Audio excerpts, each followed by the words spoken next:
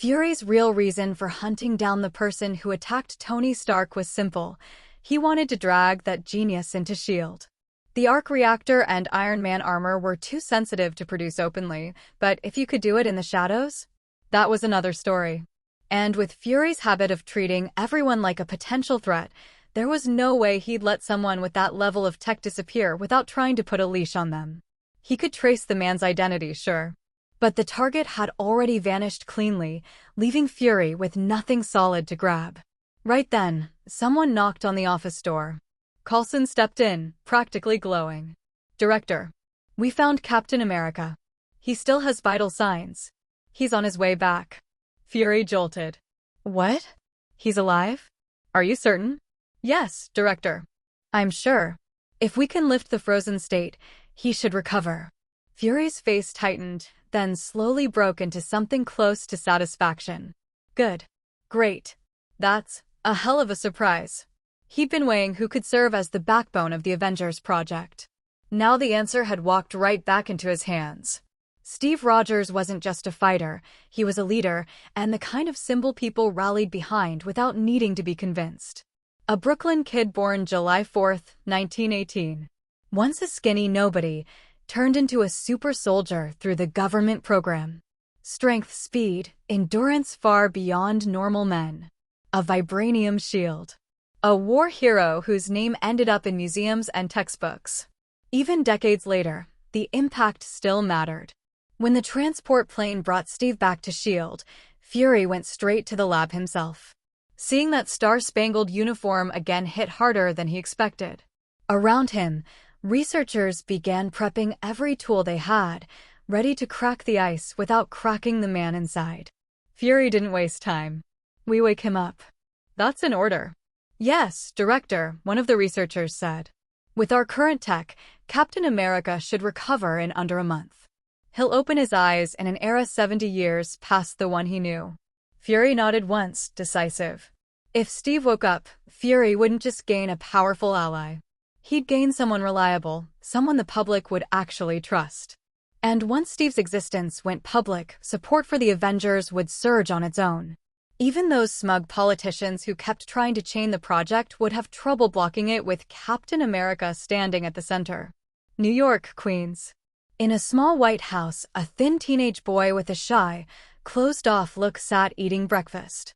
Across from him sat a fuller, youthful-looking woman in simple khaki home clothes. Side by side, they almost looked like siblings. But she was Peter Parker's aunt. Aunt May watched him with that familiar helplessness. Peter was brilliant, but socially, he was a mess. Few friends, head always down, always in his own world. She wanted him to actually enjoy high school, to meet people, to live a little, before he grew into the kind of lonely adult who only knew books and silence. She didn't worry about his grades. Peter was a genius, like his father. What worried her was everything around his intelligence, the awkwardness, the isolation, the way he seemed to drift through life without letting anyone in. As far as she knew, he had 2 friends. And even that felt like a miracle. "Aunt May, I'm done. I'm going to school." "Okay, be careful. Do you have money on you?" "Yeah, I've still got some." Peter stood, grabbed his backpack, and answered her questions without ever really lifting his head. Then he slipped out the door and headed for Midtown High. In 2 days, there was a visit to Oscorp. Peter couldn't stop thinking about it. Oscorp meant labs. Real labs. The kind of equipment he'd only read about. And maybe, if he played his cards right, he could get an internship under Dr. Connors. Biology fascinated him, but he'd already burned through most high school material on his own. If he wanted more, he either waited for college, or he found a lab willing to let him touch real science. The problem was money. Experiments cost a lot, and their home wasn't wealthy. Aunt May already stretched herself thin just keeping life stable. Peter didn't have the luxury to try things the way rich kids did. So this Oscorp visit felt like a door. A rare one. Lost in thought, he reached the school gate, where a chubby boy was waiting, bouncing slightly with impatience. Ned Leeds. "Hey, Peter. You finish your homework? Let me copy it." "I totally forgot. I was building Lego yesterday, and it slipped my mind until I got here." Peter sighed. Ned, you're always like this. Then he paused, eyes flicking to Ned's eager face. Unless you lend me your Lego for a few days. Ned froze. That's, ugh. Fine. Deal. Now hurry, let's go in. We've got time. Peter finally got what he wanted. The two headed inside together, straight toward class. Time moved fast. Soon it was the night of Tony Stark's World Expo. Over the past few days, Jiangbai had used AI to track down Justin Hammer's movements. The result was nothing. Hammer Industries had gone unusually quiet, almost like they'd vanished from the rivalry entirely. That silence felt wrong. Justin Hammer hated Tony. And after being humiliated in that hearing, he wasn't the type to swallow it and move on. But Jiangbai didn't panic. Even if Hammer was plotting, it wasn't likely to threaten him directly. If Hammer wanted to hide, fine. Jiangbai would wait. People like that always jumped out eventually. And when he did, Jiangbai would deal with everything in one shot. In the meantime, his relationship with Mary was improving fast, almost unexpectedly. But there was still something about it that didn't sit completely right. At that moment, nothing had been said outright. The line between them still hadn't been crossed. And Jiangbai enjoyed that distance. That half-step of tension. That quiet, unspoken maybe. Mary clearly liked him, and her warmth wasn't fake. But Jiangbai also knew himself. Mary wasn't the only woman in his world, and he wasn't the kind of man who'd pretend otherwise just to sound noble. Right then, the tough conqueror called. Tony. Jiangbai didn't even need to ask why. The World Expo was underway. He picked up with a faint smile, curiosity already rising. Will Ivan Vanko show up this time? Jiang, Tony's voice rang with confidence. The World Expo is going to show you what glorious really looks like. You're still this arrogant, Jiangbai replied. Fine. I'll be there soon. He hung up, stood, and headed out. Not because he wanted to watch Tony flex in front of cameras, but because if Vanko appeared tonight, there was a good chance Jiangbai could snatch a reward after taking him down. He didn't bring Wanda and the others. They weren't home anyway. Wanda, Lorna, Pietro, the Red Tank, and the White Queen had gone shopping at the mall. Red Tank and White Queen were basically acting as bodyguards. Jiangbai pulled out the chicken and rabbit spells from his system space. In the next instant, he shot into the sky, turning into a white streak that vanished above the manor. The expo site wasn't far. Less than a minute later, he was already hovering over it. He landed in a hidden spot, blended into the flow, and walked toward the front rows. Pepper was already there. And so was Natasha Romanoff. So Fury still hasn't let go of Tony, Jiangbai thought. It made sense. SHIELD's intel said Tony was dealing with palladium poisoning. Howard Stark's old research and relics were the obvious bait. Hand those over, win Tony's trust, and keep him close. That would have worked cleanly in the original timeline. But in this one? Tony had been drinking what Jiangbai gave him from the start. As long as Jiangbai stayed in the picture, Tony wasn't going to die from poisoning. Tony suspected it too. Deep down, he probably believed Jiangbai had a solution. But Tony's ego also had limits. He wasn't thinking about some new element breakthrough yet, and he definitely didn't believe Jiangbai could out-invent him. Natasha's eyes widened slightly when she saw Jiangbai. For a fraction of a second, her body tightened. Instinct. Calculation. If Jiangbai exposed her identity here, her mission would end on the spot. She could fight, sure. But she couldn't escape him. Jiangbai didn't even look her way. He walked past, sat down beside Pepper like it was the most natural thing in the world, and acted as if Natasha didn't exist. Only then did Natasha's shoulders loosen. Pepper glanced around, annoyed. Where is he? Not here yet. Jiangbai asked. No, Pepper sighed. And I have no idea what he's doing. Honestly, it's Tony. Jiangbai leaned back. With his personality, he's going to arrive in armor. Bet on it. Pepper gave a reluctant smile. That actually sounds way too possible. They chatted casually, and it stayed casual.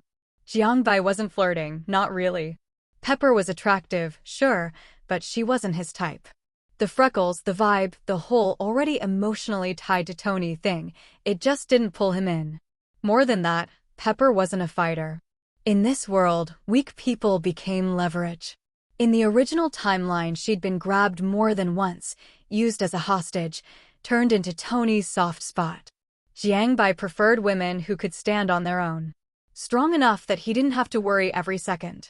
Boom! A red flare tore across the night sky. Gold and red armor dropped from above and landed hard on the stage like a meteor. Tony Stark. Pepper looked at Jiangbai. Jiangbai looked back, expression calm, like he'd called it from the start. Tony stepped forward, voice steady and loud enough to fill the entire venue. Ladies and gentlemen, welcome to Stark Industries World Expo. Tonight, we build the future. Mechanical arms rose from the stage and began stripping off his armor piece by piece as he talked. By the time he finished a sentence, most of the suit had been pulled away below the platform. I know you can't wait, Tony continued, soaking in the crowd like sunlight. So let me introduce what Stark Industries is bringing into the next era. He launched into it. Clean energy, new projects, new tech. Not perfect yet, he admitted, but not far from perfect. The crowd ate every word. Reporters snapped photos like gunfire. Some of them noticed Jiangbai sitting beside Pepper, dressed in white and gold, posture relaxed, face blank. They shifted their cameras toward him instantly. Jiangbai didn't smile for them. He didn't pose. He didn't care. He just sat there, expression unreadable, letting them photograph whatever they wanted. After Tony's stage moment ended, the event slid into the next act. Dancing, celebrities, the red carpet circus. Stars dragged 10 meters of carpet into 10 minutes of posing, chasing exposure and headlines like oxygen. Eventually, Tony, Jiangbai, Pepper, Natasha, and the rest moved into the banquet hall. Drinks, cakes, glittering conversations. The real purpose wasn't food, it was networking. Rich people collecting other rich people. Jiangbai didn't belong to that game. He took a cocktail, stood alone, and watched. A few people tried to approach, but none of them could step within 3 meters of him. They didn't understand why they couldn't get closer. They just felt an invisible pressure and stopped, awkward smiles freezing on their faces. Jiangbai's telekinesis drew a quiet circle around him, clean and absolute. And inside that circle, he drank calmly, waiting. If Ivan Vanko was going to appear tonight, this was the moment when the knife would finally come out. Hey everyone, welcome to our channel, and thank you for your support. If there's a favorite novel on the channel and you want the next part, you're just one step away. Become a Patreon member and I can make it depending on your tier. Thank you for your attention. Tony Stark, where are you? I'm here to take back everything that belongs to me, you thief. After this, there was a sudden explosion outside the banquet hall. This rough sound rang out, and it could be heard throughout the World Expo. Everyone in the banquet hall looked at Tony, and even Jiangbai showed a faint smile. Tony walked out with an ugly face and came to the back of the stage through a corridor. At this moment, there was no one on the stage. He quickly stepped onto the stage and activated the internal device. Then the mechanical arm began to appear and put on the armor for Tony. The mask was finally buckled, and the flight mode was activated. Soon, the guy who attacked here was found to be wearing a steel armor. Not only that, his armor was much larger than Tony's, and the other party had more than one set of armor. There were nearly hundreds of steel armors around him, and each of them was equipped with weapons on its shoulders. Tony felt something was wrong, but looking at the reactors on the chests of these armors, he guessed that they should be the ones who attacked him in Monaco. In order to avoid the crowd below being affected, Tony controlled the armor to fly directly in another direction. All the armors chased after him without hesitation, and they kept attacking Tony while chasing him. It was Ivan Vanko. After he was rescued by the Red House, he traded with the Red House. The Red House provided him with resources, and he built the arc reactor for the Red House, and after he succeeded in revenge, he handed over the technology of the arc reactor to the Red House. Although this made the leader of the Red House a little dissatisfied. But thinking of the preciousness of the reactor, he chose to agree, and then Ivan Vanko began to use the resources of the Red House to build steel armor to avenge Tony Stark. It is estimated that it is a change in the timeline, but Ivan Vanko's armor is very different from the original one. The size is far beyond the armor in the original timeline, and Ivan Vanko's armor also comes with a lot of powerful weapons. These are all Russian weapons, and compared with Justin Hammer's, there is a world of difference. In the original timeline, Rod's ex-wife's missiles were very funny, and even other armors were made very powerful by Ivan Vanko. Far more powerful than the 3 types of armors displayed by Justin Hammer in the timeline. Jiang, save Tony. So many armors are chasing him. Please. Don't worry, Tony will not be in trouble. He will probably be beaten. After seeing Tony being chased by so many armors in the banquet hall, Pepper immediately ran to Jiang Bai and asked him to help. Tony's armor is indeed extraordinary, but facing the suppression of numbers, she doesn't think Tony can win. Only Jiang Bai can help Tony on the scene. Hearing Pepper's request, Jiang Bai finished the champagne in the glass in his hand, nodded slightly, and said with a smile. The next second, he disappeared in front of Pepper. Natasha, who saw the scene next to him, was shocked. He disappeared in front of her in just a moment. Jiang Bai's strength has increased so much during this period. Her first thought was to report this information to Nick Fury. Jiang Bai's strength has increased too fast. It has only been a short time since the last Skull Island, but now he has reached the point where the other party's actions cannot be seen by the naked eye. Jiang Bai, who left the banquet hall, used the chicken spell and the rabbit spell to chase Tony. Tony's situation was not good at the moment. Even though he kept dodging the attacks of the armors behind him, the number of the opponents was too large, and he was inevitably attacked. Some of the armor's attacks also carried some electromagnetic interference, which almost caused his armor to restart the system directly. This kind of electromagnetic interference is very disgusting when used to deal with armors. If you don't pay attention, the armor and the system will be disconnected. Boom. Damn it, where did this guy get so many armors? After cursing inwardly, Tony accelerated again and flew to the suburbs of New York. These few minutes were actually enough for Jiang Bai to catch up with Tony, but he was hanging behind Ivan Vanko's armors. Prepare to let Tony deal with Ivan Vanko first. Bang!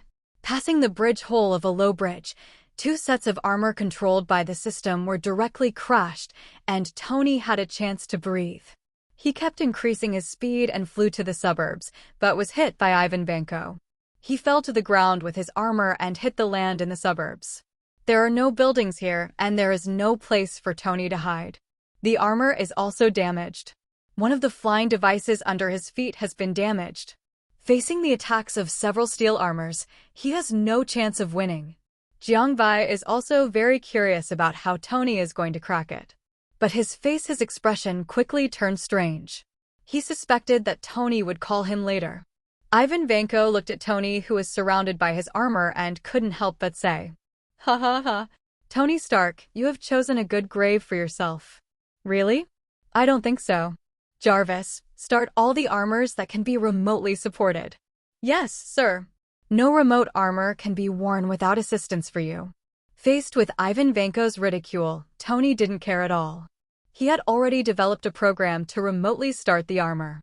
Although he couldn't wear it himself, at least Jarvis could control these armors to attack the opponent, otherwise he couldn't win in terms of numbers. This program locks the position of Tony's armor, not his personal position. He hasn't injected the positioning sensor into his arm yet, and the technology is not very mature. Now it's far better to let Jarvis control it than to control it himself. Now he has no choice but to start this program. He also knows the identity of the other party as soon as he returns from Monaco.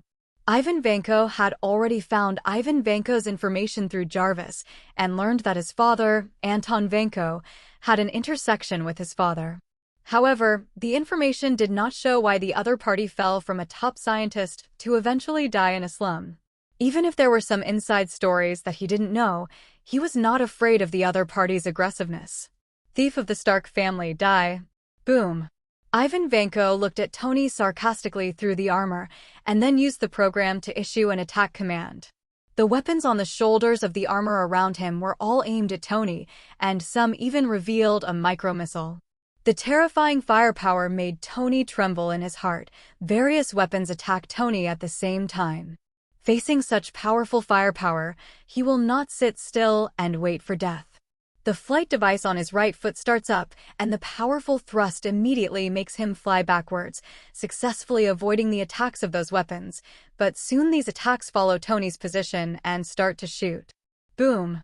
The battle between Ivan Vanko and Tony Stark in the suburbs was full of flames, most of which were attacks from Ivan Vanko. Then a black fighter flew through the night sky, and soon it came to the sky above where Ivan Vanko and Tony Stark were fighting. This fighter was the Quince fighter of S.H.I.E.L.D., and the members inside were Hawkeye and Hancock. After Natasha reported Tony's attack and Jiang Bai's situation to Nick Fury ordered Hawkeye, Barton, and Hancock to go to support Tony. To put it bluntly, it was to improve Tony's favor and make him owe a favor to S.H.I.E.L.D. However, several flames appeared in the night sky again, rushing straight towards the position of Ivan Vanko and Tony Stark. It was the armor that Tony asked Jarvis to activate just now. Since Skull Island, Tony has made many types of armor, some of which are powerful, some can dive, some can enter space, and some are covered with weapons. However, the number is not large, only about 10 sets, which is still a bit different from Ivan Vanko's dozens of armors. Boom! The armor that just appeared landed in front of Tony to resist Ivan Vanko's attack for him. These armors are made of high-hardness alloys. The defense is very strong, and it can still resist the short-term attack of Ivan Vanko's armor. Because he has not used the vibranium given by Jiang Bai to build armor, otherwise perhaps he would not be so embarrassed this time and be chased and beaten by the opponent in the suburbs. Just like a cat playing with a mouse. Now many parts of Tony's armor are incomplete, and the red and gold color has disappeared. The entire armor is black except for the bullet holes, but he himself is not injured in the protection of the armor. Under the control of Jarvis, the armor immediately launched an attack on all of Ivan Vanko's armors, using palm cannons, micro-missiles, laser attacks, etc. Boom! A scarlet high-intensity mechanism was emitted from the arm of one of the armors, instantly destroying a large number of armors in front of it. The terrifying laser cut on those armors, just like cutting tofu, without any resistance at all. In an instant, a large number of armors were divided into several parts by the laser. Under the control of Jarvis, the larger power armor rushed to the armor group in front of it, ignoring the attacks from the other side. The two huge drills on the mechanical arm hit two of the armors fiercely, and the powerful force knocked the two armors out. Ivan Vanko on the other side looked at Tony Stark with contempt. Even if he summoned some armor, he still had the advantage. But at this time he was ready to spurt himself, and two white energy whips extended from his mechanical arms. He whipped Tony, which was powered by the power of the armor, far from the power of the last time in Monaco. If Tony was whipped now, it is estimated that the armor would be directly blown up, so he used the thrusters on his palms and soles to constantly avoid the opponent's whip attack. Once hit, it would be a bad taste. Although Ivan Vanko's armor looks more cumbersome than Tony Stark's, it does not mean that he can't catch up with Tony. I saw two thrusters appear behind Ivan Vanko's armor, and the speed and power of the entire armor began to increase. It is to use the powerful speed of the thrusters to gain impact force, so as to enhance speed and strength. According to the program settings, if he swings the long whip in his right hand, the thrusters on his back will be in sync with his movements, gaining impact force while pushing forward and enhancing the power of the long whip attack. Bang! The long whip hit the ground, and a 1-meter-deep ditch appeared directly, which shows how powerful the attack enhanced by the thrusters is. Tony was also terrified when he saw this scene. If he was hit, he had no doubt that his armor would explode instantly, and even he would be seriously injured.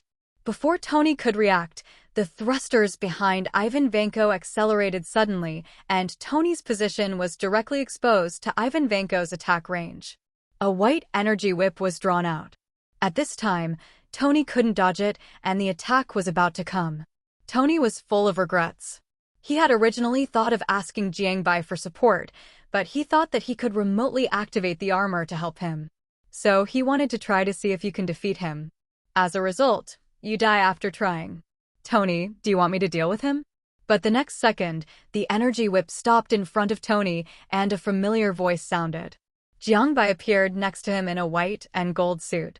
His noble and elegant temperament and handsome face made people pay attention to him uncontrollably. No. Use your ability to help me put on a set of armor. I want to deal with him myself. Okay, I didn't expect you to be able to remotely activate the armor, or was it controlled by Jarvis? Not bad. Which one do you want?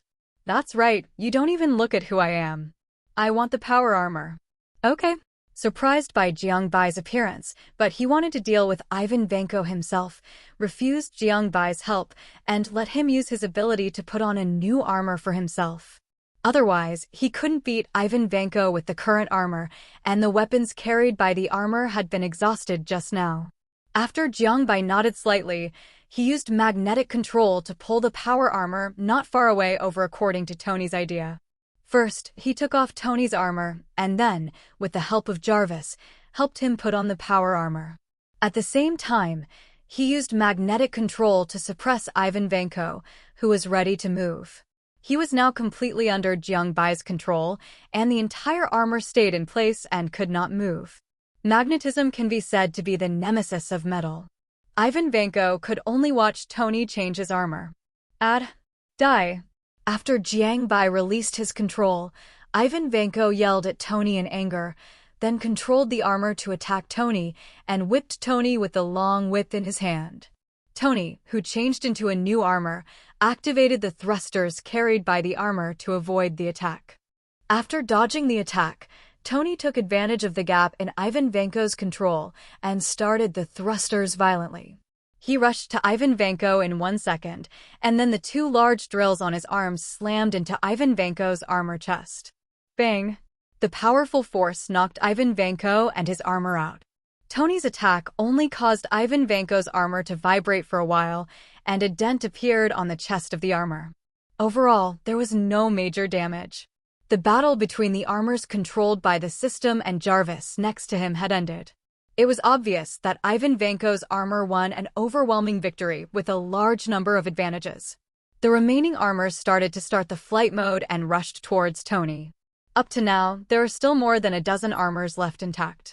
However, before these armors flew to Tony's position, Jiangbai used magnetic control to destroy the reactors in these armors, causing these fighters to explode on the spot. More than a dozen steel armors exploded, flames shot up into the sky, and the echo of the loud noise could even be heard in downtown New York. At this time, a black figure rushed out of the Quince fighter suspended in the sky and soon came to Jiangbai's side. It was Hancock. He looked at Jiangbai with a very unkind look, obviously holding a grudge against the Skull Island, while Jiangbai looked at him calmly. This time the cat and mouse are not here. Let's see what you can do.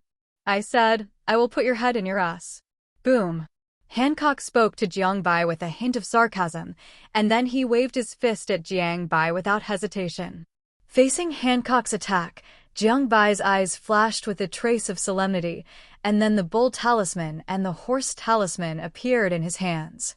Facing Hancock's fist, Jiangbai did not hesitate to activate the bull talisman to meet it.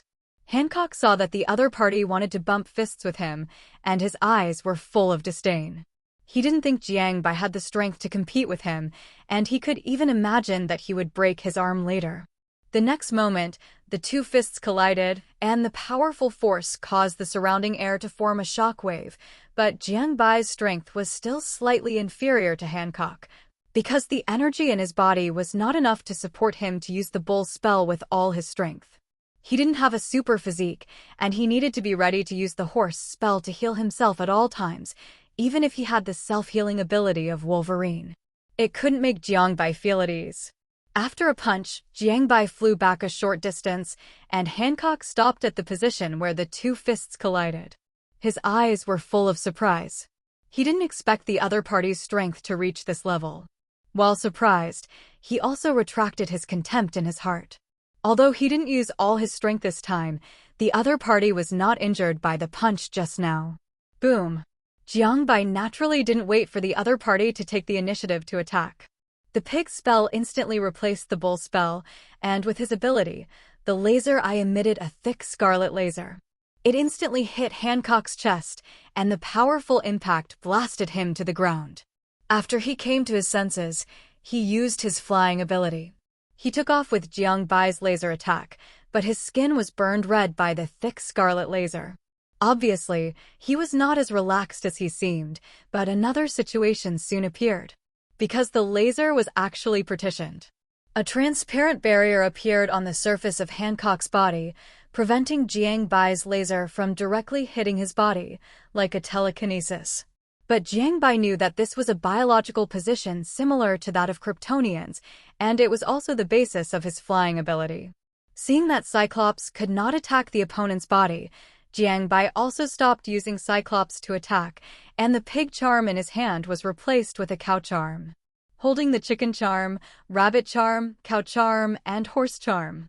These charms were controlled by Jiangbai in the inner bag. Close to his skin, he can ensure that he can use the power of these charms. Seeing Jiangbai stop using the laser eyes, Hancock instantly increased his speed, came to Jiangbai and punched him, but Jiangbai, who was blessed by the rabbit spell, dodged it instantly. Then he elbowed Hancock in the head, and then his right foot was blessed with the speed of the rabbit spell and the power of the bull spell. The combination of the two released a terrifying force that instantly kicked Hancock out. The speed was so fast that there was even a sonic boom. Boom! Hancock, who was kicked in the chest by Jiangbai, fell to the ground hard. The ground was hit by Hancock and a big hole was smashed. After he slowly got up, he rushed towards Jiangbai with anger in his eyes and punched him at a speed that matched the flying speed. Jiangbai also knew that he couldn't dodge, so he crossed his hands across his chest. This was the reason why Hancock attacked from bottom to top. After hitting Jiangbai, he was instantly knocked out. The powerful force pushed Jiangbai into the sky continuously. After being hit by Hancock, he was when it hit.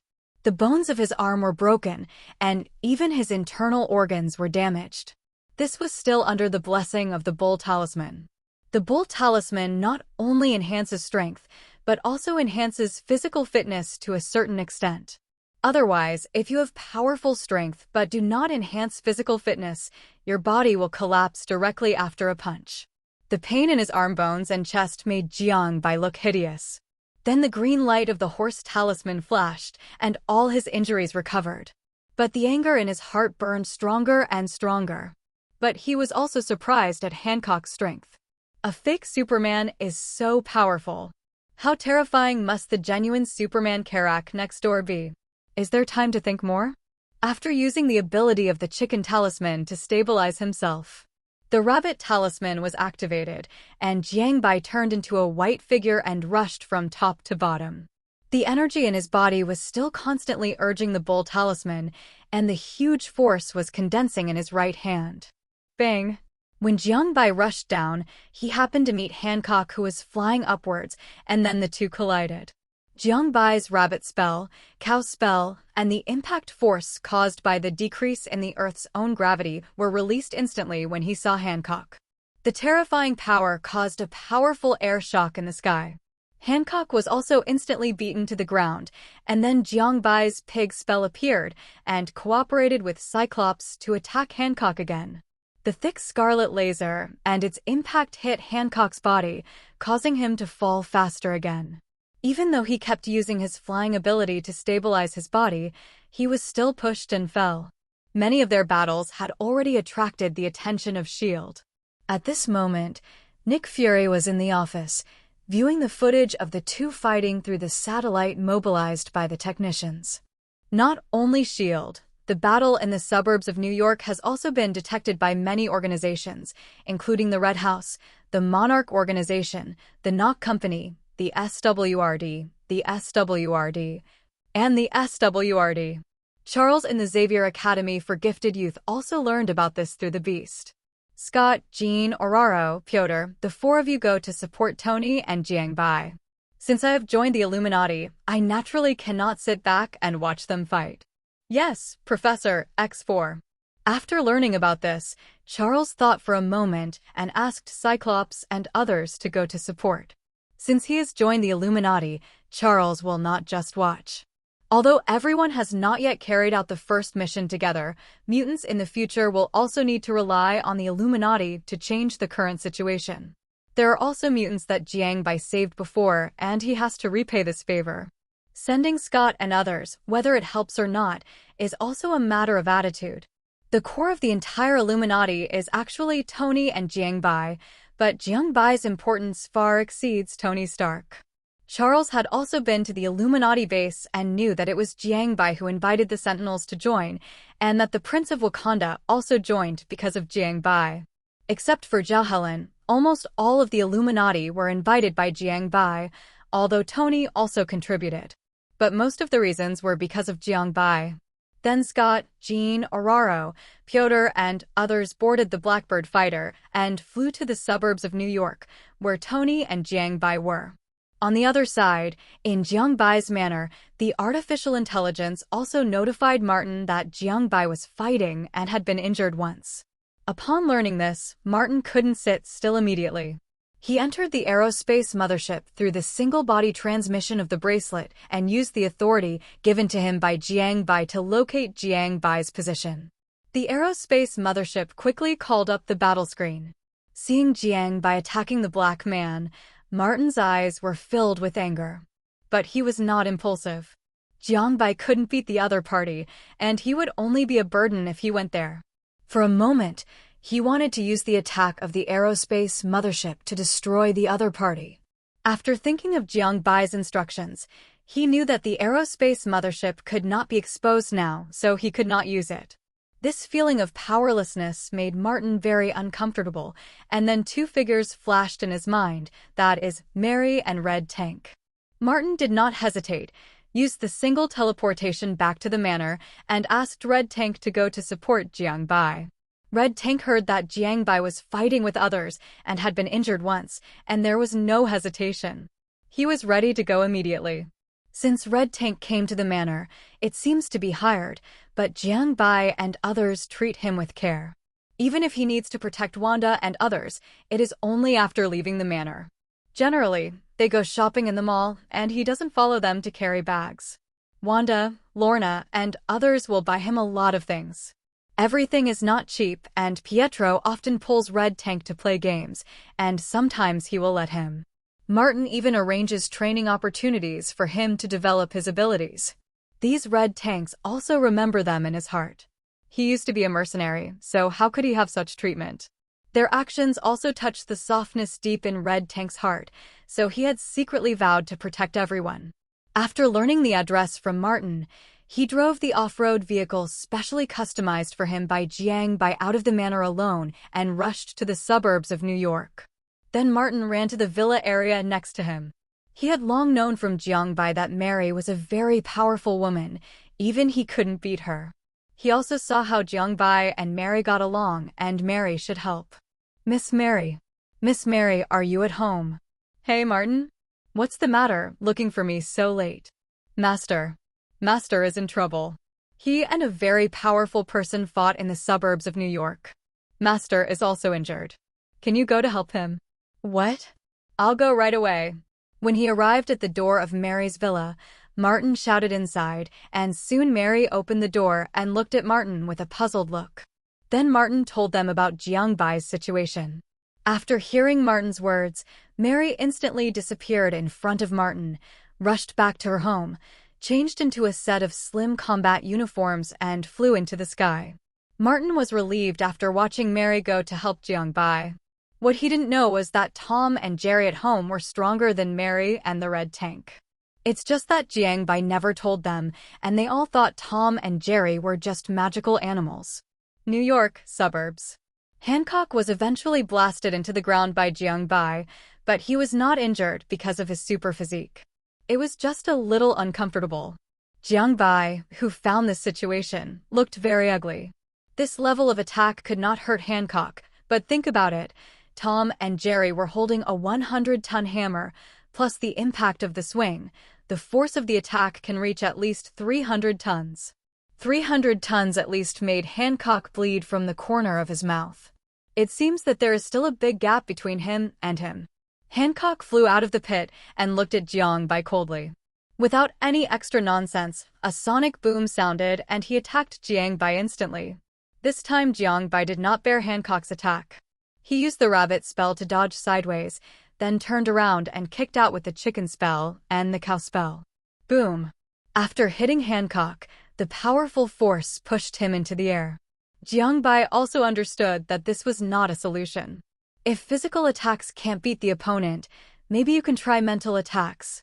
Then the sheep spell appeared, which was constantly urged by Jiangbai, and combined with telepathy, it began to attack Hancock. Mental attacks poured into Hancock's mind. His physique was very strong and his mental strength was not weak. But the mental attack with the blessing of the sheep spell still made him feel pain, and this pain was still getting worse. If it weren't for the sheep spell, he might not be able to invade Hancock's mind.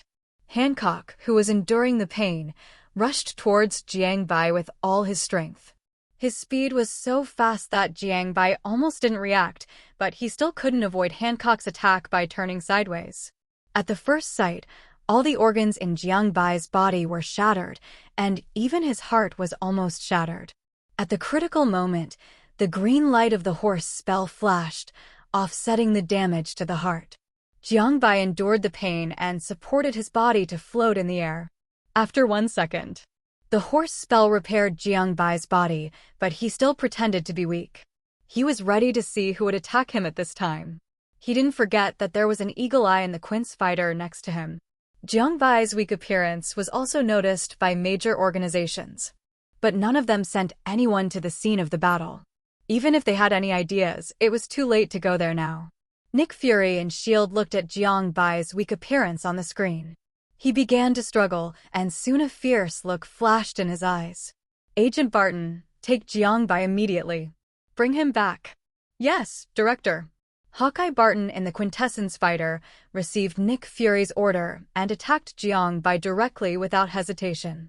The pilot controlled the fighter to attack Jiangbai. He shot his special arrow feathers up the hatch, facing the attack of the Quintessence fighter and the arrow feathers of Hawkeye. A sneer appeared at the corner of his mouth, and then all the attacks launched by the magnetic force stayed in front of Jiangbai. Just when he wanted to counterattack, Hancock adjusted the flight direction and rushed again. Jiangbai, who was attracted by the Quintessence fighter, couldn't hide at all, but he was ready to use the horse spell at all times. Boom! When Hancock was about to attack Jiangbai, a black figure was faster than Hancock and instantly knocked him out. The terrifying force directly blasted Hancock into the ground. Then Jiangbai saw a familiar face. Surprised? Unexpected. Thank you. Why are you here? Martin told me, it seems that you have caused a lot of trouble this time. Hee, S.H.I.E.L.D. is just looking for death. I will help him soon. Mary smiled at Jiangbai and said playfully. Jiangbai smiled slightly and spoke to Mary. However, when talking about S.H.I.E.L.D., the anger in his eyes was about to turn into substance. The actions of the Quince fighter and Hawkeye represent the attitude of S.H.I.E.L.D., and he will naturally not let them go. The terrifying magnetic force burst out, and Hawkeye's arrow feathers directly became something that bound him. He pulled him out of the Quince fighter, and then the Quince armor was controlled by the magnetic force and turned into an iron ball. The driver inside was directly squeezed into blood. I know you have a wife and children. I will let you watch me kill them. Hawkeye Barton, joining S.H.I.E.L.D. is definitely the most wrong decision you have made in your life. No.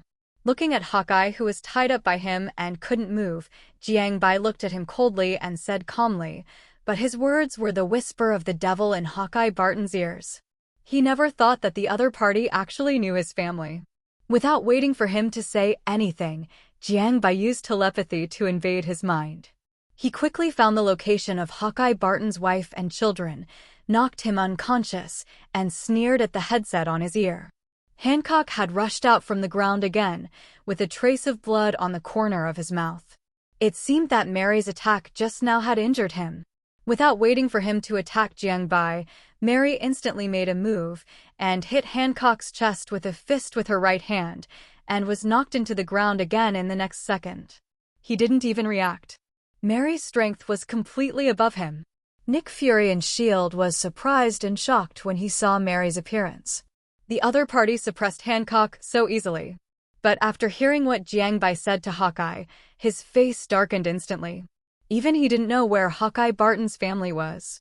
He hid his family very well. Even if Nick Fury wanted to know, there was no way.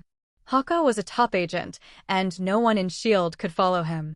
Naturally, he couldn't know where Hawkeye's family was. This also made it impossible for him to transfer Hawkeye's family in the first time. When Jiang Bai found them, he suddenly realized that he had made a wrong decision.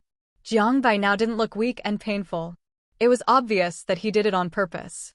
The woman just now was obviously Jiang Bai's person. In this way, S.H.I.E.L.D. will also be retaliated by Jiang Bai. On the ground, Tony and Ivan Vanko were fighting hard. Both of their armors were damaged. Before Tony could attack again, there was a roar of a car. A huge off-road vehicle appeared in front of Tony, and a burly figure came out of it. It was Red Tank. He looked up at Jiang Bai, who was floating in the air, and looked at the people in the deep pit not far away, with anger burning in his eyes. Red magic began to penetrate around his body. He started running after taking 2 steps, and Ivan Vanko, who was blocking him, was directly knocked out. Red Tank already had a general understanding of his ability. As long as red magic appeared in his body, he could run around without restraint. Nothing could stop him, so he didn't hesitate and rushed directly to Hancock's position. Boom! As soon as Hancock got up, he saw a red figure with rushing over at a very fast speed. He could feel the ground shaking with every step he took. Hancock, who was confident in himself, didn't even want to hide. He threw a punch and Red Tank punched back. The two people collided with terrifying power. A second later, Hancock flew backwards, and the red magic power on Red Tank became more and more. Just after leaving the city, he saw through his extraordinary vision that Jiang Bai was almost hit by this black man. He was extremely anxious and more angry. The magic power in his body began to flow out continuously. Even Hancock was not his opponent until now. Red Tank was not satisfied after knocking Hancock away. With red magic power in his eyes, he kept rushing towards Hancock's position, creating a powerful impact force by running. In addition, the magic power on Red Tank continued to condense, and his speed became faster and faster. Even if Hancock wanted to dodge, he would not have time. Being hit head-on by Red Tank, the powerful impact of Red Tank made Hancock feel that his internal organs were about to be broken. This collision directly knocked Hancock hundreds of meters away, without waiting for Red Tank to chase. Hancock endured the pain in his body and used his flying ability to leave here. A sonic boom sounded, and Hancock disappeared in front of everyone in a short while. Jiang Bai watched the scene calmly. Then he slowly landed in front of Tony and Red Tank. Tony saw that Jiang Bai's originally exquisite white suit was already tattered, and there was even blood on the corner of his mouth. He couldn't help feeling guilty. The incident was also caused by him. Sorry, man. Boom. It seems that we are a little late. You know, the Mutant Academy is not close to here. It's okay, Tony. I will make them pay the price. It won't take long. It's okay, thank you. It's not possible to entertain you for the time being. I will visit the Mutant Academy next time. Okay. We will go back first after you come. Sorry for not being able to help. Jiang Bai just shook his head slightly at Tony's opening. It was only a matter of time before S.H.I.E.L.D. made a move. It had nothing to do with Tony. It just happened to happen. This has already shown S.H.I.E.L.D.'s attitude, so he will not shrink back. At this time, the Blackbird fighter suddenly appeared. Scott looked at the scene around him. It was obvious that the fight was over. After an awkward smile, he said to Jiang Bai. Jiang Bai didn't care about anything, but was a little surprised that Scott and others came back. It should be Charles who asked him to do so. He didn't think that the other party was pretending. Xavier Academy for Gifted Youths was not close to New York. Even if they were driving a fighter, it would take time. They couldn't directly increase the speed of the fighter to the highest speed at this distance, otherwise they would probably miss this position. It only took Mary 1 minute to get here from her home. It took Red Tank about 10 minutes to drive over through a red light. It took Xavier Academy for Gifted Youths 7 or 8 minutes even if the fighter was at full speed. Besides, after Mary and Red Tank arrived, The battle was resolved in a few minutes. It just happened that they arrived. After being polite with a few people, he was ready to go back. This time, he had completely torn his face with S.H.I.E.L.D., so he didn't have to worry about anything. Kane, give Tony a ride. All his armors are gone. Okay, boss. Mary, let's go back. Do you want me to hold you? Okay. When Jiang Bai returned home, he did not alarm Wanda and the others, and Martin did not tell them about his fight with others. After chatting with Martin for a few words, Jiang Bai threw Hawkeye into the basement to keep company with the Winter Soldier and then returned to his bedroom. Ding! Congratulations to the host for getting a chance to draw a trading partner. The sudden prompt from the system made Jiang Bai smile slightly. Sure enough, as he thought, he got another chance to draw a trading partner. But now he is ready to expose the information about Hydra in S.H.I.E.L.D., and even the Hydra members in the American government will be exposed. In this way, New York will soon fall into chaos, and this is the best time to take action against S.H.I.E.L.D. On the other side, after Tony was sent home by the Red Tank, he asked Jarvis to notify the personnel to transport all the wreckage in the suburbs back, as well as Ivan Vanko's body. After the Red Tank knocked Ivan Vanko away, the strong impact force, coupled with the already damaged armor.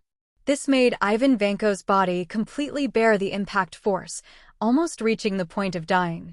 Tony finally went up and hit him, and Ivan Vanko was solved. After that, he did not choose to rest. After reporting to Pepper that he was safe, he came to the underground studio. Looking at the vibranium not far away, a trace of determination flashed in his eyes. He was ready to use vibranium to make armor. This time S.H.I.E.L.D. attacked Jiang Bai. He must have a more powerful armor to help Jiang Bai. He has saved himself many times. So even if S.H.I.E.L.D. is an international supernatural organization, he doesn't care. With the help of Jarvis, he began to design armor and tried all kinds of devices he thought of. He was even preparing to have Jarvis start mass-producing armor and build an iron army. Mary returned home and changed back into her nightgown and lay on the bed. Her mind was full of Jiang Bai's embarrassed appearance. The more she thought about it, the more angry she became. With a powerful force beyond ordinary people, her thoughts and cognition were naturally different from those of ordinary people. She also heard everything he said to Hawkeye, and she didn't feel uncomfortable or disgusted. If the other party attacked Jiang Bai, then he would have to pay for the consequences of the attack. What about not harming his family? It's ridiculous. Waiting for the other party to come back and retaliate against him. It's right to cut the grass and root it out. Even though he is very cruel to outsiders, he cares about his family very much, just like he almost attacked her just because of Tom and Jerry. She can't forget the sense of crisis that came from above her head. It was a death crisis. Spread all the information about Hydra on the internet, including information about S.H.I.E.L.D., the government, the military, and the members of Hydra. Okay. Uploading to the internet. In the bedroom, Jiang Bai slowly spoke to the artificial intelligence in the manor. He found all the lists through his telepathy. Of course, there were some things he knew. For example, Pierce of S.H.I.E.L.D., the previous director of S.H.I.E.L.D. He has a telepathic defense, which cannot invade his mind. Many high-level Hydra officials have it, but it is only limited to high-level officials or special bases. During this period, Jiang Bai found the identities of many Hydra members in America. He was just going to make things if it gets bigger. He will make S.H.I.E.L.D. cease to exist. Nick Fury will never let him go. Even though it is night now, after the information of Hydra was uploaded, countless netizens found that there was artificial intelligence fueling the flames. It spread on the internet at an extremely terrifying speed, and it will be known to everyone in a short time. Because it is not only the information of Hydra, but also the things they have done in the past, such as using their positions to smuggle, controlling certain officials, conducting human research, mutant research, and the Insight Project, which have all been exposed on the internet. And how to prove that the people on these lists are members of Hydra are all written clearly. These are all found by Jiang Bai from their memories, all true. When the Insight Project was exposed, Hydra wanted to use it to rule the world. Ordinary people panicked, and then many organizations also knew about this. Charles looked at the situation on the internet. Although he didn't know who spread it, he had some guesses in his heart. He just smiled and stopped paying attention. If S.H.I.E.L.D. really disappeared, it might be a good thing for them mutants. As for who exposed it, it didn't matter at all. S.H.I.E.L.D. Director. It's bad. That? You can see it for yourself. What? How is this possible? No, this is impossible. Nick Fury took the monitor from an agent, and then saw the information of Hydra members circulating on the internet, even their exact age, position, department, and ability. Nick Fury's first reaction after seeing the scene was disbelief. But soon he found out about S.H.I.E.L.D.'s Insight project and the list of Hydra members in S.H.I.E.L.D. After seeing that Pierce was also a Hydra, he sat in his seat in a daze. He couldn't imagine that if the list above was true, then 80% of S.H.I.E.L.D. members would be Hydra members. This is a very scary thing. Bang! At this time, gunshots were heard outside the door. Nick Fury quickly came to the computer and called up the surveillance screen. It was the agent members on the list. They were constantly killing other agents, which meant that the list was real. It was obvious that they were coming for him. Nick Fury was in a very bad mood. He didn't know who he could trust. Now he needed to escape from the special mobile teams outside. It should be the Hydra members. He got up and went to the cabinet next to him. He took out a blue energy gun with a very metallic texture. Aiming at the door, footsteps were heard soon, and the office door was opened. The other party seemed to think that Nick Fury had no ability to fight back and entered the office without defense. Boom! Who knew that a blue energy blasted out in the next second, and the entire office door was destroyed by energy weapons. Most of the mobile team members were killed. Nick Fury did not hesitate and walked out with his weapon neatly, took out the pistol on his waist, and pulled the trigger at the others. After dealing with this mobile team, Nick Fury came to the medical room through his authority. He had to find a helper for himself. That was Steve Rogers, the man who could be trusted forever, but he had not woken up yet. After carefully entering the medical room and finding that there was no one here, Nick Fury looked at Steve Rogers lying in the heating cabin and took out a magazine of energy weapons from his pocket. Put it in the heating cabin as energy, and then used the signal jammer he carried with him. Interfere with the surrounding signals to prevent Hydra from finding him through the monitoring position. Carry Steve Rogers and put him on a cart, and then push him towards the apron. He heard a lot of gunshots along the way. It was obvious that Hydra was cleaning up those agents who originally belonged to S.H.I.E.L.D. Boom! Soon, he encountered a member of Hydra again. Without any hesitation, he used energy weapons to destroy the other party. Pulling Steve Rogers to the apron, there were corpses of S.H.I.E.L.D. agents everywhere. Obviously, a battle had just taken place. Nick Fury took Steve Rogers into a Quince fighter with an extremely ugly face, ready to take him away from the S.H.I.E.L.D. headquarters. Now he is no match for the Hydra inside, so he can only leave temporarily. Bang! At this time, Hancock fell from the air to the side of Nick Fury and fainted directly. Hancock, who was attacked by Mary and Red Tank, was already seriously injured. Being able to fly back was already a strong effort. Nick Fury immediately picked up Hancock and threw him into the fighter. Hancock was recruited by him personally, and he would not be a member of Hydra. In addition, he was powerful, so he had to take him with him. After this, a blonde woman ran out from the side with her arm covered and just looked at Nick Fury. Director. Hill. Come on up, let's go. Now is not the time to fight Hydra. Both of them were stunned, and then Hill entered the Quince fighter and Nick Fury personally controlled it. After starting the fighter, he rushed out of the range of the S.H.I.E.L.D. headquarters. However, this does not mean that they have successfully escaped. Each Quince fighter has a locator. Hydra controls the S.H.I.E.L.D. headquarters, and they will soon know their location. Sir, Nick Fury and Maria Hill escaped in a Quince fighter jet. Nick Fury also took Steve Rogers and John Hancock with him. They were allowed to escape at this time. Sir, many S.H.I.E.L.D. members soon clashed with each other after learning the list, and many members were sent out so. Nick Fury, let him live a few more days and speed up the construction of the aerospace carrier. Don't let me know who exposed this list, which will ruin my plan. Always pay attention to the actions of the military so that we won't be attacked at our doorstep. Yes! Send fighter jets to hunt down Nick Fury. In Pierce's office, Crossbones told Pierce about the departure of Nick Fury and others. Hearing that the other party had escaped, Pierce was furious. He didn't expect that Nick Fury could escape under such circumstances.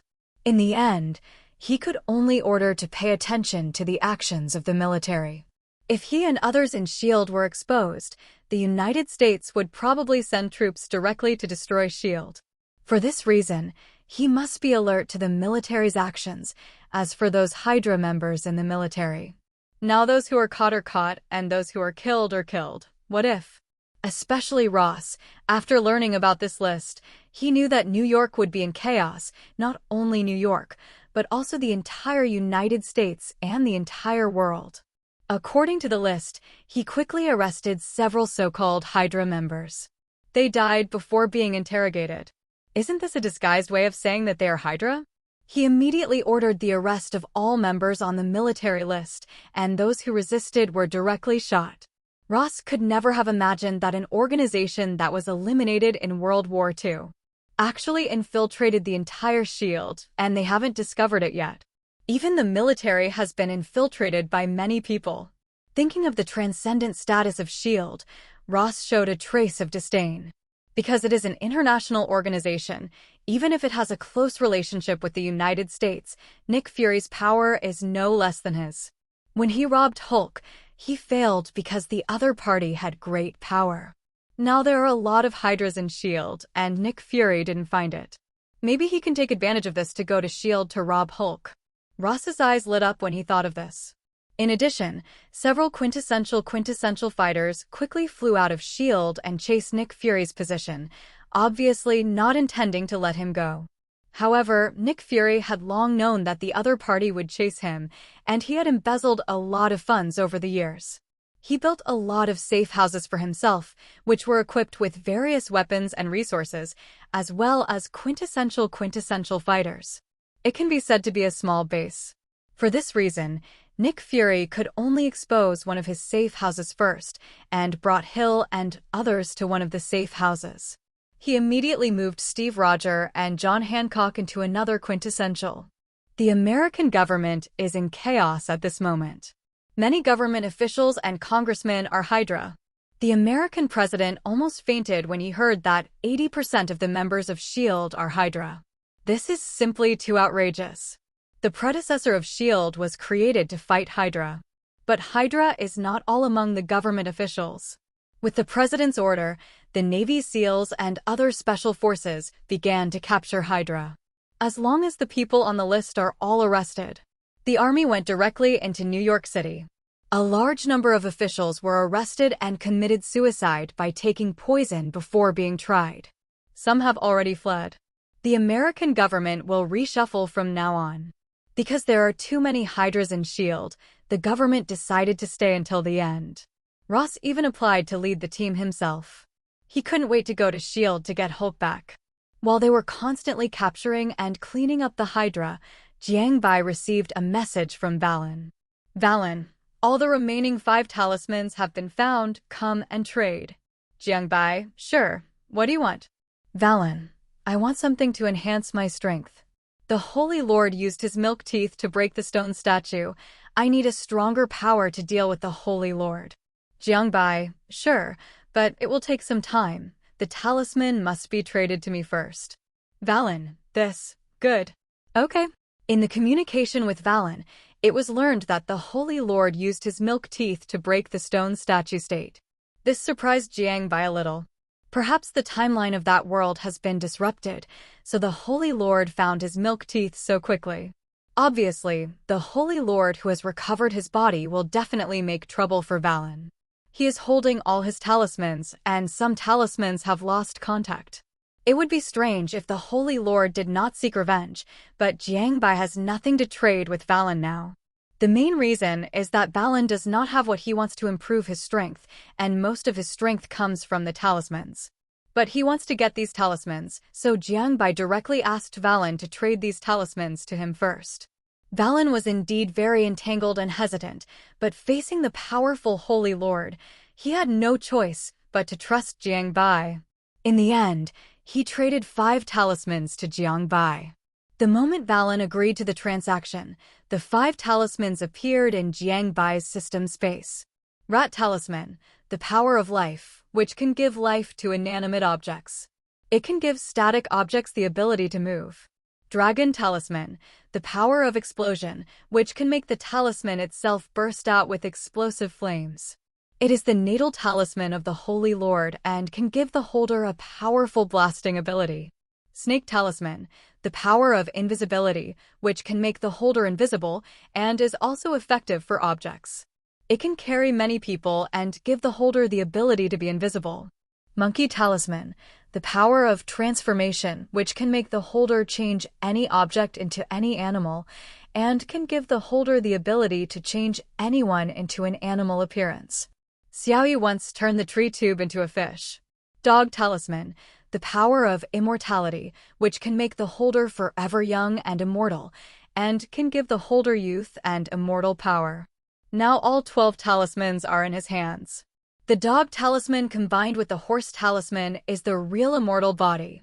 The dog talisman guarantees that he will not die, and the horse talisman allows him to recover from injuries.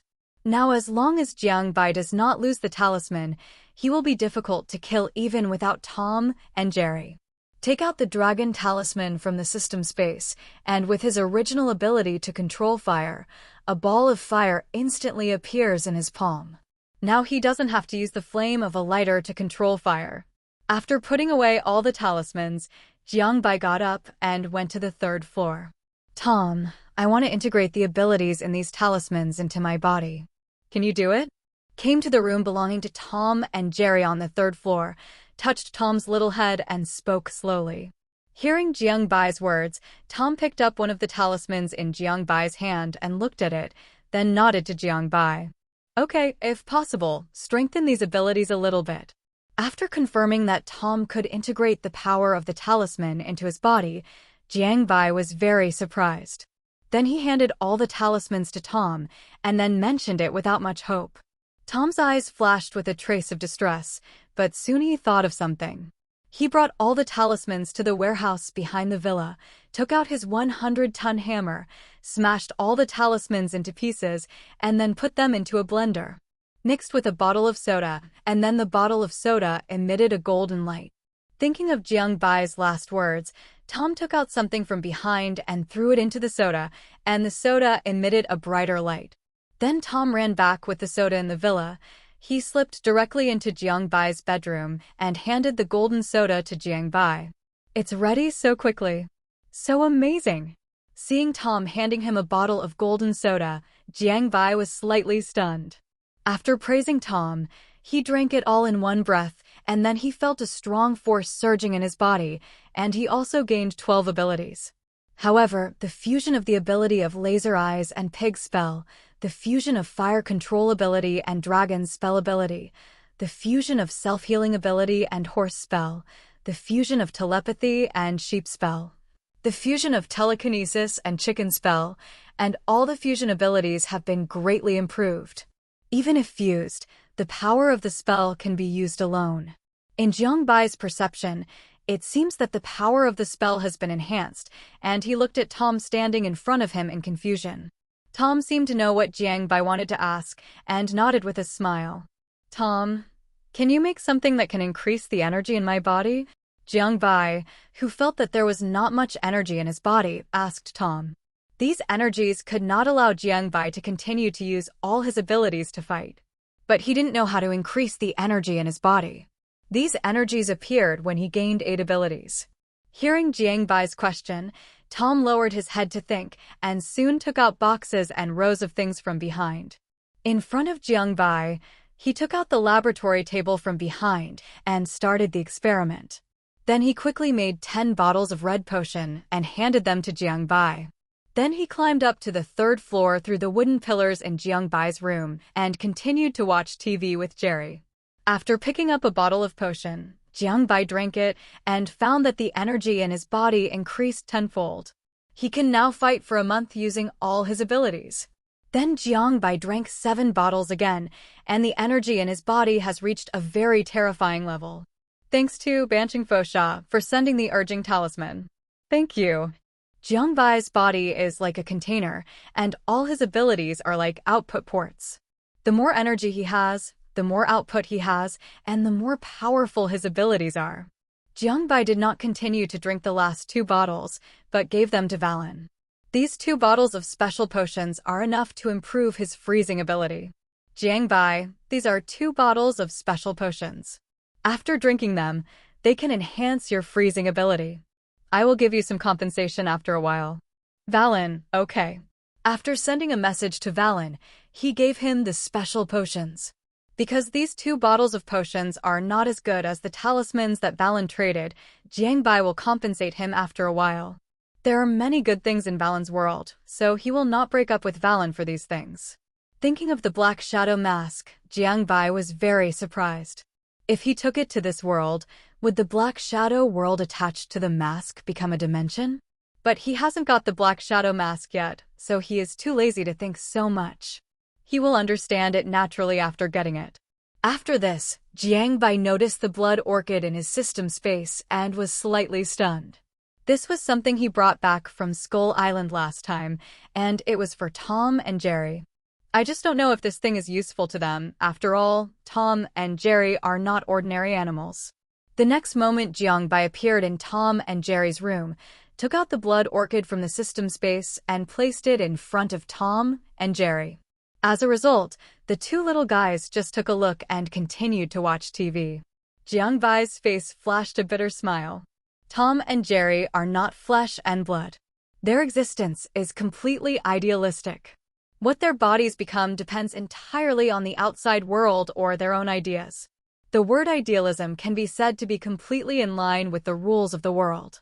This reminds Jiangbai of the cosmic cube of S.H.I.E.L.D., that is, the space gem. Maybe that thing will be useful to Tom and Jerry. Even if it is useless, he is ready to get the space gem. One of the 6 infinite gems, the carrier, is the cosmic cube. Using this gem, you can instantly move yourself or all objects to any space at will. You can also manipulate the space at will according to your own will. For example, separation, cutting, twisting, or reordering, or even creating new space. At the same time, it also contains endless energy. Therefore, using the space gem can make space teleportation, space twisting, space stillness, and other space-related abilities as simple as breathing. What's more, Thanos is collecting infinite gems, but I don't know how powerful Thanos is in this universe. The Sentinels have appeared on Earth, and there are many fused worlds. Thanos should not be as weak as in the movie world. I just hope he won't be the Emperor Thanos. Then Jiangbai decided to use the trading object he got to extract the opportunity. Although his strength has been greatly improved now, he may be able to fight Hancock, but in this huge and troubled world, it is not enough, and then Jiangbai used the extraction opportunity. Ding! Extraction successful. Congratulations to the host for obtaining the trading object, Edward Newgate. Oh? Edward Newgate? Is this Whitebeard in the pirate world? Devil fruits are a good thing, but I don't know the timeline of the pirates now. After looking at the name displayed on the blue light screen in front of him, Jiangbai muttered to himself. When he saw this name, he knew it was the pirate world.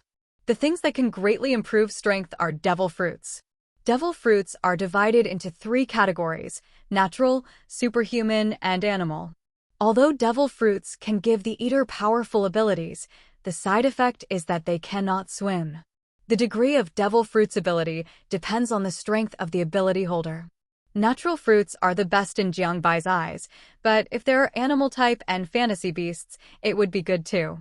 The 3 categories of fruits have their own advantages. After all, the Operation Fruit can achieve immortality. Whitebeard, halala kid, what is this? Jiangbai, Whitebeard, hello, I am from another world. You and I can trade items through this thing. I am curious about what year your world is now. Whitebeard, another world. Kid, this joke is not funny. What year? You don't know that you are really from another world. Jiangbai, there is no benefit in lying to you. If you have a devil fruit, you can trade with me. You can get powerful weapons, long life, and overwhelming wealth. Whitebeard, Halala, then I will believe you temporarily, but we have to save Ace now, and we don't have time to find a devil fruit to trade with you. Whitebeard is also the one who took the initiative to send messages to Jiangbai, which makes Jiangbai was very surprised, and then in the communication between the two. Jiangbai had some guesses about the timeline of the pirate world. After all, Whitebeard just said that he was going to save Ace. Ace's full name, Porgas D. Ace, the sworn brother of Sabo and Monkey D. Luffy. Formerly known as Gold Ace, he is actually the posthumous son of Pirate King Gold Roger. When he grew up, he hated his father very much, so he changed his surname to his mother Porgas D. Luju's surname. The former ability user of the Flame Fruit, nicknamed Fire Fist, is very powerful and has a bounty of 550 million berries. At the age of 17, he went to sea to become the Pirate King and founded the Spade Pirates and became famous all over the world. He refused the invitation of the 7 warlords of the sea issued by the world government. After being defeated by Whitebeard, he was convinced by him and became the captain of the second team of the Whitebeard Pirates. Later, he was defeated by Blackbeard and imprisoned in the undersea prison by the Navy. Because Blackbeard revealed Ace's true identity to the Navy, that is, the son of the Pirate King. In the end, the Navy decided to execute Ace in public. Whitebeard adopted Ace as his adopted son and naturally would not let his son be executed by the Navy in public. He led the Whitebeard Pirates to attack the Navy headquarters on the day of execution in order to rescue Ace, thus triggering the top war in the timeline. After learning about the timeline, Jiangbai already had a plan. Now Whitebeard's body is no longer what it used to be. After using the tremor fruit for a long time, even if his body is so strong, he can't bear it. His body is almost necrotic and his organs are failing. This is also the reason why he died in the Navy headquarters in the end. Otherwise, this most powerful man could have rescued Ace and led the pirate group to retreat calmly. The tremor fruit can cause space vibration, ocean vibration, and earth vibration. At his peak, Whitebeard could completely destroy the entire Navy headquarters by himself. Of course, this is also Jiangbai's personal guess. It is only limited to the situation where the Navy does not take action. There are many strong people in the Navy, and they are backed by such a big tree as the world government. The world government has ruled the entire world for hundreds of years, and even Jiangbai can't guess their background. But these have nothing to do with him, because he just wants to trade with Whitebeard. In exchange for a devil fruit, in exchange for curing Whitebeard, Whitebeard should agree. Jiangbai, oh? It seems that your timeline has come to this point. I can restore your body to its peak state, and the price is a powerful devil fruit. Whitebeard, let my body return to its peak. Are you sure? I need to think about it. Jiangbai, yes. On a vast ocean in the pirate world, the Moby Dick belonging to the Whitebeard Pirates and the ships of 43 affiliated pirate groups surround it. The entire Moby Dick was very large, like an adult whale. On the deck, Whitebeard was silently thinking about the thing in front of him that only he could see. Even if the other party said that he could restore him to his peak, he did not believe it immediately. Next, he needed to take his sons to save Ace. As the main combat force, he could not have any accidents, but if he restored his peak, then saving Ace would be more certain.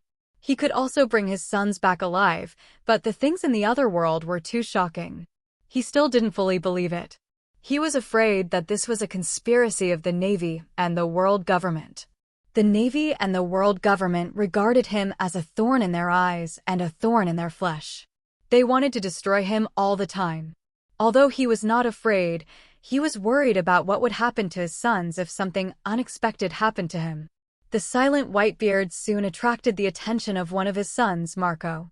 Marco, nicknamed Phoenix, is the captain and ship doctor of the first team of the Whitebeard Pirates. His bounty is 1.374 billion berries. He is known as Whitebeard's right-hand man. He is a user of the ability of the animal system, Bird Fruit, mythical beast Phoenix form, and has super regenerative ability.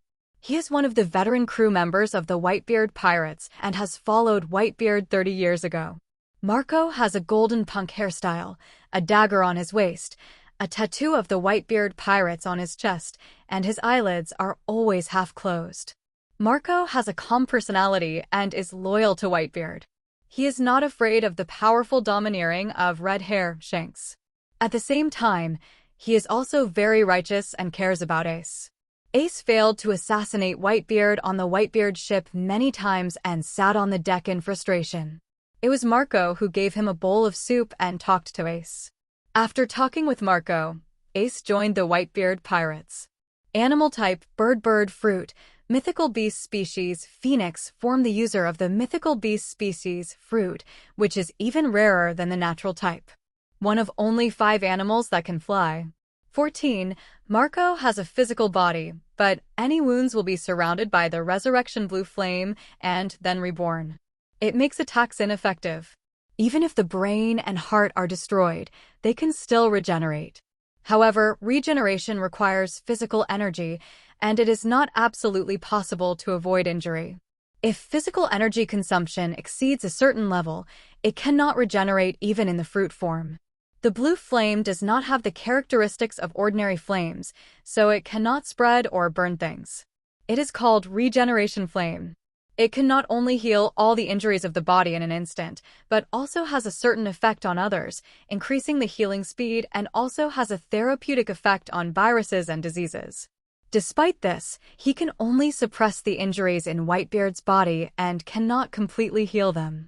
On the one hand, the injuries are too serious, and on the other hand, Whitebeard is old.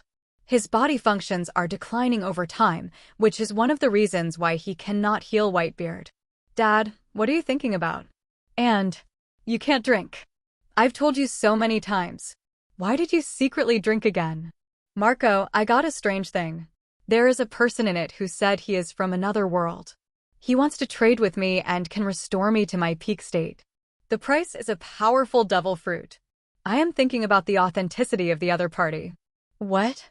Someone from another world can restore your body. This is a bit incredible.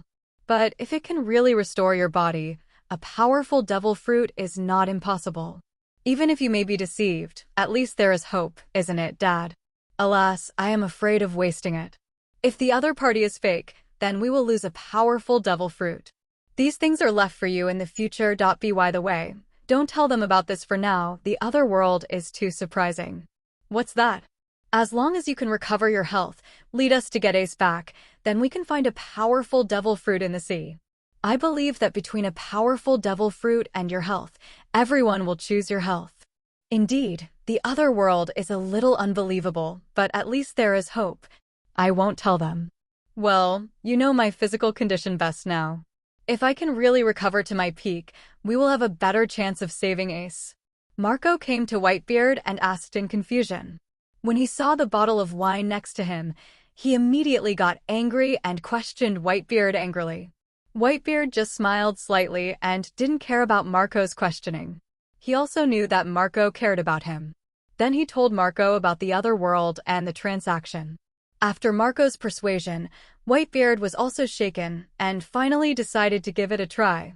He was completely lying to Jiangbai before that he didn't have a devil fruit. As one of the 4 emperors, how could the Whitebeard pirates not have a devil fruit? It's just that there are few powerful devil fruits after all, and there were no devil fruits before. He didn't trust Jiangbai, so he concealed it from him, but Jiangbai knew it long ago. Whitebeard, okay, I'll trade you a powerful devil fruit. This is an animal type, fish fruit, mythical beast, golden dragon form. Jiangbai, okay, wait for me. After receiving Whitebeard's message again, Jiangbai smiled slightly. When he saw that the other party said it was a golden dragon form, Jiangbai was very surprised. He was very tempted by this fruit. He didn't expect Whitebeard to have such a powerful fruit. This fruit may not be worse than Kaido's blue dragon fruit, but he was also very confused as to why Whitebeard would trade such a powerful fruit to him. But he didn't think much about it. He just went to the 3rd floor and asked Tom and Jerry to get some potions to strengthen the body. Soon Jiangbai left the 3rd floor with 10 bottles of yellow drinks. These are potions that Tom and Jerry made together to strengthen the body, although they look like drinks. This thing is enough to restore Whitebeard to his peak. This potion not only strengthens the body, but also increases lifespan. It can perfectly solve Whitebeard's problems. Maybe he can become much stronger. But Jiangbai was excited when he thought of the golden dragon fruit. Marco, is it really okay for us to trade this fruit to him? Don't worry, Dad. This fruit is already very powerful. It just depends on whether he can develop it. On the Moby Dick, Whitebeard looked at his son with surprise. The golden dragon fruit is indeed powerful, but there is also a disadvantage, that is, if you want to develop it, you need to swallow a lot of gold. The more gold you swallow, the stronger the development effect. The reason why no one eats it is because of this reason. If this fruit wants to be developed to the level of Kaido, the gold required is an astronomical figure. Even the Whitebeard pirates can't afford to develop this fruit to the level of Kaido. So no one has ever taken it. Although the Whitebeard pirates are one of the 4 emperors, they are not the richest. A large part of Whitebeard's money was sent back to his hometown. They will not take the initiative to occupy other people's territories, so there is not much money. What's more, it is gold. Perhaps only the world government can develop the golden dragon fruit to the extreme, but Whitebeard will not hand this fruit over to the world government. Even if his own people don't take it, it will not strengthen the enemy if it is left to rot. Now that Whitebeard and Jiangbai are trading, Marco thought of this fruit. It's not a pitfall for Jiangbai. This fruit is indeed powerful. Whether it is developed or not has nothing to do with him. But Whitebeard didn't mention it again after asking, and quietly looked at the sea and waited for the other party to trade. Jiangbai, let's trade. You just need to drink this thing, and your body will recover and your lifespan will increase. This thing is a potion to strengthen the body. It can fully strengthen the body and completely restore you to your peak, and maybe even become stronger. Whitebeard, okay, let's trade. After putting a bottle of strengthening potion into the trading box, he sent a message to Whitebeard and roughly explained the strengthening potion. Whitebeard hesitated for a moment and directly agreed to the transaction. Then a strange golden fruit appeared in Jiangbai's system space. Animal system, fish fruit, mythical beast species, golden dragon form. I want to see how powerful you are. No. This thing has side effects. I have to find Tom to solve it for me. After taking out the golden dragon fruit, Jiangbai's eyes were shining, but he didn't eat it immediately. Thinking of the side effects of the devil fruit, that is, he couldn't swim and would be weak all over when exposed to seawater. He was not worried at all with Tom and Jerry. Then he went to the 3rd floor again and asked Tom to get rid of the side effects of the golden dragon fruit for him. Soon Jiangbai got a brand new golden dragon fruit. Without hesitation, he bit it directly. The taste was not as bad as other fruits. Instead, it was quite delicious, unlike ordinary fruits. Perhaps it was because Tom removed its side effects. He ate the whole fruit in 2 or 3 bites, and a heat flow surged in his body. This heat flow flowed to his limbs along the veins. Jiangbai's whole body was hot, and it didn't take long for the heat flow to disappear. At the same time, Jiangbai also found that his body was also strengthened by the golden dragon fruit. Because his body was not weak to begin with, he could already achieve Dragon Man transformation. However, he soon found out why Whitebeard traded this fruit to him, because its development required a lot of gold to be swallowed, which could be said to be eating gold as a meal. Even so, Jiangbai did not intend to settle accounts with Whitebeard. It was just gold, which might be difficult to obtain in the pirate world, but this was Marvel. There were a lot of big guys who could convert matter. As long as they obtained the reality gem, gold was available everywhere, and it was endless.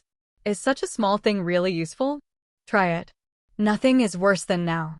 On the deck of the Moby Dick, Whitebeard looked at the small bottle in his hand and fell silent. Marco next to him asked in surprise. But Whitebeard still planned to give it a try. Even if it was poisonous, Marco could help him get rid of it. The huge Whitebeard carefully opened the lid of the small bottle in his hand, and then drank all the potion in one gulp. As soon as he drank it, he found that his heat flowed through his body, and the uncomfortable parts began to get hot. Marco looked at Whitebeard nervously. If anything went wrong with him, he would use his ability to treat Whitebeard. When Whitebeard opened his eyes, he exhaled with a very relaxed breath. He hadn't felt so comfortable for a long time. "Dad, how is it?" "All my previous symptoms have disappeared, and I can feel that I am fine now. It seems that this thing is useful." "Great, Dad, you are finally recovered." Whitebeard smiled at Marco and told him about his physical condition. Not only that, he found that his strength seemed to have increased a lot. It seems that the effect of this thing is very powerful. He finally recovered to his peak period, and he also had more confidence in the next action to save Ace. Then Marco told everyone about Whitebeard's recovery to his peak period, and the entire Whitebeard pirates began to cheer. However, Marco did not tell everyone how Whitebeard recovered, but in order to celebrate Whitebeard's recovery, a banquet was immediately held. "Jiangbai, Whitebeard, how is it? Have you recovered?" "Whitebeard, that thing works great, I've recovered." "Thank you, kid." "Jiangbai, come on, if the golden dragon fruit wasn't useful to me, I wouldn't trade with you anymore. You're going to the Navy headquarters to save Ace next. I can provide you with powerful weapons. The more powerful, the more expensive. Even if you want to destroy the Navy headquarters, I have everything." "How about that?" "Whitebeard, weapons?" "No need, I've recovered to my peak state, I can definitely save Ace." "Jiangbai, really? You can get away with Ace, but what about your sons? Aren't their lives lives? With my weapons, at least they can increase their survival rate on the battlefield." "Whitebeard, okay. Bring me a batch of powerful weapons. I want one weapon that can destroy the Navy headquarters." "Jiangbai, okay, Cheng-Wei, 2 powerful devil fruits." "Don't worry, the power must be beyond your imagination. I will prepare it first." "Whitebeard, okay." Soon Jiangbai approached Whitebeard again. The other party was going to the Navy headquarters to snatch Ace, so he could definitely trade with him in terms of weapons. Originally, Whitebeard was very confident and rejected Jiangbai's deal, but Jiangbai, who knew Whitebeard's weakness, quickly made him agree. What Whitebeard cares about most is not the devil fruit, nor the position of the 4 emperors, nor the Whitebeard pirates. What he cares about most is his son. For his son, a few devil fruits are nothing to Whitebeard. After Whitebeard agreed, Jiangbai opened his mouth directly and asked for 2 powerful devil fruits, and Whitebeard agreed without much hesitation. When it comes to the issue of his son's life, he is not ambiguous at all. Isn't it just a devil fruit? As long as people are alive, they can always be found in the sea mountain. If the sons are dead, what's the point of keeping the devil fruit? So Whitebeard directly agreed to Jiangbai's conditions, and even directly asked for the weapon that Jiangbai just mentioned that could destroy the Navy headquarters. If there is any accident, it is not impossible to destroy the Navy headquarters. Thinking of this, a fierce look flashed in Whitebeard's eyes. His position as the 4 emperors was not given by others. He was killed completely, and countless Navy and pirates died in his hands. It's not impossible to perish together with the Navy at that time. Jiangbai was very excited to prepare weapons. The Navy is now holding firearms similar to muskets. He is looking forward to the impact of his firearms entering the pirate world on them, especially grenades, rocket launchers, missiles, and nuclear bombs. He began to check the munitions in the system space. Most of them were taken from the Stark Industrial Warehouse before, and there were also munitions in the Hydra base. Those munitions were put into the system space by him. There are quite a few good things, but there is nothing that can destroy the Navy headquarters. With the protection of the Navy's strong men, it is not easy to destroy the Navy headquarters. It must be powerful. So Jiangbai decided to get a nuclear bomb for Whitebeard. He was looking forward to the nuclear bomb destroying the Navy headquarters. However, thinking of the power of the nuclear bomb, if Whitebeard released it, he himself would not survive. He would not do such a thing to pit his trading partner. If Whitebeard died, wouldn't he be directly cut off from the connection with the pirate world? Now Grey Wolf is helping him to make armor for King Kong. Tom and Jerry are a little unreliable. They're afraid that they will explode when playing with the nuclear bomb launcher.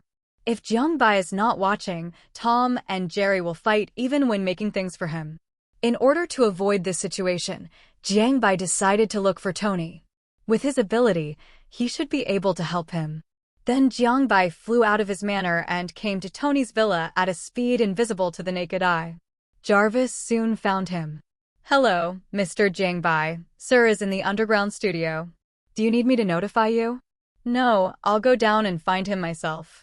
Because Tony had already added Jiangbai to the list of permissions for his villa, Jarvis did not sound the alarm or launch an attack, but told Jiangbai the location of Tony. "Jiang? Why are you here? What's the matter?" "Indeed, make me a nuclear bomb, and I need a device that can launch a nuclear bomb remotely. Can you do it?"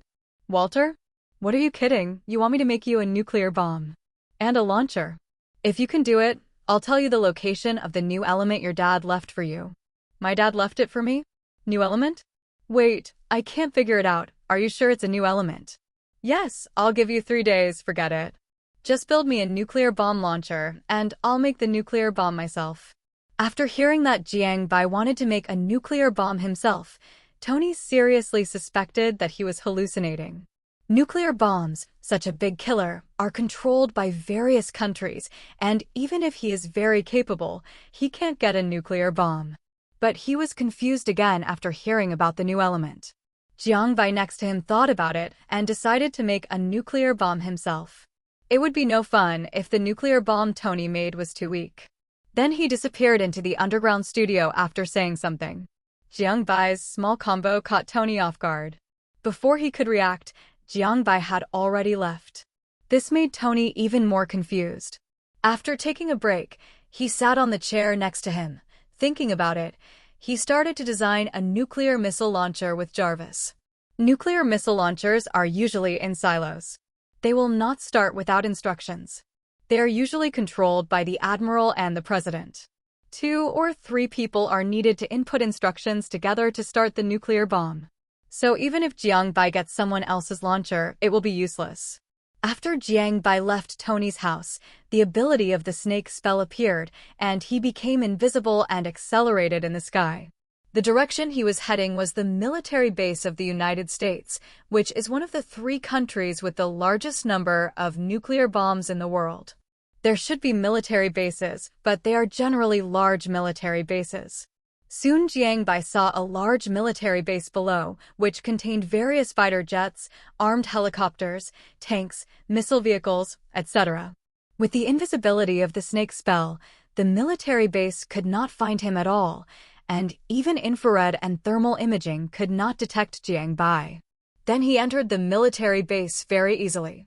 He did not steal the nuclear bomb at the beginning, but swept away a large amount of munitions in the military base.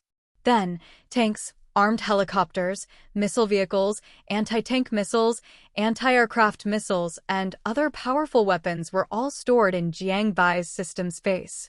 He had no burden in his heart to steal American things. He just asked Cixi to pay for it. But he only dared to steal. If he robbed openly, he would definitely be attacked and encircled by the entire American military. To avoid this kind of trouble, he chose to steal. Anyway, he was not a good person. Soon he touched the location of the nuclear missile silo. Looking at the nuclear bombs placed inside, Jiangbai's eyes lit up. All 10 nuclear bombs were stored in the system space. At this time, the alarm of the base sounded. After the weapon disappeared, it was discovered, and then the alarm sounded, but Jiangbai was too fast. When the alarm sounded, he had already put the nuclear bomb into the system space, and then continued to use the power of the rabbit spell to disappear in the military base. After a while, he came to Tony's house and appeared in the underground studio. As for what happened to the weapons and nuclear bombs in the base that disappeared, it had nothing to do with him. Tony was stunned when he saw Jiangbai appear and hurriedly said, "You are not going to steal the nuclear bomb, are you? And what about the new element my father left for me?" "Yes, you quickly make my nuclear bomb launcher, and I will tell you the location of the new element. This is the gift he left for you." "Shit. You actually went there. You are really crazy. But it will be made soon. With automated machine tools, it can be done in a few minutes. What do you want the nuclear bomb for?" "Give me a friend. His son was kidnapped, and then he took his other sons to rescue the kidnapped son. If anything happens, he will use the nuclear bomb." "Walter? They are all crazy. They use nuclear bombs without saying anything. Have you thought about the impact in the future? You actually helped him. I am also crazy. I actually helped you make the launcher. Don't worry, he is not launching it on the Earth. Okay, don't ask. I won't tell you even if you ask me. Hearing Tony asking if he really went to steal the nuclear bomb, Jiangbai didn't mean to hide it at all. In the past, he may have thought that nuclear bombs were unattainable and a great killer, but as his strength improved, he didn't care at all. In his eyes, nuclear bombs were just a more powerful weapon. Moreover, even if a nuclear bomb exploded in front of him, he would not die. He no longer had any fear or awe of nuclear bombs. Finally, after listening to Jiangbai's explanation, Tony looked at him helplessly, took him down, and soon found that a launch device had been manufactured. After learning how to launch with Tony, he took the things away. Before leaving, he told Tony that the new city model in Stark Tower was the framework of the new element, and asked him to prepare some gold for himself. Howard Stark researched the new element 40 or 50 years ago. Because the technology at that time could not produce new elements at all, he left this gift to his son, Tony Stark. The new element was also made based on the cosmic cube, which is the energy source of the space stone. After Tony learned that the thing was the framework of the new element, he put on the newly built armor and flew to Stark Tower. Although he was very complicated, he had to obtain the new element, otherwise his body would only get worse under the influence of palladium, even with Jiangbai's help. It would also have an irreversible effect, even if he was very dissatisfied with his father in his heart. Manor. Jiangbai returned to the manor and entered the villa and began to put some weapons in the system space into the transaction box: rifles, rifle bullets, submachine guns, submachine gun bullets, grenades, rocket launchers, missile vehicles, nuclear bombs and launchers. Except for missile vehicles and nuclear bombs, there are many other quantities. There are also 5,000 sets of bulletproof vests, which are Jiangbai's gifts to Whitebeard. Anyway, it doesn't cost money. Jiangbai, trade, the power of these things will not disappoint you, and the methods of use are all placed in that tablet. You can click to see how to operate them, as well as the power of these things. Whitebeard, okay. This is the animal system: human fruit, phantom beast, angel form, animal system, turtle fruit, phantom beast, Xuanwu form. After contacting Whitebeard, the two agreed to the transaction. However, the two fruits, the animal type human fruit, mythical beast species, angel form, and the animal type turtle fruit, mythical beast species, black tortoise form, shocked Jiangbai. This time, Whitebeard probably suffered heavy bleeding. These two fruits are not simple, and their potential is not inferior to Kaido's blue dragon fruit. As for why Whitebeard kept them, it has nothing to do with him. Now these two fruits belong to him. An angel fruit and a black tortoise fruit, it can be seen from the form that the two fruits are very powerful, although he has already eaten one fruit. With Tom and Jerry, he can also eat these two fruits, but he does not plan to eat them himself, but to give them to Wanda and Martin. As before, find Tom and let him eliminate the side effects of these two fruits, and then call everyone to the second floor. Of course, Tom and Jerry are still watching TV upstairs. This is an angel fruit and a black tortoise fruit. After eating them, you can gain powerful power. After the angel fruit is developed to a certain extent, it can transform into an angel, and the black tortoise fruit can transform into an angel. The same is true for Wu. Angels, you may know how powerful it is. Let me explain Xuanwu. Xuanwu is one of the 4 spirits of heaven in ancient Chinese mythology. It is also known as the turtle and snake. It originated from the ancient star worship. It refers to the 7 northern Xuanwu in the 4 images of the 28 stars divided into the east, south, west, and north. Xuanwu is a spiritual creature composed of a turtle and a snake. The 4 images in traditional Chinese culture refer to the azure dragon, white tiger, vermilion bird, and Xuanwu, representing the 4 directions of east, west, south, and north, respectively. The northern Xuanwu is Ken in the 8 diagrams and water in the 5 elements. It symbolizes the old Een in the four images, winter in the four seasons, and also the northern land of heaven. The original meaning of Xuanwu is Xianming. Wu and Ming have the same ancient pronunciation. Xian means black, Ming means Een. The original image of the mythical beast Xuanwu is the leader of the shelled insects, with a shell and the ability to resist insults, with scales and horns, and rich in combat power, because it guards the north. In terms of directional function, it controls wind and rain, and water can overcome fire, becoming a disaster-suppressing god who prevents water and fire disasters.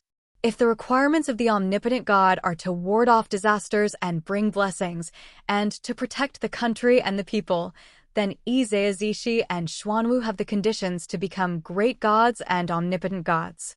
So Xuanwu is a very powerful spirit beast. Wanda, Lorna, Pietro, and Red Tank, the four of you decide who will take the angel fruit. I decided to give the Xuanwu fruit to Martin, because his strength is the weakest among us. After everyone came to the second floor, Jiangbai looked at everyone and slowly spoke, taking out the angel fruit and Xuanwu fruit. He had already chosen a candidate for the Xuanwu fruit, that is Martin, because his strength is the weakest. Apart from the two previous enhancements, he has no special abilities at all.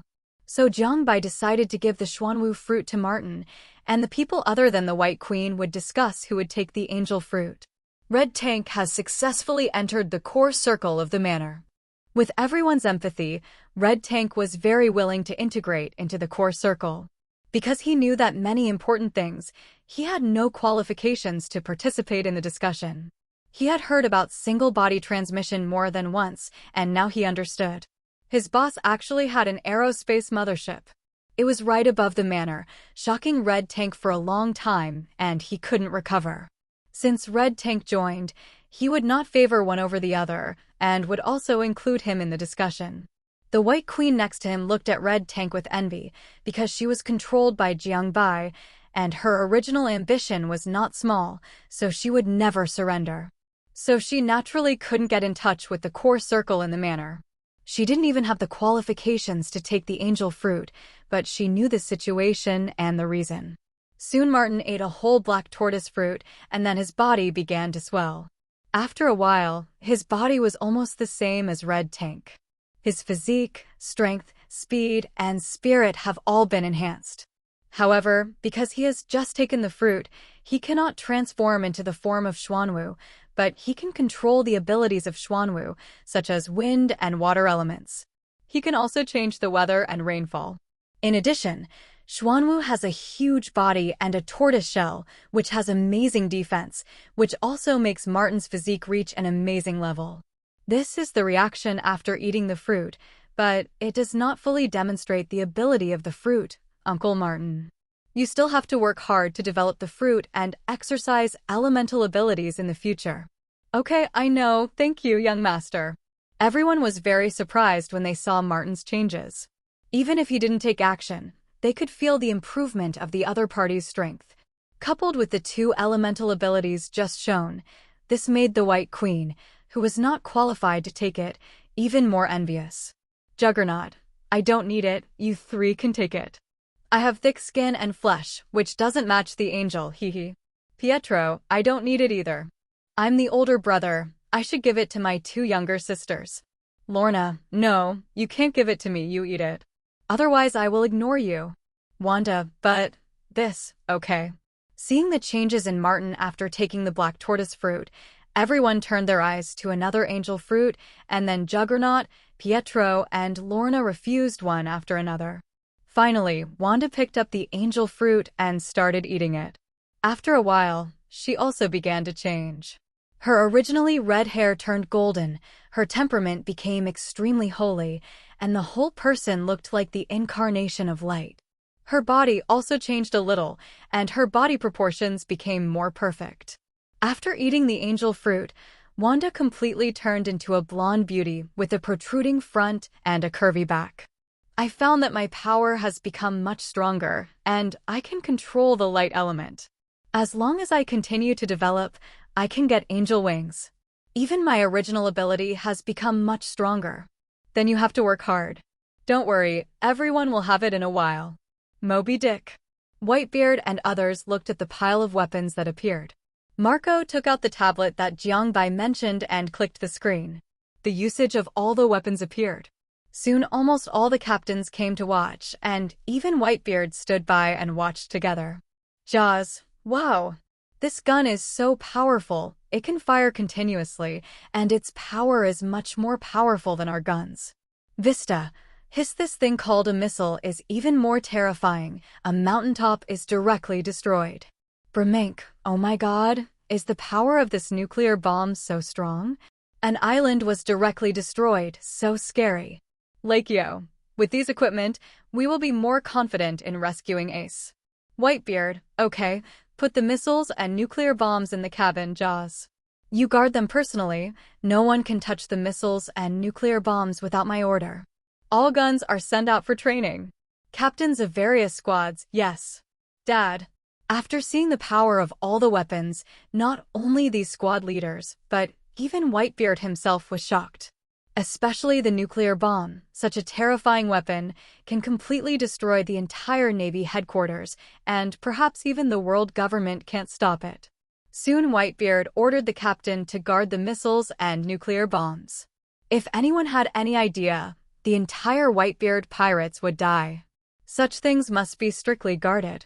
However, with these things, Whitebeard was confident that he could rescue Ace and his sons could come back alive.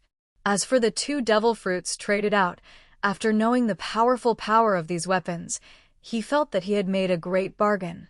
However, I want to find more devil fruits to exchange with the other party. If the other party can take out these weapons so easily, then there must be more good things. Maybe immortality is no longer a dream. For the future of myself and my sons, I must trade with the other party. But all this has to wait until Ace is rescued from the Navy headquarters. Manor. Martin and Wanda cannot adapt to their own power because of taking the fruit. They start training in the manor and gradually control their own power. Although Jiangbai also ate the golden dragon fruit, he can balance and control all the power well because of the ability of the tiger spell. It is not a problem of not adapting. At this moment, the White Queen looks at Jiangbai with a complicated expression. The 2 fruits he just took out can allow the 2 people to gain various abilities. Martin's physique is even more amazing, which makes her very excited. She even has a desire to truly surrender to Jiangbai, but she still denies it. She has a big goal herself, plus she was originally the White Queen of the Hellfire Club, and her status among mutants is not low. How could such a proud woman surrender to Jiangbai so easily? However, he didn't care much about Queen Bai's thoughts. When he got the soul gem, she would not be able to escape sooner or later.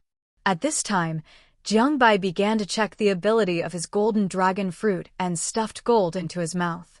Because of the golden dragon fruit, eating gold was no different from eating.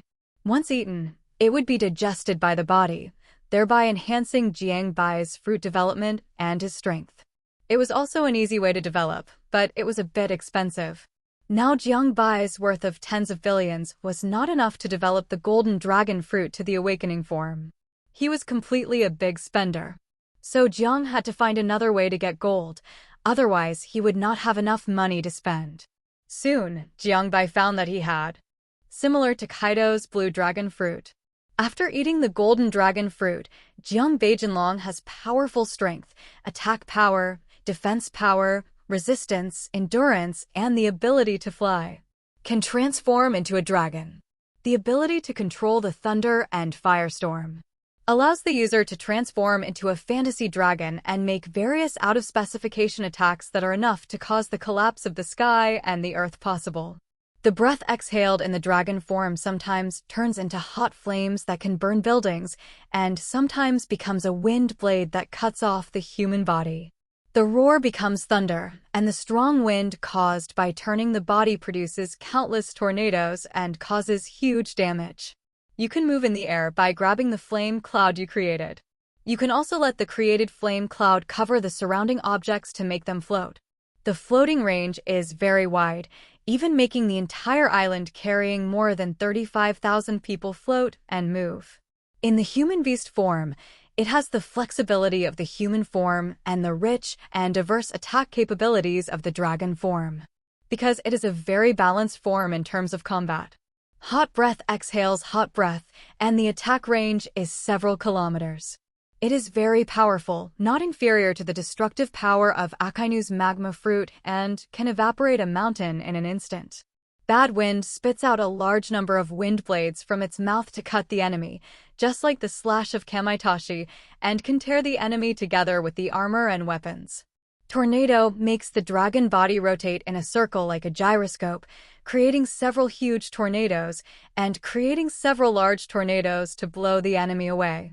Tornado Bad Wind first releases thunder through the dragon roar to contain the enemy, and then makes the dragon body rotate in a circle like a gyroscope and releases Bad Wind, which is powerful enough to cut the terrain. Flame Cloud is used as a foothold for walking in the air. Things surrounded by the flame cloud will also be controlled by the ability user. Roaring Thunder turns the roar into thunder to attack the opponent, and its power can easily crack the ground. Fire Dragon Torch creates a huge fire dragon to wrap its body. Things touched by the flame will melt instantly. Not only that, Jiangbai's golden dragon fruit can devour metal to strengthen his body, but it has to be awakened after the fruit, when Jiangbai can turn into a golden dragon. And the golden dragon can also control metal, which is somewhat similar to Jiangbai's magnetic control. But the ability of the golden dragon fruit is more powerful than magnetic control. Even if Jiangbai has just eaten the fruit, he can directly control the metal and reorganize the molecular order of the metal to shape the metal at will. Magnetic control needs to be developed to a certain extent. Jiangbai used this ability to directly turn all the gold in the system space into gold bricks for him to eat. When Jiangbai was very satisfied with the ability of his golden dragon fruit, Grey Wolf suddenly contacted him. Grey Wolf, the armor has been made. I have strengthened its hardness a lot. The armor also has a passive trigger function. That is, if the armor cannot withstand the attack and is about to break, it will directly start the space jump and take the wearer away. The distance will not be too long, within 100 kilometers. I have created a gravity system in the weapon, which can adjust the weight of the weapon at will. Its initial weight is 11 tons. Jiangbai, okay, thank you. I will give you a good thing in a while. If you have anything to say, just tell me directly, don't be polite with me. Grey Wolf, okay? After listening to Grey Wolf's introduction, Jiangbai was very satisfied. After chatting for a while, he flew to the location of Skull Island with the vibranium armor. Now with the chicken spell, rabbit spell, telekinesis, and the power of the golden dragon fruit, Jiangbai's flying speed has been greatly improved, and it has reached Mach 5 in a short while. It is still rising, and this is because Jiangbai did not use the energy in his body to promote it. Then Mach 7, Mach 8, Mach 10. Even at this speed, Jiangbai did not feel any discomfort from hunger, and telekinesis and rabbit spells formed a barrier for him. There was no physical pressure caused by the fast speed. Jiangbai, who took the golden dragon fruit, not only strengthened his body, but also increased his mental strength. Therefore, his telekinesis has been amazing so far. Coupled with the barrier that would originally appear on the rabbit spell, Jiangbai increased his speed unscrupulously. In less than 30 minutes, Jiangbai arrived at the destination of this trip, Skull Island. After slowing down, Jiangbai saw that there were many ships outside Skull Island, but it seemed that because of the special magnetic field, they could not enter Skull Island, and even people could not enter Skull Island. Jiangbai also tried it and found that Skull Island had a special magnetic field similar to a barrier, and even he could not enter. But why could he enter before but not now? Soon Jiangbai contacted King Kong through his mental ability. He learned from it that he opened these special magnetic fields for the purpose of otherwise, other humans will come in. I also learned from King Kong that since he left here last time, no one has attacked him, but many creatures on the island have been captured. So King Kong just opened this magnetic field, and only creatures that have lived in it for a long time are not affected and can enter and exit Skull Island at will. People outside can't get in. But the creatures inside don't want to go out, perhaps because Skull Island is different from the outside world. They are not adapted to or don't like the outside world. After all, even the ocean has many sources of pollution, especially Sakura directly discharges nuclear wastewater into the sea, and it is unknown how long it has been discharged.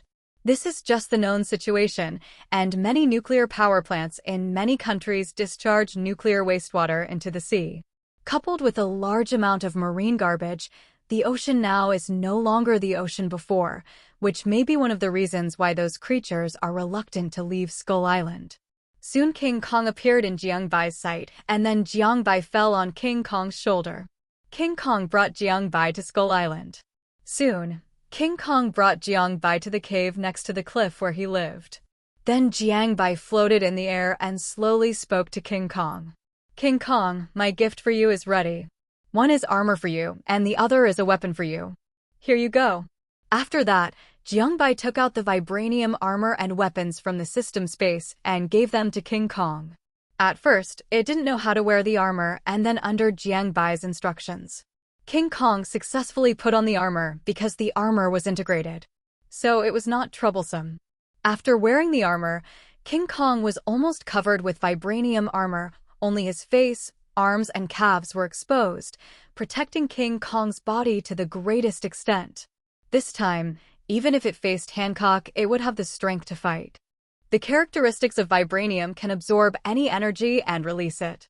Even though Hancock is now stronger than King Kong and more flexible than King Kong with vibranium gravity weapons may start with a force of 100 tons once he hits Hancock. Roar. As long as you like it, by the way, King Kong, the person who hit you last time. Don't you want to take revenge first? Roar. Okay, wait for my news. I will take you to take revenge then. At this time, Jiangbai suddenly thought of an idea and spoke to King Kong.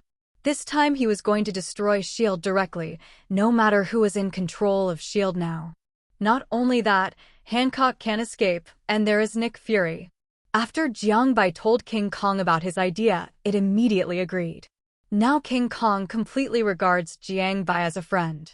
Even if it is not revenge, King Kong will not refuse Jiangbai's request. In other words, Jiangbai now has a giant beast thug. Still wearing vibranium armor and holding a vibranium gravity weapon, Kong's combat power is not inferior to most Titans. When he enters adulthood in a few years, his strength will be greatly improved. He can compete with Godzilla. After Kong sent Jiangbai out of Skull Island, he took the vibranium gravity weapon that Jiangbai gave him and came to the location of the skeleton giant lizard cave and adjusted the gravity of the weapon using the method Jiangbai taught him. Look at an adult skeleton giant lizard not far away. Swinging the vibranium gravity weapon, the skeleton giant lizard was knocked out with one stick and hit against the mountain wall. At this time, an adult skeleton giant lizard appeared behind Kong again, biting at Kong's neck and directly broke its teeth. If it was just vibranium, it might have been damaged, but Grey Wolf used some unknown metal to fuse it into it, which greatly increased the hardness of the armor and weapons. The current skeleton giant lizard has no way to break Kong's defense. Bang! When King Kong reacted, he stretched out his hand and grabbed it, threw it forward, then picked up the vibranium gravity weapon, jumped up, and stretched the vibranium gravity weapon behind him. He hit it with all his strength, and the terrifying force instantly killed the skeleton lizard, and its body was directly split into two. When the other skeleton lizard saw this situation, it immediately became timid and ran into the cave leading to the underground. Because the entrance was too small, King Kong couldn't chase it. It couldn't get in because of its size, so it had to leave here with the weapon. From the numbers displayed by the vibranium gravity weapon, it can be seen that the current vibranium gravity weapon weighs 100 tons. King Kong can actually hold it in his hand effortlessly. The skeleton lizard that was just killed must have at least 300 tons of force and impact. After Jiangbai left Skull Island, he flew to his manor at full speed. He was ready to attack S.H.I.E.L.D. and Nick Fury. Even though S.H.I.E.L.D. is controlled by Hydra now, who knows if Nick Fury has any trump cards if he regains control of S.H.I.E.L.D. He will be the one who is unlucky at that time, so it is better to destroy S.H.I.E.L.D. directly, and Nick Fury will not be able to escape. When Jiangbai returned to his manor, he came to the third floor and said to Tom and Jerry, "Tom, Jerry, let's go back to your world, okay? Jerry, I need the help of your relatives. Can you convince them?" After hearing Jiangbai's words, Tom and Jerry nodded in unison. Even if Jiangbai wanted the help of Jerry's relatives, he did not refuse. He was going to let Jerry convince his relatives to help him, especially the big cousin who was powerful and wore black and yellow stripes, and the second cousin who could do magic. He took Tom and Jerry back to their original world through the system and appeared directly in the original home of Tom and Jerry, according to Jerry's instructions. Jiangbai took the two little guys and flew at high speed. The first goal was to sanctify the big cousin. After arriving at the place where Jerry's cousin was, Jiangbai did not show up, but asked Jerry to go and talk to his cousin, tell him everything that happened during this period, and invite him to go to another world with him. As expected, Jerry came out. His cousin came out with a small suitcase soon. When Jerry was bullied by Tom, he called his cousin with a phone call, which shows that their relatives are still very united. When Jerry's cousin Massel came out, he looked at Jiangbai and nodded. He did not bully Tom next to him, but jumped directly onto Jiangbai's shoulder. Then Jiangbai took the three little guys to find Jerry's second cousin Merlin. The name of a legendary magician, but its strength is also worthy of its name. Come to where Merlin lived, but Jerry and Massel went up to talk to it, but it kept shaking its head and did not agree to Massel and Jerry's proposal.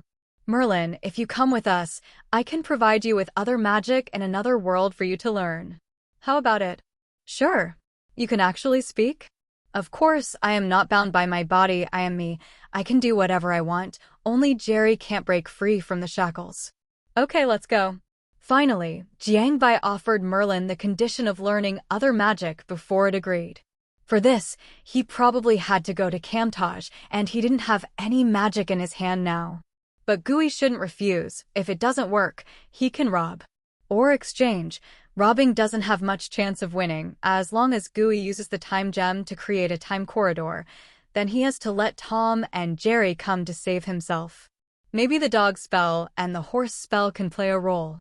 But the next second Merlin spoke, which surprised Jiangbai, and then he asked a very stupid question.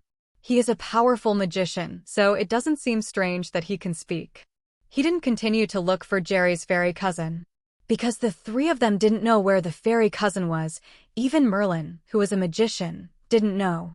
It seemed that the fairy cousin was more powerful than Jiangbai imagined. Then he prepared to take them back. Before returning, he used his magnetic control and the ability of the golden dragon fruit. He frantically mobilized all the gold around, and the gold from several surrounding cities flew quickly towards Jiangbai's position.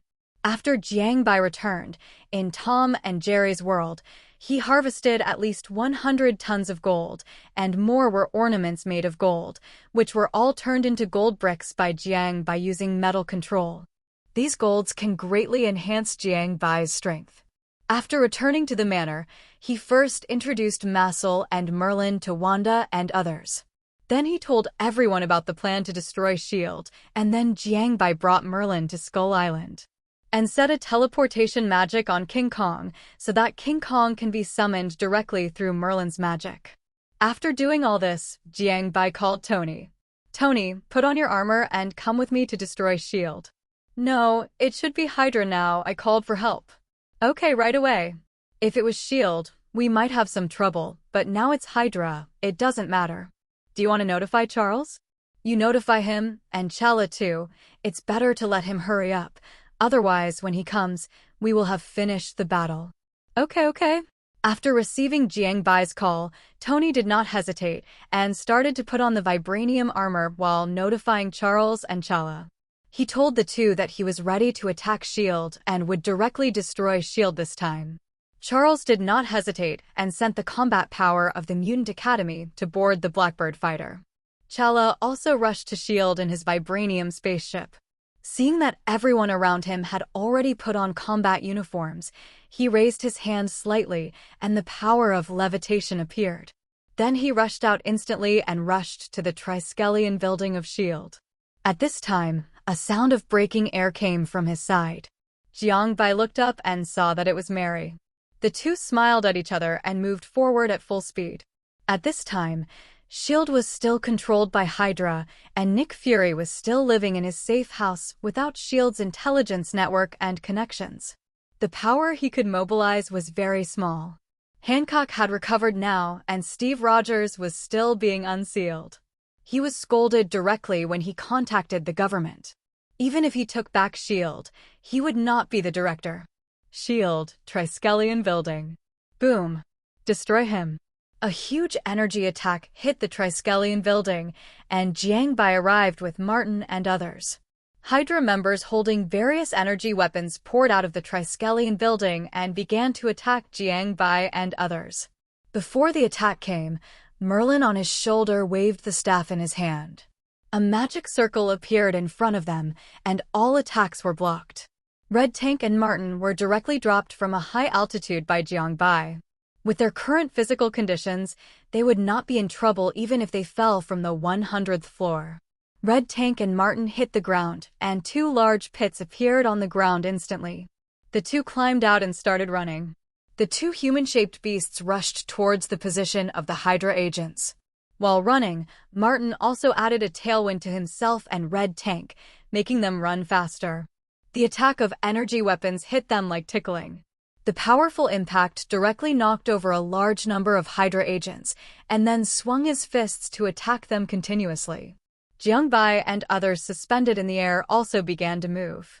Tom and Jerry took out a large number of cannons from behind and began to bombard the Triskelion Building. Pietro directly turned into a black figure and rushed into the Triskelion Building to find the 084 object. As soon as Lorna made a move, all the metal was controlled by her. Before she could attack the other side, missiles came one after another, and she could only distract herself to control these missiles. Boom! At this time, a green figure appeared and stepped on Sumar's yellow and black clothes, which instantly annoyed Masel. He jumped up lightly, punched Hulk away, then bent over and sprinted and kicked hard. Masel shot out like a missile, and his fist fell on Hulk again. The huge force knocked Hulk away again, and he came to Hulk slowly, grabbed one of his fingers, and smashed it hard to the left and right. Jiangbai in the air couldn't bear to look directly. Tom and Jerry might be able to do whatever they wanted. Their strength is not outrageous, but Masel has only one belief in his heart, that is, invincibility. This also makes its strength very terrifying. Hulk has no ability to resist directly in its hands, even if Hulk's body continues to expand in the process. Still unable to escape Masel's crazy smash, at this time two fighters appeared. It was Tony and Scott and others. Everyone looked at the Hydra agent being beaten on the scene, and the green big guy. After seeing that it was a mouse beating him, Tony and others felt very bitter. At this time, Tom and Jerry stepped on Newton's coffin and came to Tom, who was suspended in the air, looking at his newly made vibranium armor. The two little guys took out a hammer and knocked on Tony's armor, and without waiting for Tony to say anything, Tom and Jerry turned their heads and knocked again, and two armors, one large and one small, appeared. From the luster on the armor, it can be seen that it is made of vibranium. This scene almost made Tony's eyes pop out. That damn cat, it just knocked it with a hammer and copied my vibranium armor. My magic. But Tom and Jerry didn't care about Tony and rushed into the Triskelion Building in armor, constantly attacking the Hydra agents inside. Jiangbai just smiled at the scene, and Wanda next to him also widened her eyes, and then looked at Jiangbai. Boom!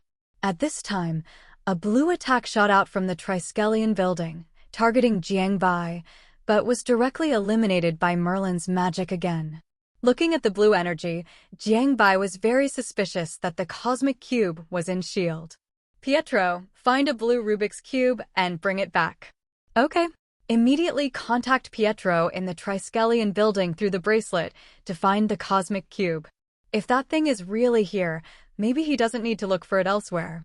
Then Tony, Scott, Jean, Oraro, and others joined the battlefield. The situation was instantly overwhelming.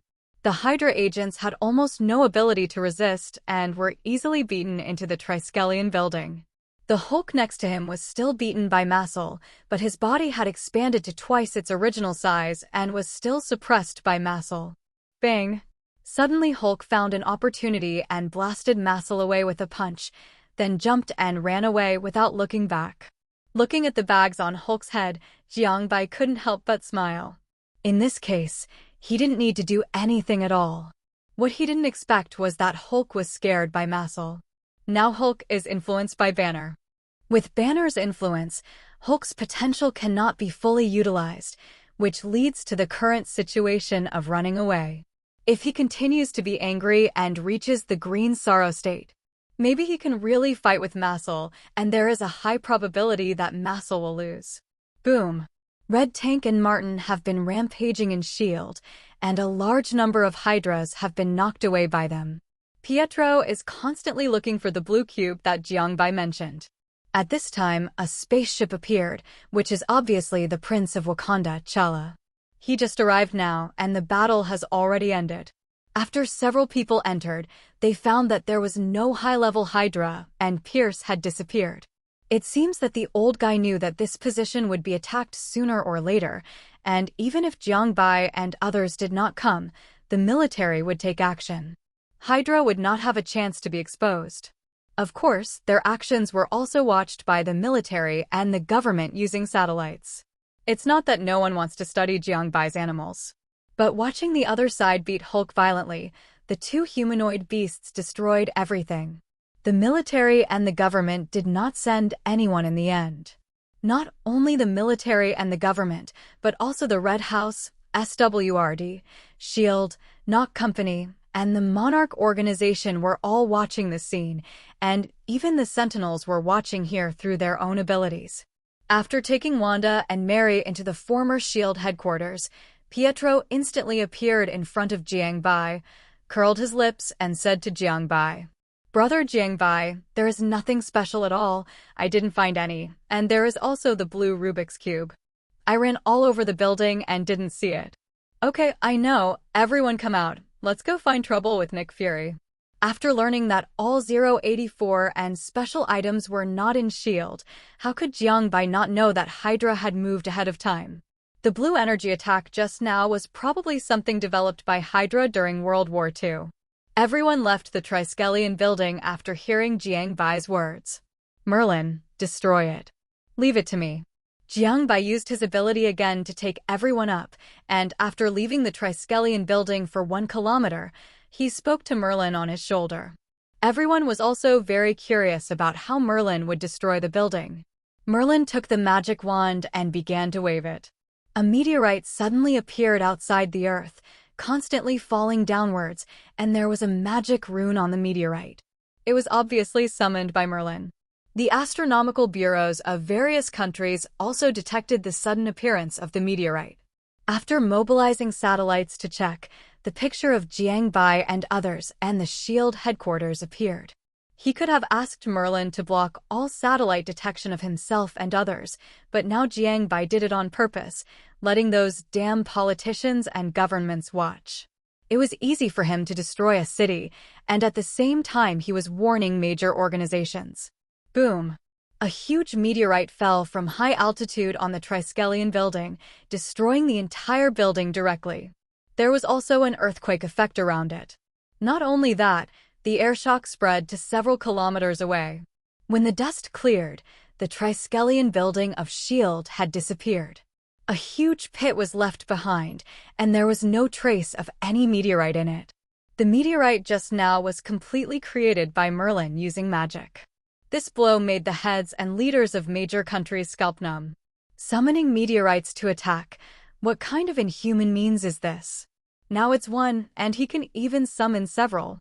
Not only them, but also Mary, Wanda, Lorna, Martin, Red Tank, White Queen, Tony, T'Challa, Scott, Jean, Ororo, and others next to them were stunned, but at this time Jiangbai was using his telepathy to find Nick Fury's location.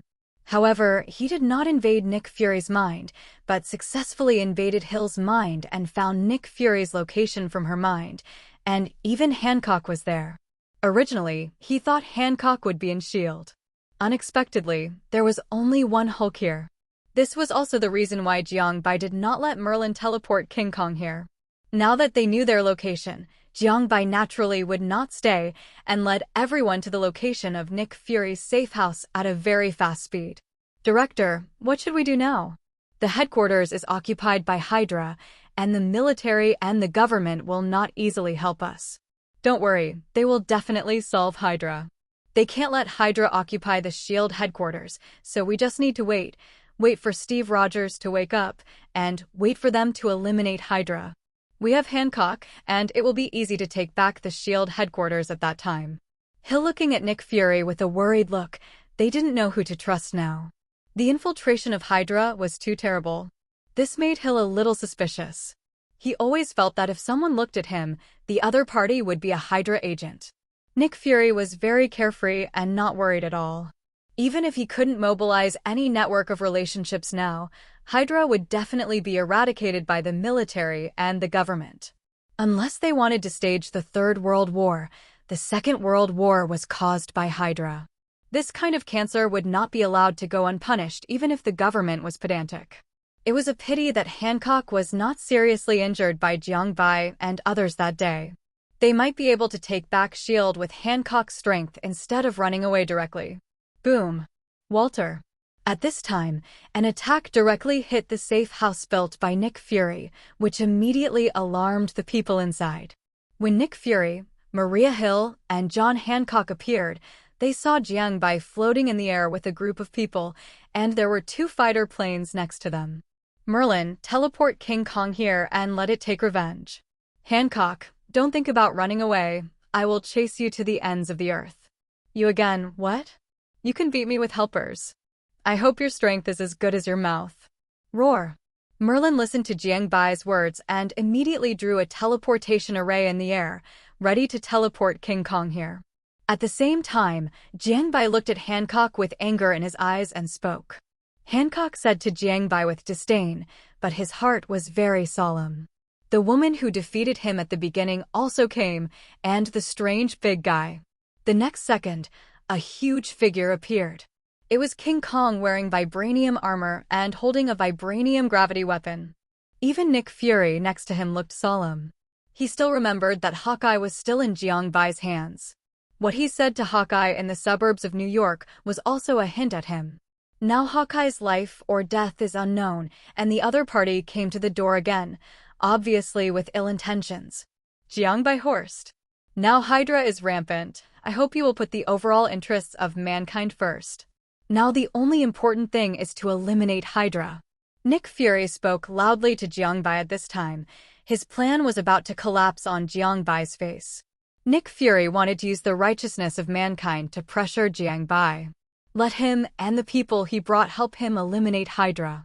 It must be said that Nick Fury is really good. If Jiangbai was a superhero, he might really agree, but it is obvious that Jiangbai is not. He came here just to seek revenge, and the righteousness of mankind could not overwhelm him because he didn't care at all. It doesn't matter if all the Americans die. Besides, the government and the military will not sit still. Even if they cannot eliminate all the Hydras, they will also eliminate the Hydras that have been exposed, so what Nick Fury said is completely nonsense. Sorry, I came here to seek revenge this time. I forgot to tell you that S.H.I.E.L.D. has been destroyed by us just now. The Hydra inside has also been eliminated. Go. Boom. After looking at Nick Fury with disdain, Jiangbai spoke to him indifferently and told him about the destruction of S.H.I.E.L.D. At the command, King Kong swung the vibranium gravity weapon in his hand and smashed it at Hancock. His eyes were full of anger. The current King Kong may not be able to compare with titans such as Godzilla, Muto, and Ghidorah because it is not yet an adult. Unlike those titans, it can directly absorb radiation to grow and evolve, and its growth is relatively slow. But it still remembers the last time Hancock attacked it. The huge vibranium gravity weapon in King Kong's hand exerted hundreds of tons of power and smashed Hancock hard. But he was very flexible, so he easily avoided King Kong's attack. At this time, Nick Fury and Maria Hill also took out the energy weapons that Nick Fury had placed in the safe house and aimed them at Jiangbai and others. They were full of anxiety. The other party started to fight as soon as they disagreed. In this situation, they had no ability to resist at all. The energy weapons in their hands were just self-deception. Once Jiang Bai and others wanted to take action, they would be subdued in an instant. Jiang Bai and his men were not the only ones here. The Blackbird fighter of the X-Men at the Xavier Academy for Gifted Youths next to them was also recognized by Nick Fury. He didn't expect that even mutants would choose to help Jiang Bai. Jiang Bai waved to Pietro next to him, and then Pietro fell to the ground, using his extreme speed ability to turn into a black figure and disappeared on the spot, and then Nick Fury and Maria Hill were knocked out. Boom! At the same time, Lorna also stretched out a hand, and green energy emerged in her hand. Then the energy weapons held by Nick Fury and Maria Hill were controlled by Lorna, and the muzzles were turned towards the two. After Pietro shot them away, he stopped where he was, looking at Nick Fury and Maria Hill with an unhappy face. For Pietro, Lorna, and others, as long as they are Jiang Bai's enemies, they are their enemies. No matter whether Jiang Bai is right or wrong, they will stand on Jiang Bai's side unconditionally and help Jiang Bai. Jiang Bai rescued them from the missile at the beginning. He also found their sister, gave them a rich life, and provided them with training capabilities and learning. All these favors were remembered by Pietro, Wanda, and Lorna. Not to mention Nick Fury, they would not refuse even if they were asked to assassinate the president. Nick Fury, watch carefully. When Hancock is blown up by King Kong, it will be your death. You can't do this. I am the director of S.H.I.E.L.D. Don't think that you are very powerful. There is still someone in this world who can stop you. Are you talking about the Sentinel? Can you persuade him? Haha, I forgot to tell you that the Sentinel has joined our Illuminati. You should be glad that he doesn't attack you. What? Impossible. He actually joined you. Nick Fury, who got up from the ground with difficulty, looked at Jiang Bai with a hideous face and shouted hysterically at Jiang Bai. Jiang Bai didn't care about this at all. There are indeed many people on the earth who can defeat him, but these are not those that Nick Fury can persuade. The Sentinel, Ancient One, Titan, and Dimensional Demon can all defeat Jiang Bai, but they are only defeated. Unless the 5 great creation gods like Eternity take action, there is really no one who can do it. Kill him. Except for the planet Devourer that may appear. The other 4 gods of creation are impossible to appear, but Jiang Bai knows how to find Eternity. That is the Stormbreaker of the future Thor. Put it in the Temple of Heaven, and you can find Eternity. Eternity once said that as long as someone finds him, he will fulfill the other person's wish. Eternity has appeared in Thor's timeline. The god killer Gore once wanted Eternity to eliminate the gods of the entire world. That is, the kind of gods similar to Asgard, but in the end, he seemed to be moved by Thor and Jane and let Eternity resurrect his daughter and finally entrusted her to Thor. Boom. While Jiang Bai was thinking, Hancock was accidentally hit by King Kong. The power of the terrifying vibranium gravity weapon instantly knocked Hancock out. The power of this blow reached at least 400 tons. King Kong originally adjusted the vibranium gravity weapon to 100 tons, and the increased impact force of swinging also increased the power. Hancock was knocked flying and smashed into the mountain next to him. The position hit by the vibranium gravity weapon was distorted and bloody. His eyes, nose, mouth, and ears were bleeding.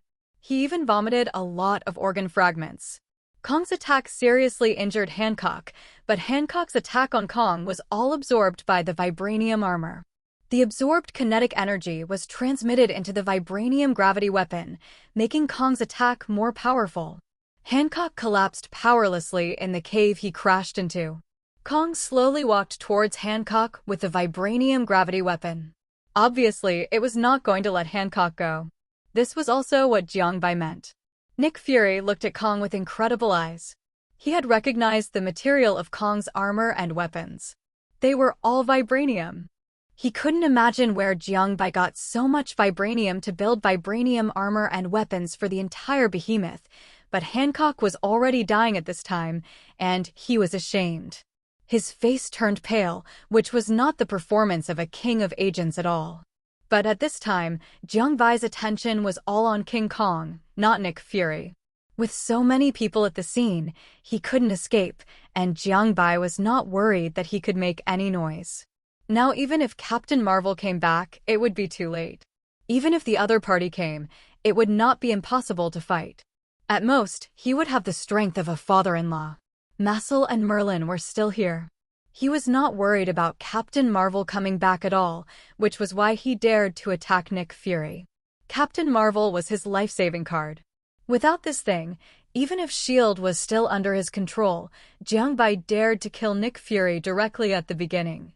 King Kong walked towards Hancock step by step, and the unconscious Hancock did not react at all. Boom! Then King Kong swung the vibranium gravity weapon again and smashed it down hard. The mountain where Hancock was directly smashed King Kong with the vibranium gravity weapon. Hancock was no longer human. His face was covered with blood and dirt, and his limbs were twisted. King Kong grabbed Hancock and came to Jiangbai's side. He threw Hancock on the ground in a dragging manner, and then looked at Jiangbai. Seeing King Kong like this, Jiangbai couldn't help laughing. Sure enough, he was just a child. Then he slowly stretched out his right hand. The power of suspension and telekinesis surged out, covering Hancock, and then pinched Hancock's neck hard. With a snap, Hancock's neck was broken by Jiangbai.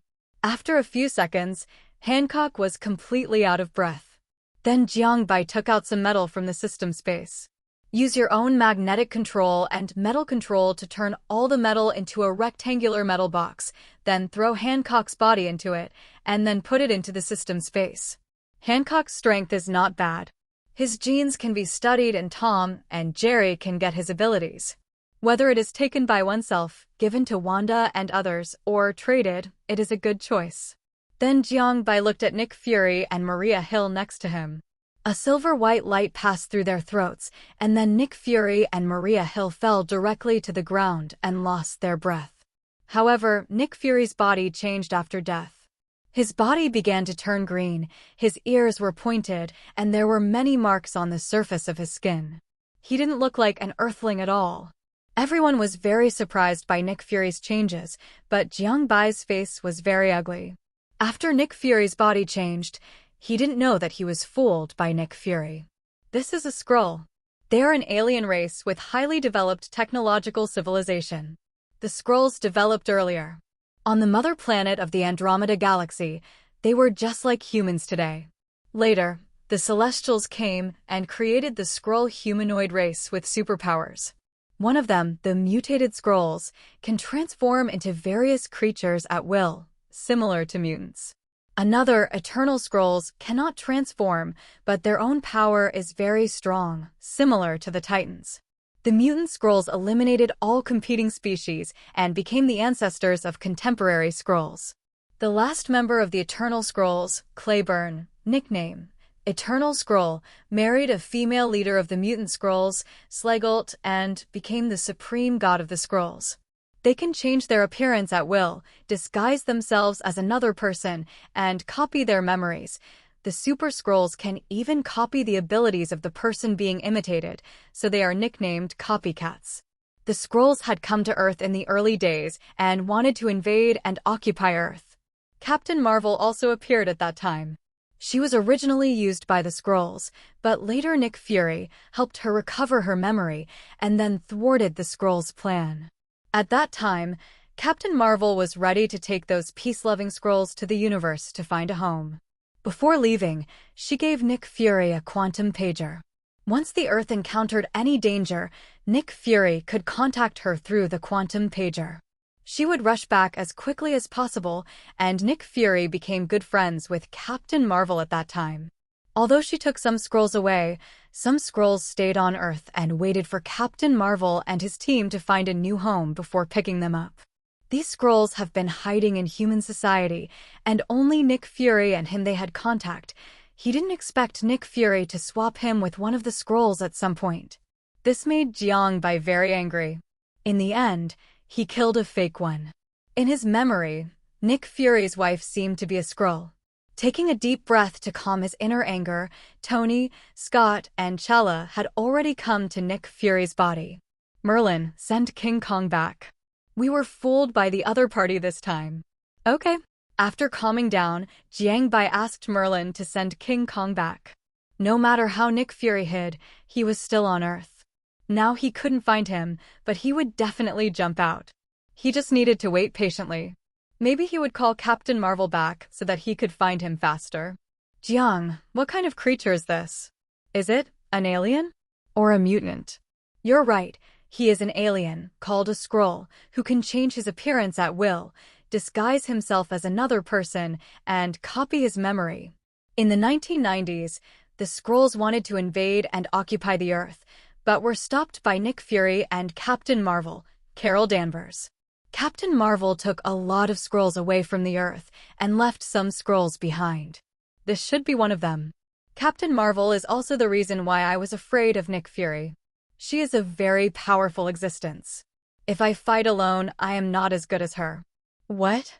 It's really an alien, and it has invaded the Earth.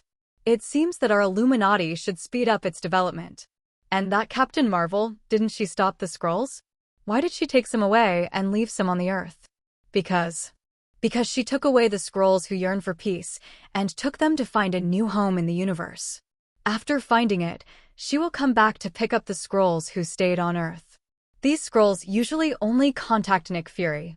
The current situation is completely that Nick Fury is afraid of death and found a Skrull to take the blame. Let's go, we can't find him now. Tony turned his head to look at Jiang Bai, who fell from the sky and couldn't help asking. Then Jiang Bai roughly told Tony and others about the Skrulls. Finally, a powerful high-temperature flame appeared in his hand and burned the bodies of the Skrull and Maria Hill to ashes. Originally, Jiang Bai wanted to see if he could study the Skrull, but soon gave up this plan because this Skrull was obviously an ordinary Skrull and there was no great research value. Only super Skrulls had research value. So Jiang Bai burned their bodies directly, and Tony, Scott, and Chella nodded and prepared to leave. Tony has already started thinking about increasing the efforts to develop the Illuminati. He didn't expect that the Earth had been invaded by aliens. Since the other party will come once, there will definitely be a next time. Tony's heart is filled with a sense of crisis, and he must be prepared. Even if there is no alien invasion in the future, it is necessary to take precautions, not to mention that it can protect the Earth. Let's go back too. By the way, thank you for your help. You just thank me verbally? I'll treat you to dinner later. That's better. Jiang Bai turned his head and thanked Mary. He didn't expect Mary to come to help. But Mary looked at Jiang Bai teasingly and said, it was obvious that Mary was giving him a chance. Jiang Bai took Wanda, Lorna, Pietro, Martin, Kane, Emma, Tom, Jerry, Marsal, and Merlin to fly to his manor. On the other side, various countries are analyzing the strength of Jiang Bai and others. From the beginning of appearing in Stark Industries to save Tony to now, Jiang Bai's strength has risen rapidly. He is surrounded by a group of powerful superpowers, as well as that strange cat and mouse. Even mutants will help Jiang Bai, which makes countries begin to be cautious about Jiang Bai, but they are not afraid. Each country has its own foundation. Jiang Bai cannot subvert the rule of the government of a powerful country, but they are not willing to provoke Jiang Bai. Otherwise, both sides will suffer losses, and other powerful countries will take advantage in the end, while the weaker countries will watch the fun.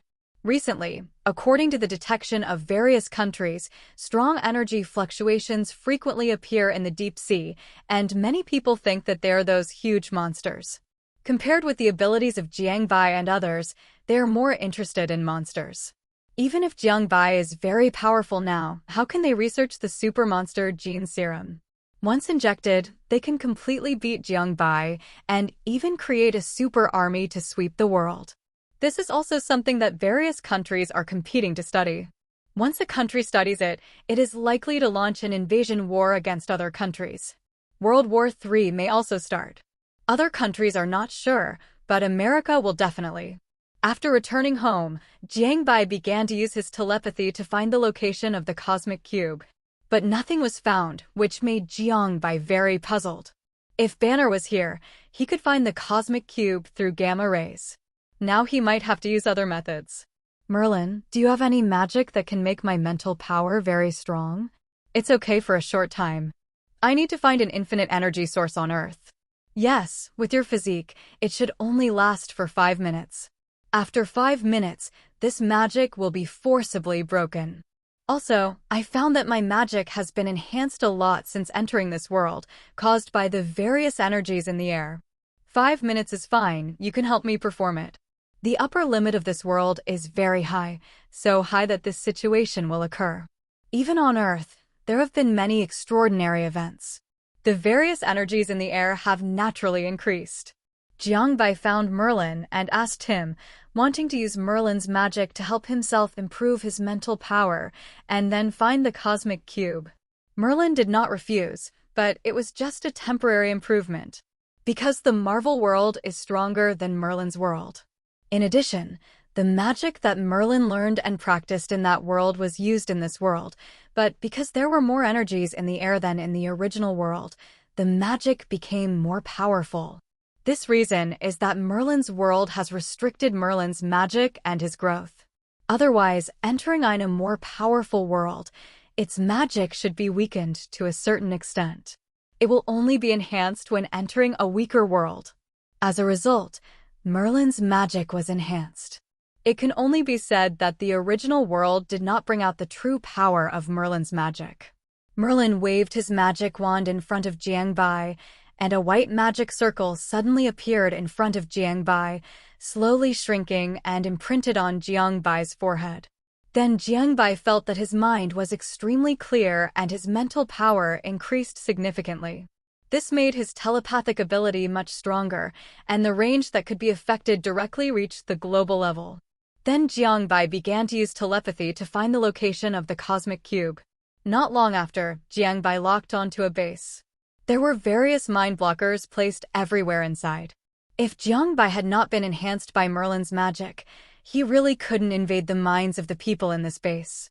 When Jiangbai continued to invade the minds of the base members, it didn't take long for him to find the traces of the cosmic cube.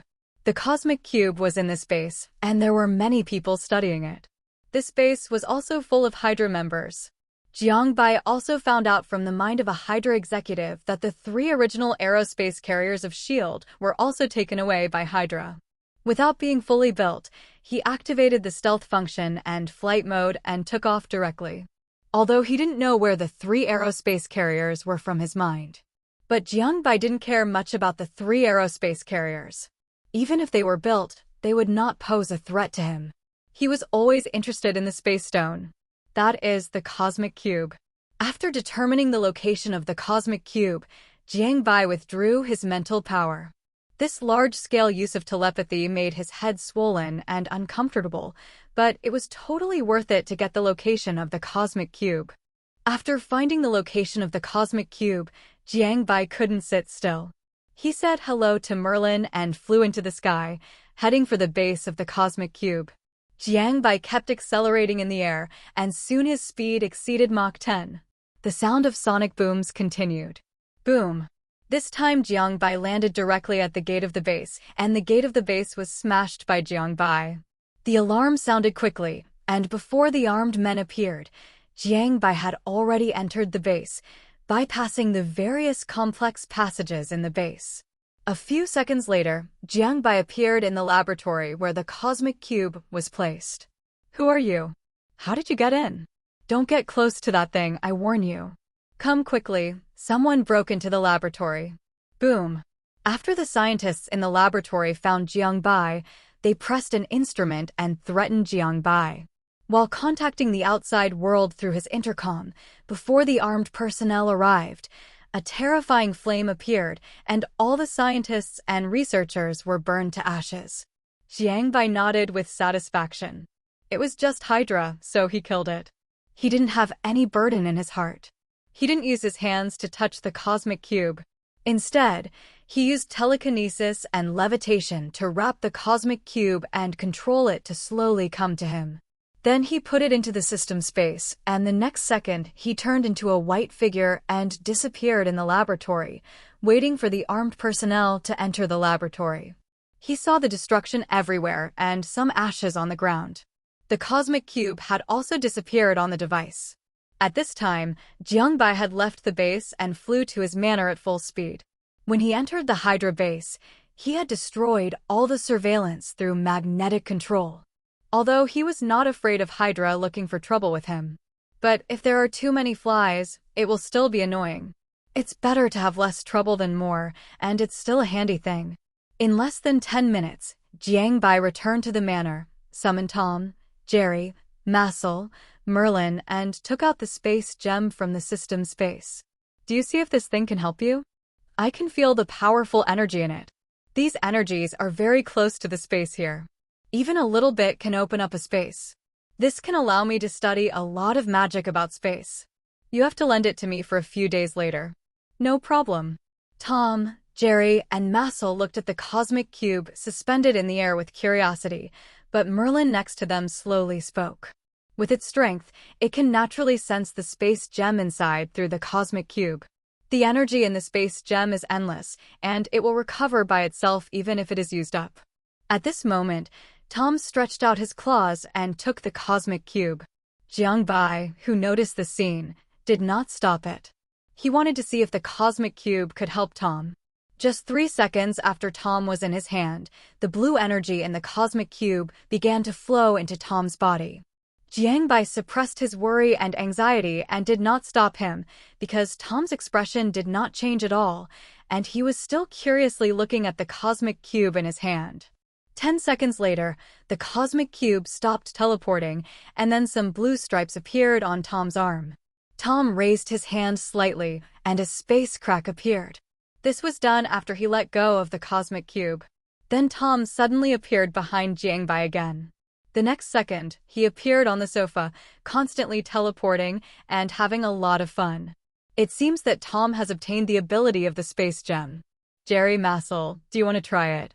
After confirming that Tom had obtained the space ability, Jiangbai turned his head to look at Jerry and Massel. They took the space gem and waited for a while, but nothing happened. Obviously, there was no way to obtain the space ability like Tom. Finally, Jiangbai handed the cosmic cube to Merlin. Let it study new magic, who knew that at this time Tom suddenly ran to Jiangbai, climbed directly onto his shoulders, and hugged Jiangbai's head. Then he put his forehead on Jiangbai's forehead. Instantly, he felt a strong energy surge into his body. He could even feel the surrounding space. After Tom and Jiangbai's foreheads separated, the strong energy stopped pouring in. It was obvious that the energy in Tom's body was transmitted to Jiangbai by Tom. Holding Tom in one hand, Jiangbai's mind moved, and a blue portal appeared next to him. The other side was the location of the first floor. He rubbed Tom's little head lovingly and took out 2 barbecues from the system space and handed them to him. Obviously, he had gained the ability of space in the process just now. Jiangbai even found that he could use teleportation. This is a good ability. Tom is great, okay, go play. Wanda and Lorna came to Jiangbai one after another, each holding one of Jiangbai's arms, looking at Jiangbai with tears in their eyes. Without saying anything, they just held Jiangbai's arms. What's the matter, 2 little babies? Are you going to date that Mary? We don't allow it. Hey, if you didn't say it, I almost forgot that I will go to a candlelight dinner with Mary later. Don't go. Don't go. Jiangbai is bad. Bad guy. After hearing what Wanda and Lorna said, he also knew that the 2 little guys were jealous, but he didn't follow their wishes. He deliberately angered them, but when he saw that the 2 were really about to cry, he hurriedly hugged them in his arms to comfort them, and couldn't help but sigh that he would suffer for his own sins. Finally, Wanda and Lorna had to persuade Jiangbai to let him go. Then he changed into a black suit and drove out in his Ferrari. This was his first date with Mary. He did not go directly to Mary's house to pick her up. He first went to the flower shop and bought a bunch of red roses before driving to Mary's villa. Soon he arrived at the door of Mary's villa. Before he could knock on the door was already opened. Mary was wearing a red dress. The elegant tailoring perfectly blended with her figure, like a blooming red rose, attracting attention. The delicate texture of the red dress and the elegant tailoring complement each other, showing her elegant temperament to the fullest. The bright red dress and the woman's skin set off each other, just like the red clouds reflecting the blue waves, pleasing to the eye. This made Jiangbai's eyes light up, full of joy and surprise. He was indeed amazed by Mary, and at this moment he was completely moved. Mary also stared at Jiangbai blankly. He wore a gorgeous black suit, which was tailored to perfection, highlighting his slender figure and elegant posture. The delicate silver lines on the suit were like the Milky Way in the night sky, shining with luxurious light. The black suit looked so elegant on him, as if it was a fashion symbol that belonged to him by nature, and every detail revealed his unique taste. His eyes were shining with calmness and wisdom, which made people trust him. "You are very beautiful today. I don't know how to describe it. You are very handsome today. Is this for me?" Yes. This is for you, a red rose." "Then do you know the flower language of red roses?" Of course, the flower language of red roses is passion and nobility. It interprets the holiness and eternity of love with its beauty and fragrance. In the long river of time, red roses are always the most romantic existence. The flower language of red roses is not only love, it also represents courage and dignity. Every blooming red rose is announcing the power of love and commitment to the world. Hearing Jiangbai's words, Mary came back to her senses and found that she was stunned just now. She lowered her head slightly and was a little shy, and her cheeks turned red. Then she saw the bouquet in Jiangbai's hand. Jiangbai was stunned and handed the red rose in his hand to Mary. Jiangbai talked about the meaning of red roses when Mary asked him a question, but Mary looked a little depressed. This was obviously not the answer she wanted. Jiangbai noticed this and smiled, then spoke again. "The meaning of red roses is passionate love. It is as hot as a flame, representing the desire and persistence for love. Every red rose is saying, 'I love you,' which is the best choice to express love. The meaning of a red rose is eternal love. It is a symbol of true love and a promise to a loved one. The bright and lasting red rose is like a promise to a lover, never withering or fading. And the most important sentence, 'I love you every day.' Who wants you to love?" After looking at the loving eyes in Jiangbai's eyes, the dissatisfaction in her heart disappeared, but she was still a little dissatisfied with the meaning of the flowers Jiangbai said, but after hearing the last sentence, a sweet smile appeared at the corner of her mouth, her cheeks were rosy, and even her ears turned red. She spoke to Jiangbai with a hard mouth, but it looked more like she was acting like a spoiled child. From the last sentence Jiangbai reminded her of just now, she knew that Jiangbai knew what she wanted to hear, but he refused to say it and had to say it at the end. "Of course, it's a beautiful lady named Mary. Now I solemnly invite this beautiful lady to have dinner with me. Since you are so sincere, I will reluctantly agree to it." It was not until noon the next day that Jiangbai returned to his manor. Thinking of Mary's initiative and beauty after the candlelight dinner last night, Jiangbai couldn't help but smile. But there was a waste of kidneys. If it weren't for the horse charm, he would probably have to walk out sideways. Superwoman is not so easy to conquer. Looking at this slightly small villa, Jiangbai wanted to change a manor. Originally, this villa was not big, and now there are so many people living in it. Marcel and Merlin are squeezed in that big room with Tom and Jerry, but Merlin wants to study magic, usually in the woods in the manor. Marcel himself was exercising with fitness equipment that he didn't know where he got from. Thinking of changing manors, Jiangbai didn't really want to have a manor in America. This broken place was not good at all. New York would be the one with the most disasters in the future. So Jiangbai wanted to buy a manor somewhere else, and it would be best if he built one himself. Then Jiangbai thought of Skull Island, which had a special magnetic field that King Kong could control. With his relationship with King Kong, it was no problem to build a manor there. But there were many special creatures inside, including skeleton giant lizards. If the skeleton giant lizards rushed out at that time, they would also be affected. But the special magnetic field could withstand a lot of troubles, even if countries wanted to attack him, whether it was nuclear bombs or missiles. After contacting the special magnetic field, it would lose its function directly, all electronic equipment would be unusable, and nuclear bombs would probably be shut down.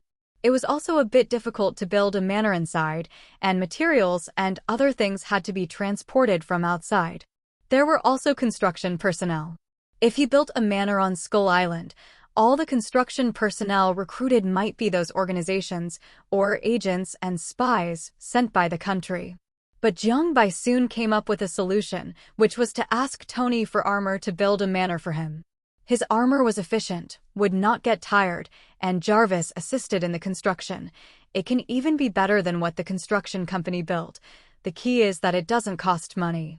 As for how to transport materials, now he and Tom have spatial abilities, and his system space can also be installed. At that time, let Merlin set up a teleportation magic circle in the manor of Skull Island, and the other end will be set up in this manner, so it will be very simple for them to come to New York. Thinking this way is indeed feasible, as for the skeleton giant lizards on Skull Island. With their strength, there is no need to worry at all, and there is also this super bodyguard King Kong there. The skeleton giant lizards can pass King Kong first.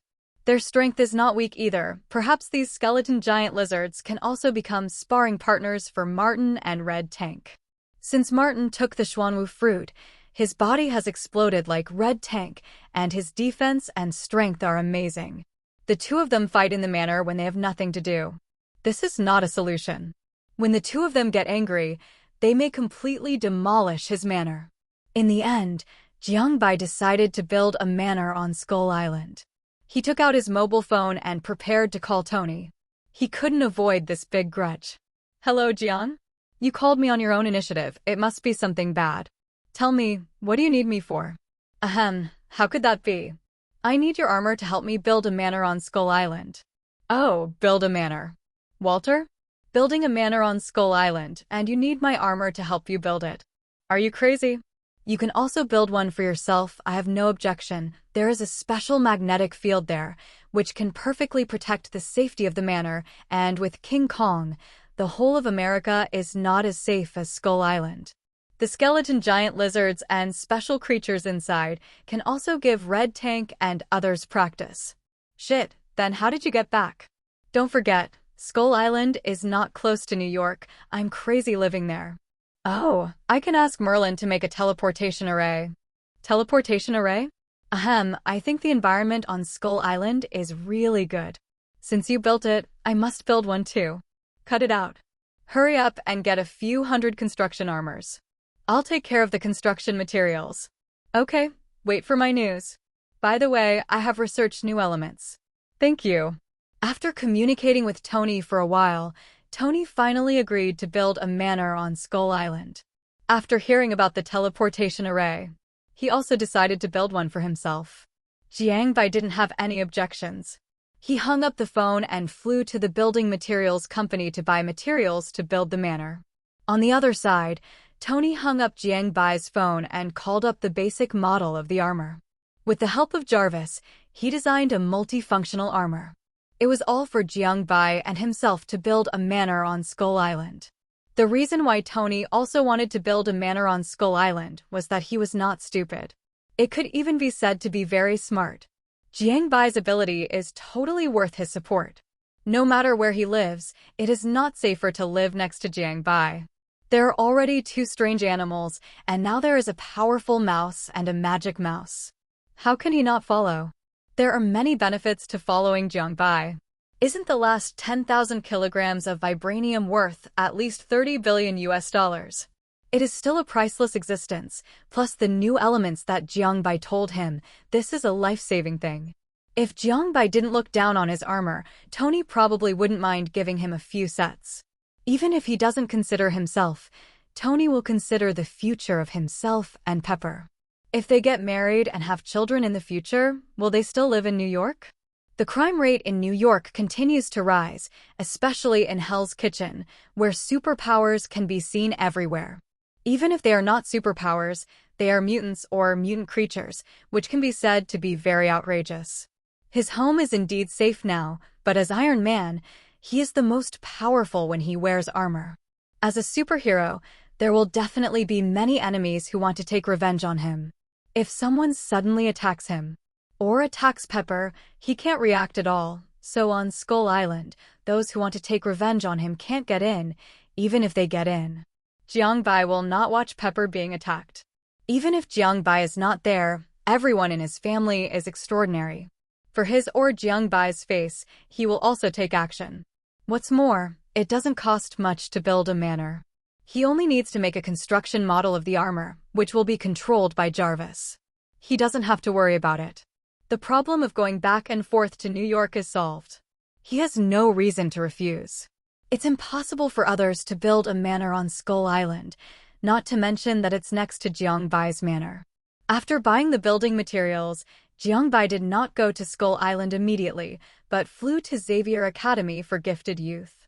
Charles showed goodwill several times and came to help last time. This favor must be repaid. After Jiangbei landed at Xavier Academy for Gifted Youth, he was soon discovered by some students who looked at him with curious eyes. Jiangbei smiled and walked towards the teaching building. He had been here with Tony last time, so he was familiar with the place. Jiang, how come you have time to come here today? I'm here to repay you a favor. Okay, sit still. Qin pushed Charles out of the teaching building and bumped into Jiangbei, but it was obvious that they were coming towards Jiangbei. He just smiled at Charles's question, then put his hand on Charles's body, and a green light flashed. It was the healing light of the horse spell. Charles, who was still very confused, looked at Jiangbei in disbelief the next second, because he found that his feet were already conscious. Jiangbei smiled and nodded, and stretched out a hand to indicate to Charles that he could help. Charles did not refuse. In Qin's puzzled eyes, he held Jiangbei's hand and began to exert force on his waist, thighs, and calves, and then he stood up directly. Qin's eyes were full of disbelief. The professor actually stood up, thinking of what Jiangbei said just now. She knew that this was done by Jiangbei, and her eyes were filled with gratitude when she looked at Jiangbei. Scott, Hank, and others also walked out from the side and saw Charles standing in front of the wheelchair. Their eyes widened in disbelief. Even Hank couldn't use technology to make the professor stand up, but now the professor stood up. Several people hurried to Charles and others. Jiang, thank you. I almost forgot what it felt like to walk. Don't thank me. This is my thank you gift to you. I have something else to do. We'll meet again next time. You should adapt yourself, although your foot has recovered, but if you sit in a wheelchair for a long time, you probably won't be able to walk anymore. Okay, you are always welcome here. Jiangbei. Thank you. Charles also happily thanked Jiangbei, but Jiangbei just waved and prepared to leave immediately. Before he left, Scott thanked Jiangbei again, and he had let go of his previous grudge against Jiangbei. Charles is Scott's teacher, and not just a teacher. Scott has long respected Charles as his father. Now that Jiangbei has healed Charles's legs, he is also sincerely grateful to Jiangbei. After nodding slightly to Scott, Jiangbei flew into the air and disappeared from their sight. At this time, the students not far away also found that Charles stood up, and they all ran over. Their eyes were full of joy, and they were obviously happy that Charles's legs had recovered. At this moment in the deep sea, the blue energy fluctuations became more and more violent, and all countries also detected this, but there is no way, because the entire location is nearly 10,000 meters deep under the sea. It is impossible to reach it with the technology of various countries. Not to mention detecting this energy fluctuation, several major powers in the world have sent aircraft carriers to see if they can detect anything, or whether there will be a huge monster in it. Once it appears, all countries will give the most fatal blow. Then collect the genes and organs of the monsters for genetic experiments. Jiangbei was not aware of the situation on the seabed. After he returned to the manor, he began to locate the Red House headquarters through the mental power of several Red House female agents in Monaco. The other party attacked him at the beginning. He also had to reciprocate. In Jiangbei's timeline, the Red House seemed to be in an air fortress above a certain city of the Russians, and it was an invisible air fortress. Uncle Martin, Kane, follow me. We are going to destroy a spy organization. Okay, X2. After determining the location of the Red House, Jiangbei took Martin and Kane to fly to the destination. The terrifying speed in the sky was like a flash of lightning, making it impossible to see clearly. On this basis, Jiangbei is still speeding up, if he remembers correctly. Natasha's sister seems to be still in the Red House, that is Yelena, who is about the same skill as Natasha.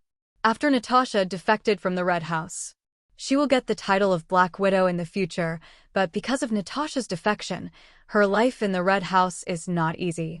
Yelena Belova is an outstanding student in the Red House, and she is motivated to become the best Black Widow. After participating in a series of assassinations, Yelena left the Red House, established her own empire, and saved Natasha Romanoff together with Daredevil. When Yelena Belova appeared in front of Natasha Romanoff, Natasha discovered that the Black Widow Control Bureau was still producing new Black Widow agents. Yelena broke all the records set by Natasha Romanoff in the Red Room and became the new Black Widow. In order to become the only Black Widow, she mercilessly pursued her elder sister Natasha, who betrayed her motherland, but the two did not decide the winner. Later, Yelena retired to Cuba because of doubts about her life experience and became a famous businessman and model. However, these are all things in the future timeline. At this time, Yelena should still be in the Red Room and may have won the title of Black Widow. However, there is another interesting existence in the Red Room, that is, the Imitation Master. Real name Anthony Tony Masters is a former S.H.I.E.L.D. agent.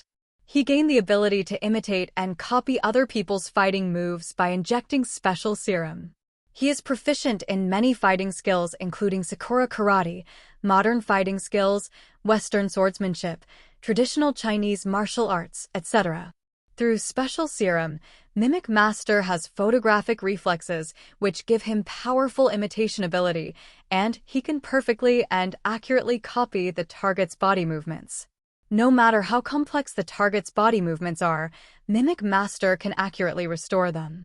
In addition, Mimic Master can also simulate voice, and he also has a photographic memory. Mimic Master is a top-level athlete, shooter, stuntman, fighter, and martial arts master. He can learn action skills by watching TV, videotapes, DVDs, movies, and other publications, so he can obtain unparalleled martial arts, fighting, and other skills. He is also proficient in high-difficulty acrobatics, as well as boxing, wrestling, swordsmanship, archery, shooting, gymnastics, aerobatics, and other sports. Mimic Master can skillfully use almost all weapons, and he often carries around alloy shields similar to Captain America, a pair of multifunctional combat sticks similar to Daredevil, a bow and arrow similar to Hawkeye, a crescent-shaped boomerang similar to Moonlight Knight, and a long sword similar to Black Knight. The strength of the Imitation Master is already the ceiling for ordinary people, but in the eyes of Jiang Bai and others, he is completely an ant. At Jiang Bai's high speed, he brought Martin and Kane to the airbase of the Red House soon. Jiang Bai's expression was very surprised when he saw the flying steel armor around him, because this thing was exactly the same as the steel armor made by Ivan Vanko at the beginning, and it seemed that he was right. But I didn't expect that the Red House still had a lot of stock. Boom! 2 scarlet lasers blew up all the steel armor around, especially the arc reactor in the middle. That thing was Tony's stuff, and he didn't want it to be revealed. Which organization would make a lot of steel armor at that time? Although the Red House now has steel armor, they don't have the ability to make arc reactors. Jiang Bai has no doubt about this. Even if they have the materials to make reactors, they can't make them. Otherwise, the American government wouldn't want his and Tony's armor so much. How can a Red House compare with a state machine? The scientists who made the armor for Obadiah couldn't make the arc reactor. Obadiah could only take it off Tony's chest. He didn't think the Red House was much better than the scientists of Stark Industries. Generally, almost all powerful scientists are recruited by the state or work in some large companies and factories. The Red House is mainly spies and agents, and all the trainees are women. Their weapons and other research are not very good. The biggest achievement is probably the research of genetic serum that can make the human body reach the peak, compared with the 9-headed snake, Monarch Organization, Knock Company, etc. The Red House is completely out of the picture. Even though the Red House has many female spies and agents. But most of the spies and agents want to betray the Red House, but they're controlled by the Red House and have no ability to resist. The brainwashing of Hydra is much more powerful than that of the Red House. They will take poison and commit suicide if they disagree. There is no such thing as betrayal. The steel armor was destroyed. Dreykov in the Red House airbase knew that he was operating on the screen in front of him. Jiang Bai, Martin, and Kane were suspended in the air and exposed to Dreykov, which made his face extremely solemn. He had regretted it after he attacked Jiang Bai and others in Monaco, and now the other party actually came to kill him. Without waiting for Dreykov to make a plan, Jiang Bai rushed into the Red House airbase with Martin and Kane. Dreykov is the leader of the Red House. Natasha once defected from him and faced the aggressive Jiang Bai and others. He immediately activated all the steel armors and picked up the intercom next to him. Everyone go to Area A. There are 3 invaders in the base. Cooperate with the steel armors to eliminate them. You go too. Yes. After Dreykov activated all the steel armors, he asked all the agents in the Red House to deal with Jiang Bai and the other 2. He also sent out the ultimate weapon of the Red House, the Master of Mimicry, because he knew Jiang Bai's strength.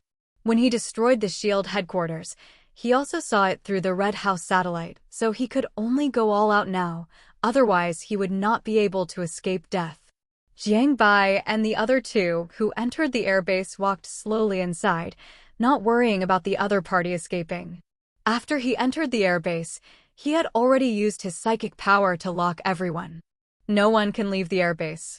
Then a sound of footsteps came from the passage, and then a group of women in black combat uniforms appeared in front of Jiang Bai and the other 2 with weapons in hand.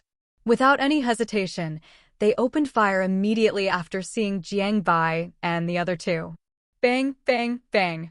The bullets rushed towards Jiang Bai, Martin, and Kane, but they were all frozen in the air by Jiang Bai's magnetic control. Then Jiang Bai waved his hands slightly, and Martin and Kane rushed towards the group of female agents.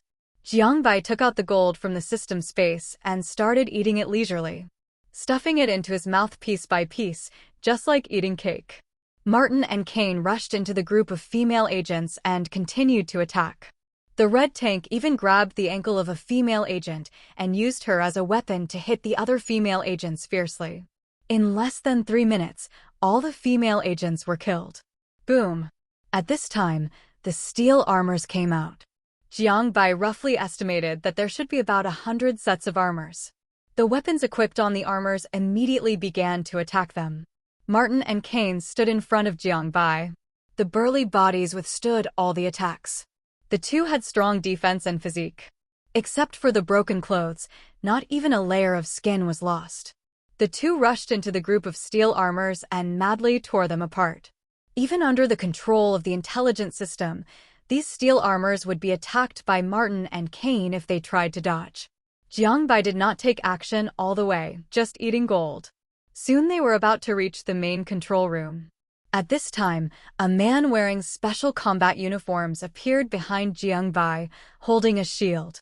Jiang Bai recognized the other party as the imitation master at a glance and looked at him with interest while continuing to eat gold. I see disdain in your eyes. No one has ever looked down on me like this. You must die. You saw it today. You are covered in metal. You still want to get close to me? Are you kidding me, Master of Mimicry? It's really funny.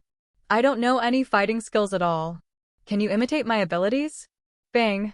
The Master of Mimicry stared at Jiang Bai intently and spoke in a low voice with anger in his tone.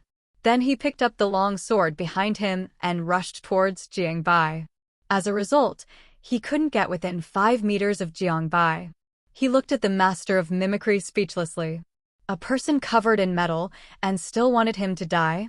Jiang Bai seriously suspected that this Master of Mimicry had a problem with his brain, or he didn't know that he could control metal. If so, then Dreykov was really a pitfall. Bang! Jiang Bai waved his hand lightly, and the so-called Master of Mimicry was crushed to death by Jiang Bai using magnetic control. Then he continued to walk forward and soon found Yelena in the last wave of Red House agents. Telepathy invaded her mind, and then the Red House lifted her mental control. With a slight opening of his hand, the whole person flew in front of Jiang Bai. Yelena stared at Jiang Bai. Her mental means controlled by the red house disappeared, but now her whole body could not move. After taking a look at Yelena, Jiangbai felt a little bored. She was also average-looking, with a not-so-good figure. She was the kind of woman who was relatively strong. Yes, strong. Without speaking, he continued to eat gold. Yelena was controlled by his levitation power and telekinesis and followed him all the time. He was going to use Yelena to fish. See if he could call out Natasha, who was hiding. Since the list of Hydra was exposed, Natasha disappeared directly from Tony's company. Now no one knows where she is. Although he can find Natasha through telepathy. But he just wants to use Yelena to fish for Natasha, just for fun. Martin and Kane opened the way in front. The unscrupulous fight made the two guys happy. When they came to the main control room, Martin kicked open the door of the main control room. Hey, Dreykov, you're sitting here and not running away? Where to run to? Since you can find this place, it's useless for me to run to anywhere, right? Indeed, so, are you planning to surrender? Surrender? What a ridiculous word. I'm going to drag you all to death. Ding ding ding. Oh? You activated the self-destruct mode of the airbase? Interesting. Jiangbai, who entered the main control room, looked at Dreykov sitting in his seat and spoke with great interest, thinking that he had some means that he had not yet used, but what he waited for was to activate the self-destruct mode of the airbase. A trace of boredom flashed in his eyes, and then two scarlet lasers flashed by, and Dreykov was shot and killed by Jiangbai in his own position. Then he disappeared in the room, put all the weapons in the entire base into the system space, and then returned to the main control room. He rushed out of the airbase with Martin, Kane, and Yelena and continued to accelerate in the air, flying towards his own manor. Except for the Red Room outside, the spies, agents, and the entire Red House have almost been destroyed by Jiangbai and his two companions. Now that the Red House headquarters has been destroyed, the mental control of the spies and agents of the Red House has been lifted, and they are free. As for revenge for the Red House, no spy or agent would think so. Not long after Jiangbai and others left the airbase, the entire base exploded violently, and the flames shot up into the sky. This also allowed the Mausi to detect the airbase, but now it has exploded. Obviously, it is useless. Back in the manor, Wanda and Lorna looked at Jiang by bringing back another woman, and their mouths immediately pouted, their faces full of unhappiness. Jiangbai smiled slightly and threw Yelena on the ground, and asked the artificial intelligence to post her photo on the internet. See if Natasha will take the bait, but the relationship between the two sisters does not seem to be good, and I don't know if Natasha will come to save her sister. Jiangbai threw Yelena in the basement and brought Hawkeye out. Open a portal and come to a hidden location in Australia, where Hawkeye's wife and children are. Since he had said that he would kill his whole family, Jiangbai would not break his promise. He took Hawkeye to his home. There were 2 children in the living room and a woman in the kitchen. A telekinesis enveloped everyone, and then Jiangbai woke Hawkeye up. Hawkeye Barton opened his eyes and saw his family floating in the air, with a very uncomfortable expression. Hawkeye looked at Jiangbai with anger and hatred, but when he thought of his family, his eyes turned into pleading. Bang!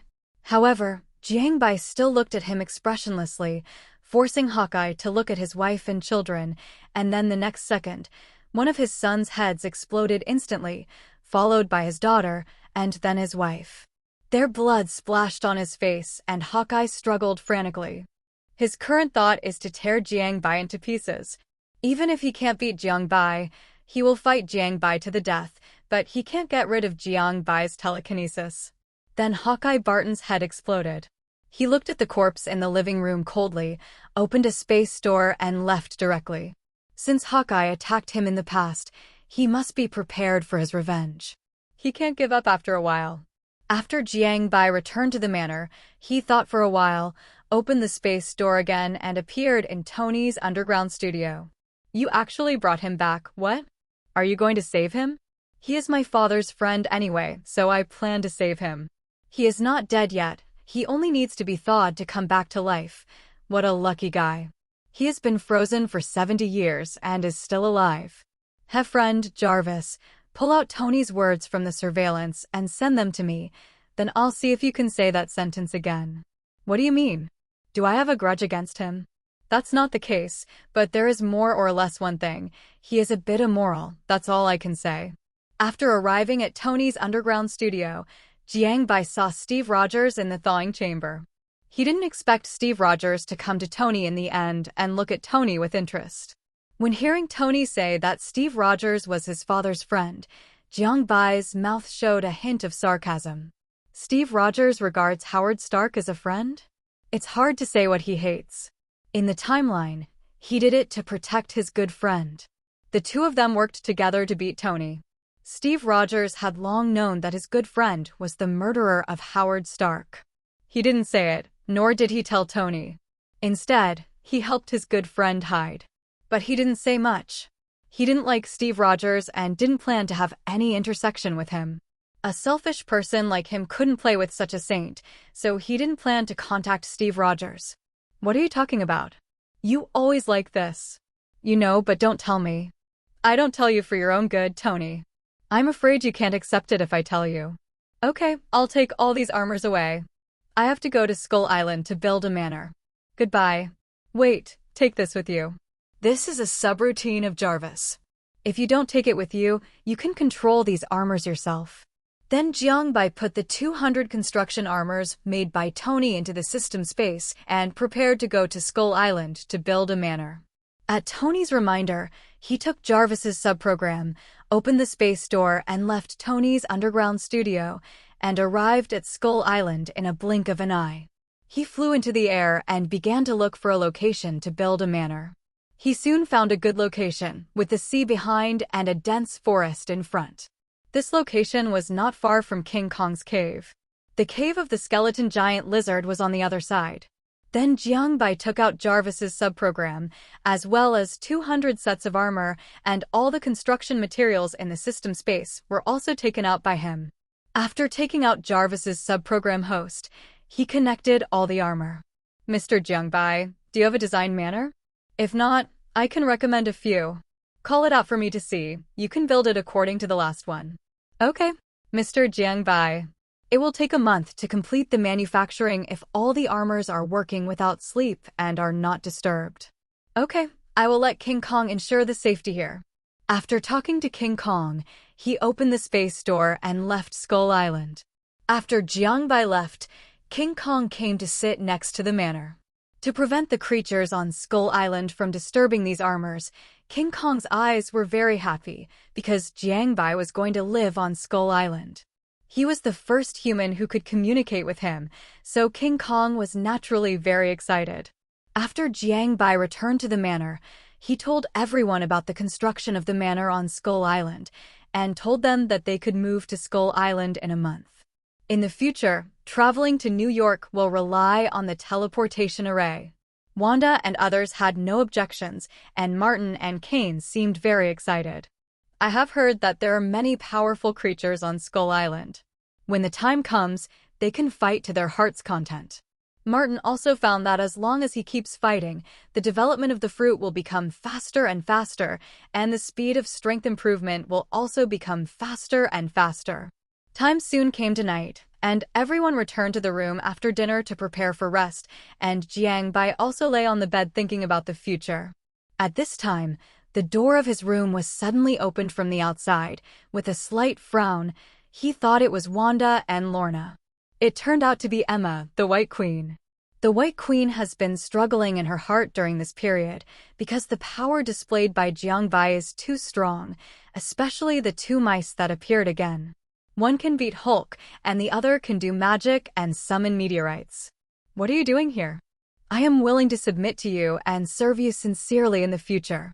Oh? You want to get more powerful power from me? Yes, but it is not shameful to serve a strong man.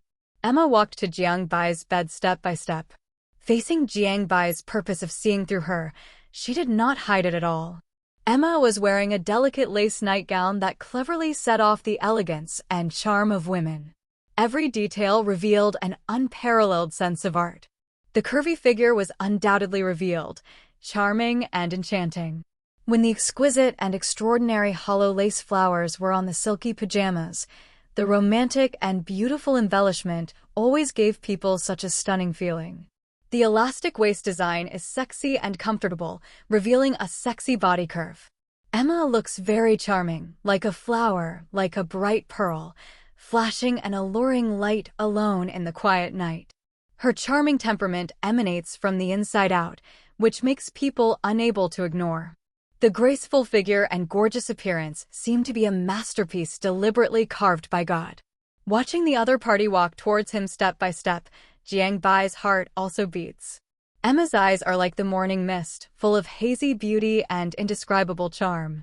The soul-stirring eyes seem to be able to absorb people's souls into it, make people intoxicated in her world, unable to extricate themselves. Every time she looks at you, it makes you feel excited, as if the feeling of being electrocuted instantly spreads throughout your body. It's a waste not to eat the meat delivered to your door. The next day, Emma appeared in front of everyone with a ruddy face. She didn't show any different expression, but her eyes were full of fascination when she looked at Jiang Bai. This man has completely conquered her, and her body and mind belong to this man. Jiang Bai was in a good mood, with a smile on his lips, eating breakfast with everyone. Wanda and Lorna noticed something wrong, and their eyes kept sweeping over Emma and Jiang Bai. They always suspected that something was wrong. In the end, nothing could be seen. Wanda's eyes flashed with helplessness. Although her current psychic ability is not weak, it is not as good as Jiang Bai. The psychic ability is completely ineffective against Jiang Bai, and she can't explore Jiang Bai's mind at all. Emma is originally a master of the mind, and she is extremely skilled in various psychic attacks and defenses, modifying consciousness, deleting memories, and other psychic abilities. Wanda couldn't use her psychic ability to know anything, and couldn't see anything at the moment, so she could only eat breakfast in depression. Osborne Group. Today is a biological experiment visit organized by Midtown High School, and Peter Parker is also among them. Soon, under the leadership of the staff of the Osborne Group, everyone came to a storage room where various experimental samples were stored. Hey, Peter, take a few more photos for me. No, Ned, I don't have much film. I have to take more biological samples. Oh, okay. Are there any good-looking things? They're not as fun as my Lego. I wouldn't have come if I had known. If it weren't for accompanying you, I would be stacking Lego at home now. Okay, thank you, Ned. Hiss. Huh? What's wrong with you, Peter? Is your neck uncomfortable? It's okay, let's catch up. While the two were talking, a blue-red spider jumped onto Peter Parker's neck and bit his neck. Peter Parker also felt that he was bitten by something, but he didn't make a sound, thinking it was just a mosquito or something. How could the thing in the biological sample storage room be just a mosquito? It was one of the research projects of the Osborne Group laboratory, the super spider. It is also a thing for researching and making spider serum. Because Richard Parker took away the formula before, the project was stopped indefinitely. After leaving the Osborne Group, Peter Parker felt a little dizzy and declined Ned's invitation. When he returned home, his whole body was hot. He ran back to his room and lay on the bed. Not long after, Peter Parker fell asleep. After falling asleep, the genes in his body were constantly reorganizing and arranging, and the genes of super spiders were added. Peter Parker also dreamed that he was surrounded by thousands of spiders. When he was about to be swallowed by spiders, he woke up suddenly. After finding out that it was a dream, he breathed a sigh of relief and prepared to go to the bathroom to wash his face. He accidentally broke off the door handle. This scene instantly short-circuited Peter Parker's brain. He originally thought it was due to disrepair, but he also broke off the door handle of the bathroom. Peter Parker looked at the door handle in his hand and fell into deep thought. Boom! The location where the deep-sea energy fluctuations were originally very large suddenly exploded at this time, and the whole thing was blown up, raising a huge wave of tens of meters high. The surrounding aircraft carriers also detected the scene, and the commander on the aircraft carrier looked at the sea surface that had just exploded with great trepidation. Then the next second, a huge blue monster rushed out from the bottom of the sea. Its huge size was not inferior to the surrounding aircraft carriers at all. As soon as it appeared, the aircraft carriers of various countries launched an attack directly, and the various missiles and strike guns on the cruise ships next to it attacked the blue monster in the sky crazily. Boom! All the missiles successfully hit the blue monster, but did not cause any damage to it. The monster was constantly absorbing the energy and radiation released by the missiles to enhance its strength and accelerate its evolution. After it devoured and absorbed all the energy and radiation, it soon sensed the nuclear bombs and missiles on the aircraft carriers of various countries. It was filled with radiation and energy. The blue monster spread its wings that covered the sky and flew towards the American aircraft carrier, ready to devour the missiles and energy on the aircraft carrier. The American aircraft carrier group detected the scene, and the weapons on the aircraft carriers and escort ships except nuclear bombs began to attack the monster crazily. Flames shot up into the sky, and explosions resounded throughout the sea. But the giant beast seemed to be unharmed and flew straight towards the American aircraft carrier. Damn, what is this thing? Didn't those guys say they could deal with the giant beast? What should we do now? Sir, or else let's apply for a nuclear bomb launch. What the hell are you talking about? The behemoth is flying towards us. If we launch a nuclear bomb, we will die. And those people will never agree to detonate the nuclear bomb. They are still hoping to study the genes and organs of this behemoth. Boom! On the American aircraft carrier, while the Supreme Commander and the Deputy Commander next to him were talking, the blue behemoth had already pounced on the aircraft carrier. When it landed on the aircraft carrier, its terrifying weight directly sank the aircraft carrier a lot. This is an aircraft carrier. To cause this situation, the weight of this behemoth must be at least 10,000 tons. The behemoth that landed on the aircraft carrier did not hesitate at all, and bit hard at the position it sensed. The terrifying bite force directly bit a hole in the position of the aircraft carrier's nuclear missile silo, and then it began to eat the nuclear bomb alive, madly devouring the radiation inside. The movement on the sea also immediately attracted the attention of major organizations, especially a company called Emperor Shipping Company. This is the official identity of the Emperor organization. After the satellite discovered that this giant beast was actually eating nuclear bombs raw, researchers from many countries were shocked, but more were still fanatical. Many crazy scientists wanted to study the body structure and ability of this giant beast right now. But this is obviously impossible, and the situation here has also been detected by Stark Industries satellites and reported to Tony through Jarvis. Looking at the giant beast that appeared on the screen, Tony's face was not good. A giant beast that can eat nuclear bombs raw? How is this possible? In this case, do human nuclear bombs still have an effect on it? Then Tony shared this picture with Jiangbai and received the video shared by Tony. Jiangbai was enjoying Emma's massage at this time. After Emma completely surrendered, her heart was completely on Jiangbai, and her heart was all about how to please Jiangbai. When he saw the video content shared by Tony, his originally comfortable expression disappeared and turned into an extremely solemn one. He knew this giant beast, and its name was Death Swarm. It was a titan beast composed of tiny microorganisms similar to coral reefs. Its body was composed of hundreds of millions of microorganisms.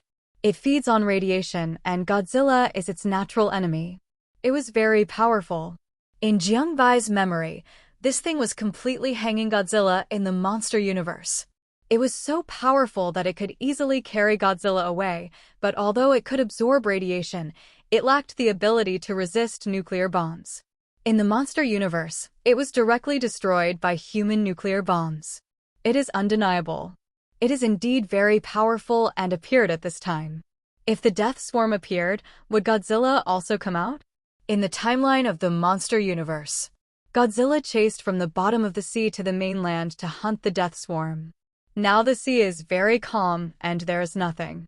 He remembered that Godzilla's home was deep in the Bermuda Triangle. It was an extremely magnificent palace filled with magma, radiation, and energy. The palace was built for Godzilla by humans in the ancient world. At that time, humans and monsters such as Godzilla got along well.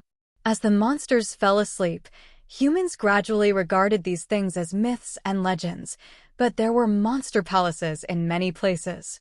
It has become an ancient building. In the deep rainforest of Yun Province in China, there is still Mothra's palace.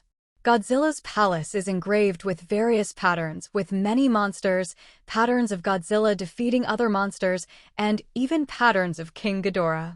Jiang, you saw that monster, right? It's actually swallowing a nuclear bomb. Should we take some measures? Don't worry for now. We can't help even if we go. This monster is estimated to weigh 10,000 tons. How powerful do you think it is? Not to mention you, even I can't withstand its attack. The current King Kong can't beat it, but it is the natural enemy of the monster that appeared at the Sakura nuclear power plant. That monster should chase us, and there are no countries around the sea area, so we don't have to worry for now. You are right. How could such a terrifying monster appear, even bigger than the behemoth that attacked New York? Maybe I should develop some special weapons to guard against these behemoths. Otherwise, once it enters the city, the whole city will be destroyed by it. You study it. They are not simple. These behemoths have existed for hundreds of millions of years, and they have existed since the birth of the Earth. They are not so easily destroyed by current technology. At this time, Tony's communication came, and after explaining to him, Jiangbai quietly looked at the death group in front of him. It is unknown whether this death group will land on the land, but if the surrounding aircraft carriers do not leave, it is estimated that they will be finished.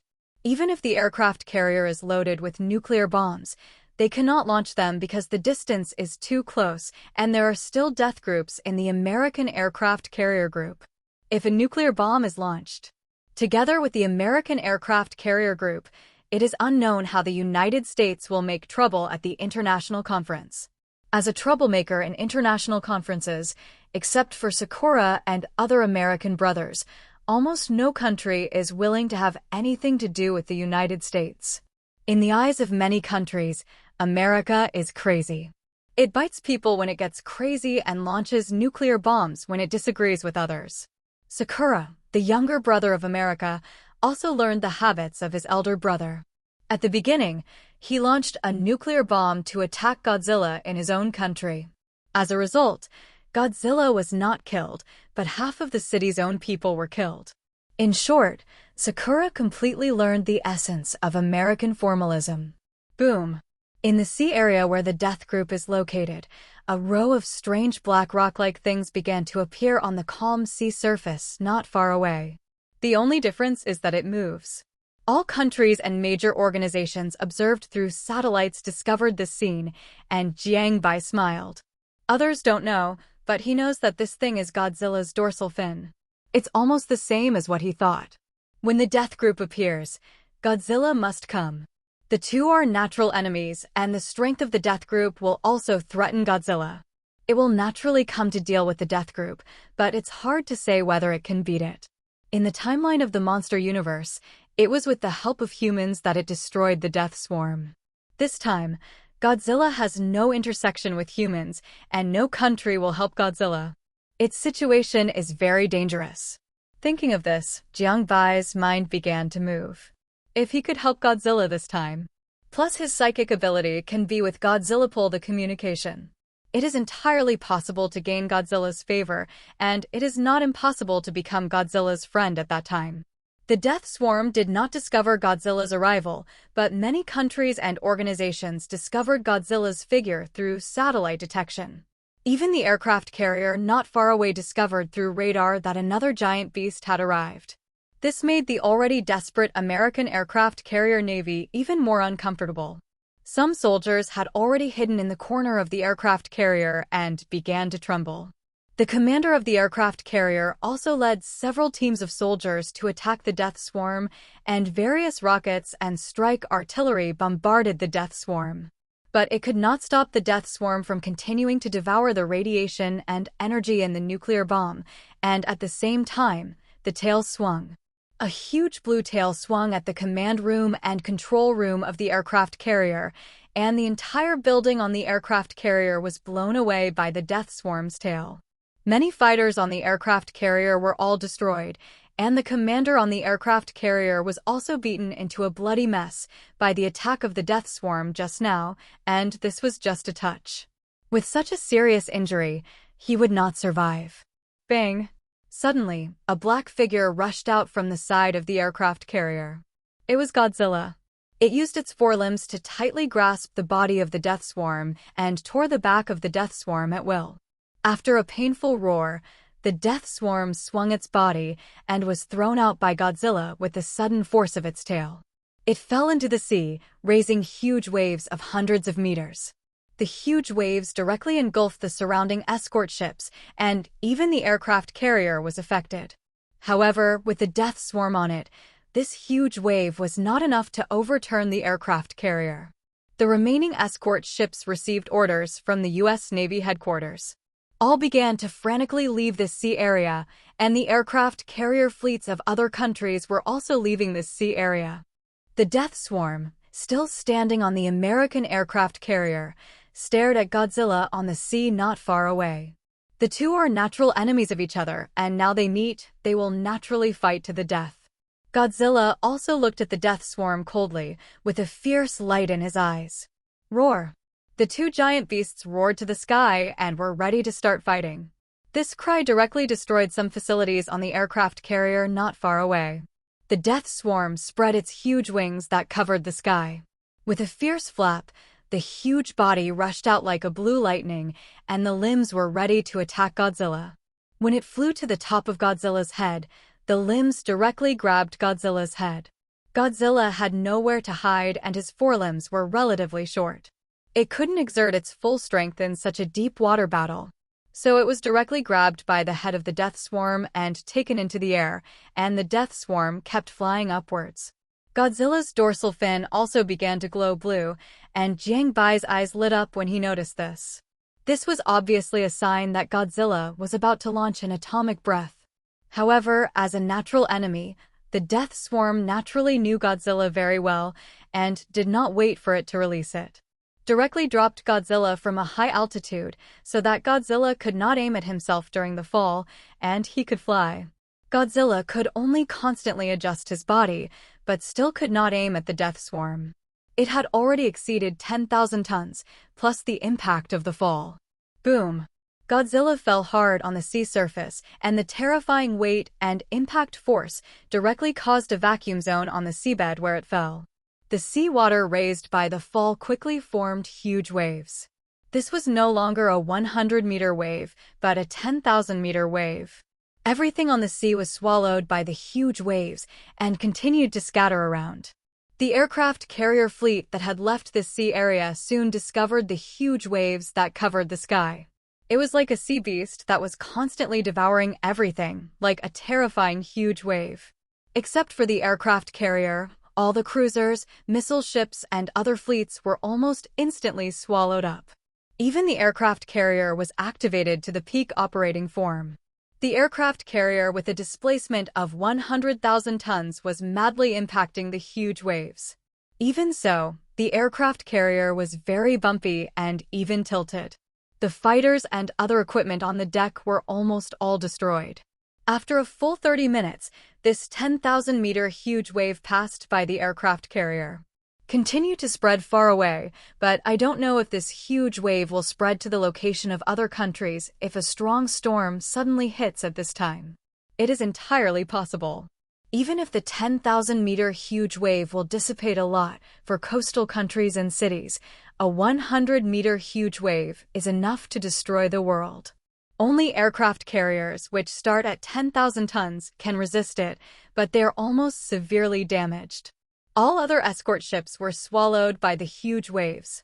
This time, all countries that dispatched aircraft carrier fleets suffered heavy losses. In an aircraft carrier fleet, only the main aircraft carrier remained. All escort ships and patrol ships were destroyed, and all the personnel inside were killed. Being swallowed by such a huge wave of 10,000 meters, there is no possibility of survival.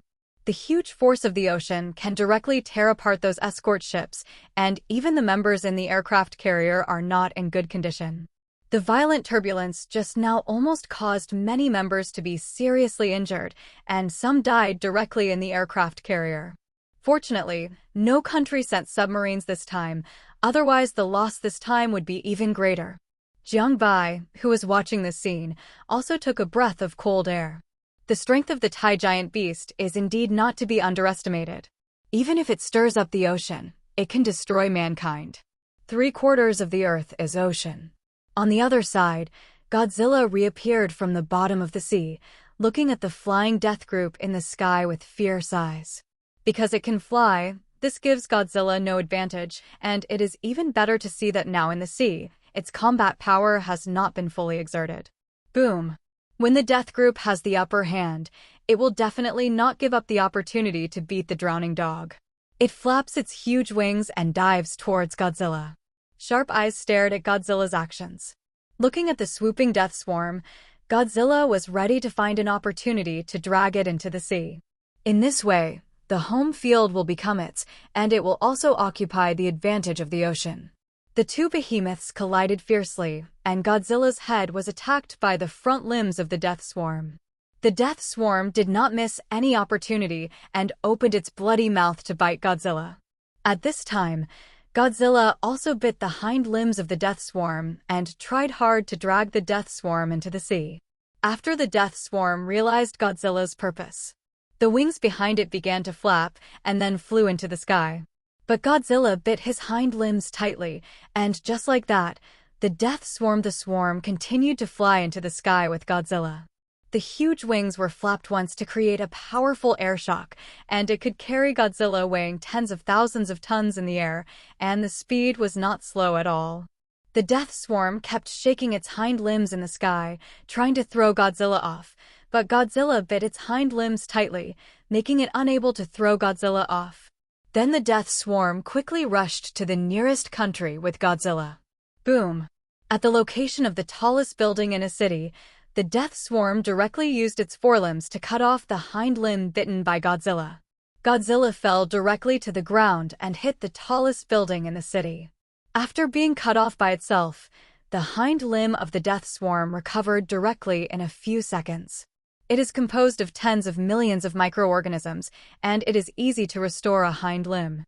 As long as it absorbs enough radiation and energy, the death swarm can also differentiate into other death swarms. The death swarm that threw Godzilla away did not leave. His eyes were fixed on Godzilla, who stood up from the ground, and Godzilla also looked at the group of death without showing any weakness. The appearance of the giant beast made ordinary people in the whole city panic. Just a few hundred people died just now, and countless people began to drive frantically out of the city. Now there is only hope to leave the city, and staying here is just waiting to die. Tony on the other side saw the giant beast entering the city and called Jiangbai again. Jiang, now the giant beast has entered the city, we have to do something. Otherwise, more people will die. I want to contact the Sentinel. Don't contact him for the time being, let's go over and see, and try to rescue the people in the city. If you contact the Sentinel now, he is likely to fight with the giant beast in the city, and more people will die. Good. Let's go over and take a look at the situation for now. After receiving Tony's call and listening to what he said, Jiangbai agreed after thinking for a moment. It's not that he really cares about the lives of ordinary people in this city, but he is ready to contact Godzilla, and now he can also make the Illuminati famous. What he promised Charles at the beginning can start now. Charles, send Scott and others to the city where the monster appeared, and you come too. Now is the opportunity for you mutants to change the situation. You use your psychic ability to find people in the city who need rescue, and Scott and others go to rescue them. Cooperate with each other, and make them superheroes, which can completely change the current situation of mutants. Okay, we'll be there soon. After notifying Charles, Jiangbai came to the back of the manor to take Masel and Merlin with him, and then flew into the sky to the city where Godzilla and the Death Swarm were. Bringing Masel and Merlin can help at critical times to avoid danger at that time. A blue space door appeared in front of Jiangbai, who was flying in the sky, and then he rushed into it. The next moment, he appeared above the city where Godzilla and the Death Swarm were. He stabilized his body and looked at the two giant beasts not far away with a very solemn expression. Boom! Before Jiangbai could use his psychic ability to contact Godzilla, the two giant beasts attacked both sides. The Death Swarm relied on the dive and its own powerful strength to collide with Godzilla, and instantly knocked Godzilla out and crashed into various buildings behind it. All the buildings that were knocked down were destroyed, and all the ordinary people inside died. Despite this, Jiangbai did not make a move and watched the two giant beasts fight quietly. Masel on the left shoulder looked at the two giant beasts, and an inexplicable light flashed in his eyes. It seemed that because of the strength of the giant beasts, Masel also wanted to fight with the other party. However, Jiangbai would not let Masel go to die. Masel's current limit is estimated to be no more than 10,000 tons of power. There should be 1,000 tons of power. This is just Jiangbai's guess. But 10,000 tons is definitely impossible. There is only one person on Earth who can reach the power of 10,000 tons. That is the Sentinel. Even the real Superman can only reach the power of 10,000 tons after adulthood. Masel cannot reach it now, but Jiangbai already has a way to help it improve. That is the Power Stone. If Masel gets the Power Stone, its strength and power will definitely increase dramatically, and 10,000 tons is not impossible. When it beat Hulk at the S.H.I.E.L.D. headquarters, it is estimated that only 100 tons of power were exerted. After all, it was Hulk, and it beat Hulk away. Merlin's eyes were always on the Death Swarm. This kind of life form is very strange to it. It is composed of countless weak life forms. It is hard to imagine that there is such an existence. This makes Merlin very interested, but without Jiangbai, it just watched quietly. Bang! Godzilla found an opportunity after another collision with the Death Swarm and grabbed the body of the Death Swarm with his forelimbs. Throw it to the ground, and with this fall, a large number of buildings are destroyed again. No one in the building survived, all died. After that, Tony, Charles, and others drove fighter jets to Jiangbai. My god, these behemoths can kill thousands of people with just one move. Okay, Charles, go and save people first. Be careful, these two behemoths should not pay attention to you. Okay, Scott, Oraro, you two take the students with fast speed and space ability to rescue ordinary people. I will use my psychic ability to help you find people in need of rescue. Yes, Professor X2. The doors of the two fighter jets opened, and Tony, Charles, and some students from the Mutant Academy appeared in front of Jiangbai. Tony spoke with a very uneasy heart. Jiangbai just glanced at him, then turned to Charles next to him and said. After a while, Charles was held by Jiangbai and floated in the air, and the Blackbird fighter jet landed at a high-rise building. Scott and Oraro led some students to rescue ordinary people affected by the behemoths, or people buried in the ruins. All the students with the ability to strengthen their bodies, increase their speed, and space abilities were brought here, as well as Iceman Bobby, Fireman John, etc. Jiangbai noticed a slender girl whose ability was to penetrate objects. After thinking for a while, he knew who the other person was. She was Phantom Cat. Her full name was Catherine and Pride/Katie Pride, and she was a descendant of American Jews. When she found out that she was a mutant, she joined X school. Her ability allows her body or anything she touches to pass through any object. Jiangbai remembered that in the mutant timeline, the ability of this Phantom Cat was not only to pass through any object, but in the future she even developed her ability to travel through time and space. She also sent Wolverine back to the past and had great potential. Her name is Catherine, and she is a poor child. A good name, she has good potential, you can pay more attention to her. Charles noticed Jiangbai's gaze, but he didn't think anything of it and told Jiangbai the name of Phantom Cat directly. His tone was full of ambiguity, obviously thinking that Jiangbai liked the girl, although she was only 15 or 16 years old, but in America, the so-called free and open country, some people did things that others had not done in their 30s when they were in elementary school. After hearing Charles's misunderstanding, he did not explain, but smiled slightly and reminded Charles. Boom! The two giant beasts were still attacking each other not far away, because the Death Swarm knew the reason of Godzilla very well. Every time Godzilla wanted to use his atomic breath, the Death Swarm would stop him or interrupt him, which resulted in Godzilla being suppressed by the Death Swarm even on land. Below where they were fighting, many mutants, under the command of Scott and Oraro, began to rescue ordinary people, and Charles was responsible for telling them where there were people in need of help. Even Tony's fighter jets flew out of many iron armors and began to rescue those trapped in the ruins. Although there were the help of mutants and iron armors, the number of people was limited after all, and they could only rescue some people. But this also made many ordinary people who were rescued very grateful to the mutants and iron armors, and they had changed their views on mutants in their hearts. The country to which this city belongs also sent troops and armed helicopters, fighter jets, tanks, missile vehicles, and other powerful firepower to destroy the behemoth. However, they are obviously a bit whimsical. At this time, unless it is a weapon above a nuclear bomb, it will be useless. Godzilla weighs 10,000 tons and has thick skin and flesh. The whole body is composed of tens of millions of microorganisms. The vitality is not enough. Many armed helicopters found that Jiangbai and others were suspended in the sight. No armed helicopter pointed its weapons at them, and the familiar red and gold armor next to them. But they're all well known internationally. Even if they may not know who Jiangbai and Charles are, they are now facing the behemoth. With the participation of Iron Man and others, they can naturally share their pressure. Unfortunately, Jiangbai and others have no intention of taking action at all. Even if they take action, they can't change anything. They use some attacks to hit Godzilla and the group of death, which is no different from mosquito bites. With the military firepower of this country joining in, various missiles and attacks hit the bodies of Godzilla and the swarm of death, and only explosions occurred. The two giant beasts were still attacking each other. The swarm of death dragged Godzilla in the city, and the powerful force made Godzilla suppressed by it. At this time, Jiangbai began to communicate with Godzilla using his psychic ability.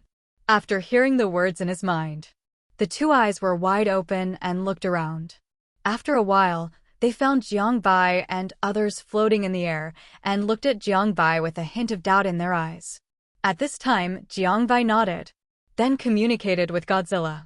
From the communication, it was learned that it was now injured, and the atomic breath could not be used, and it was almost impossible to beat the swarm of death. Jiangbai told Godzilla that he could help him. Originally, Godzilla was very skeptical, but now there was no other way. Okay, Tony, take Charles and stay away. You are not going to attack those two monsters, are you? Are you crazy? No, Godzilla is the guardian of the Earth, and the Death Swarm is his mortal enemy. As long as the Death Swarm is dealt with, Godzilla will return to the bottom of the sea. Now Godzilla is suppressed, we have no choice but to help Godzilla. Otherwise, if the Death Swarm leaves here, who knows which nuclear power plant or city will be attacked. Okay, do you need my help? What should I do? Just stand away. Jiangbai, who decided to help Godzilla, slowly spoke to Tony and Charles and told them Godzilla's identity.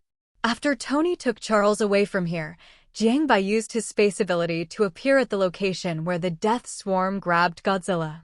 He took a deep breath, then used the fire control ability, Dragon Spell, and the Dragon Breath of the Golden Dragon Fruit to cooperate, and the terrifying high-temperature flames gushed out of Jiangbai's air. The fiery red flame Dragon Breath rushed to the location where the Death Swarm grabbed Godzilla's tail, which is its forelimbs. After the high-temperature flames hit the forelimbs of the Death Group, they began to burn its forelimbs. The Death Group had no ability to resist the high-temperature explosion of the nuclear bomb, so its resistance to high temperature should not be high. The flame attack with 3 abilities was constantly rising. This also made the Death Group feel pain, but it had not reached the point where it would let go of its forelimbs. Then 2 thick lasers shot out of Jiangbai's eyes. Merlin on his right shoulder also cast a fire magic, and the high temperature of the magic flame was not weaker than Jiangbai's flame. Bang! Seeing that it still seemed to have no effect, Merlin waved the magic wand in his hand again, and 3 meteorites suddenly appeared in the Earth's atmosphere, rushing towards the location of the Death Group at a high speed. The Death Group had also discovered Jiangbai, raised its other forelimb and slapped it, just when it was about to hit Jiangbai. The meteorite fell and hit the Death Group. The friction with the air on the way had already caused a high temperature. The sudden attack made the Death Group let go of the forelimb that was holding Godzilla's tail. Jiang Bai also used his space ability with Masel and Merlin to disappear here. After the death swarm released his tail, Godzilla took the opportunity to stand up. Its dorsal fin began to glow blue, and terrifying atomic energy accumulated in Godzilla's body. After the death swarm noticed this, they turned around and tried to stop it. After this, Jiang Bai suddenly turned into a dragon man, and two golden and gorgeous dragon horns appeared next to his forehead. Jiang Bai, who turned into a dragon man, used his space ability again. This time he appeared directly at the eye position of the death swarm, and a dragon breath was spit out again, and blue freezing energy surged out of his left hand. After the freezing energy touched the head of the death swarm, it began to spread to the other side, freezing its other eye. This side was used by Jiang Bai attacking with dragon breath. He was not sure if this would work, but he could delay it for a second. The death swarm just blinked, and its frozen eyes recovered. Its head rushed towards Jiang Bai, forcing Jiang Bai to use his space ability to leave here. The dragon breath just now did not cause any damage to its eyes at all. It just covered its vision for 1 or 2 seconds. Even so, Jiang Bai had tried his best to delay Godzilla for 1 or 2 seconds. What he didn't know was that Tony and Charles in the distance were sweating because of Jiang Bai's boldness.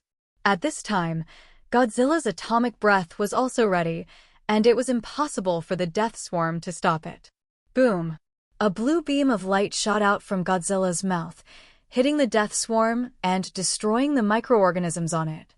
This process lasted for 5 minutes, which also consumed all the atomic energy in Godzilla's body, and the death swarm was not in a good state. After being hit hard by the atomic breath for 5 minutes, the death swarm struggled to control its limbs and stood up. A huge hole appeared in its chest. From the outside, it looked like it had no organs at all. Even the inside of its body was made up of microorganisms. The death swarm was very weak at this moment. Just as it was about to flap its wings to escape, Godzilla had already pounced on it and kept biting its neck. No matter how much the death swarm resisted, it could not stop Godzilla. A large number of microorganisms in its body were killed by Godzilla's atomic breath. It can only recover by absorbing radiation, but there is no radiation at all now. Under Godzilla's bite, the death swarm soon lost its breath, and its head was bitten off by Godzilla. After the victory, Godzilla looked up to the sky and roared. While Godzilla was celebrating his victory, the leaders of various countries and the top leaders of major organizations had already begun to plan how to obtain the body of the blue beast. Such a powerful beast must have extraordinary genes, which also made many national leaders and organizational leaders very excited. As for the opinions of the country that originally owned this city, no one cared. Weakness is the original sin. What's more, this country dared not refuse the body of such a beast. Looking at the body of the death group, Jiang Bai asked Godzilla to take it back to the nest through telepathy. Or take it to other places. The body of the death group is composed of countless microorganisms. If it is really studied by those countries and organizations, it may be possible to develop some ancient world virus. At that time, this virus leaks and directly covers the world. It may cause some crisis. In order to avoid these situations, it is better to let Godzilla take it away by himself and keep it for him to eat. Godzilla's physique can completely resist the microorganisms in the body of the death group. After hearing Jiang Bai's words, Godzilla turned his head to look at Jiang Bai, then bit the body of the death swarm and dragged it into the sea along with the crumbling head. Soon, Godzilla disappeared on the sea with the body of the death swarm, and as for the wreckage of the death swarm on the ground, a blue energy flashed from Jiang Bai's hand, and then all the debris of the death swarm on the battlefield disappeared. Tony also joined the rescue at this time. Jiang Bai used his ability to suspend a large number of building ruins in the air, and the trapped people were rescued by him. In the meeting room of the leaders of various countries, everyone looked at each other in silence as they looked at the corpse dragged by the giant beast. Even if they used satellite detection, they could not detect the deep-sea giant beast. Now that the corpse was gone, they could only disperse. However, many organizations were preparing to go to the battlefield to look for the wreckage of the battle just now. Not long after, Jiangbai used the power of space to return to the manor, and Tony also got up and flew back. Only Charles and the mutants are still helping to rescue the trapped ordinary people. Their deeds of saving people on the battlefield are also posted on the internet, which has changed some people's bad impression of mutants. At this time, the Monarch organization found a huge corpse in an ancient ruins and 2 eggs that have been revived. The 2 revived eggs are constantly absorbing the surrounding radiation to grow. This also gave the Monarch organization a new research goal. Instead of killing the 2 eggs, they kept nurturing them, in order to better study and record the 2 eggs. What they don't know is that this will cause the entire Monarch organization to be severely damaged. These 2 eggs belong to the Mutos. The giant monster named after the Mutos, unconfirmed giant terrestrial life form, is Godzilla's nemesis. It feeds on atomic energy and grows and develops, with the body atomic reactor in Godzilla's body as a source of nutrition. The huge skeleton found by the Monarch organization is actually the skeleton of an ancient Godzilla. Mutos and Godzilla once lived in the same era and were ancient giant monsters that fed on radioactive energy. Because Godzilla has organs that can produce radioactive energy, eggs will be laid inside Godzilla, and the hatchlings will kill the host. This ancient Godzilla died because of parasitism. Godzilla is determined to chase the Mutos, which will threaten his own safety. Mutos have been destined to fight Godzilla since ancient times and are huge monsters known as Godzilla's nemesis.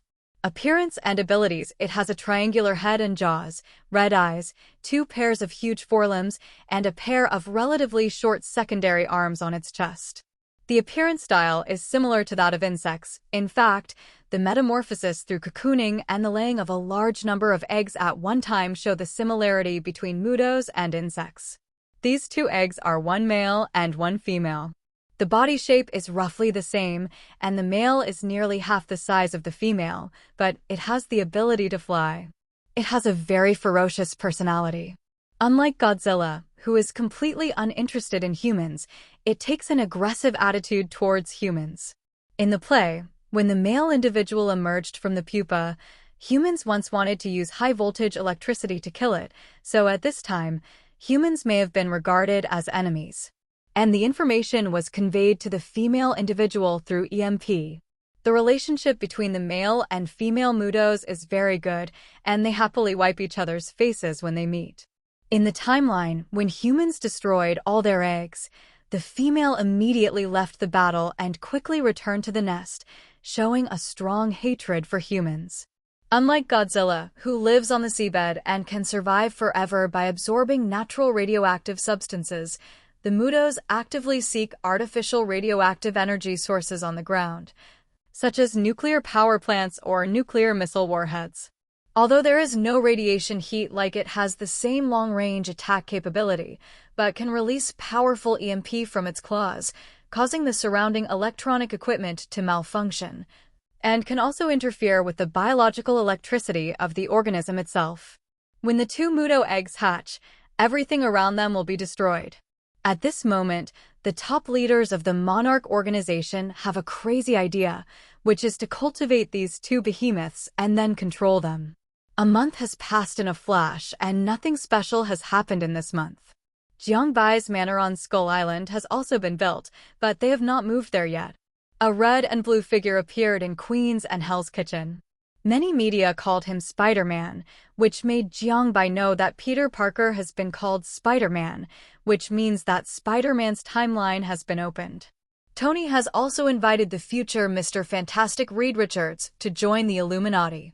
It's just that he hasn't gone to space yet, hasn't experienced the cosmic energy storm, and hasn't gained superpowers yet. He is still a top scientist with multiple degrees. Tony is constantly screening superheroes who can join the Illuminati while updating his armor. Spider-Man has already entered his sight. Steve Rogers and his family has recovered, but he didn't make a joke like in the original timeline. After he recovered, he didn't live in Tony's house. Tony bought him a house in a quiet place. After giving him some money, he didn't care about him. This was done for the sake of his father, Howard Stark. Now that S.H.I.E.L.D. has fallen, America has not continued to form S.H.I.E.L.D. Nick Fury may have some ideas. But due to Jiang Bai's existence, he didn't dare to jump out. On the other side, Jiang Bai's fishing didn't catch Natasha. Merlin has also created a lot of space magic through the study of the cosmic cube, and also took out the space gem from the cosmic cube and finally gave it back to Jiang Bai. Tom also used Hancock's genes to create a potion under Jiang Bai's instructions, which contained all his abilities. However, only 2 were made, and one was a weakened version. After Jiang Bai took the normal potion, he gained Hancock's super strength, super speed, super physique, and biological flying ability. His strength increased greatly, and his strength reached 100 tons.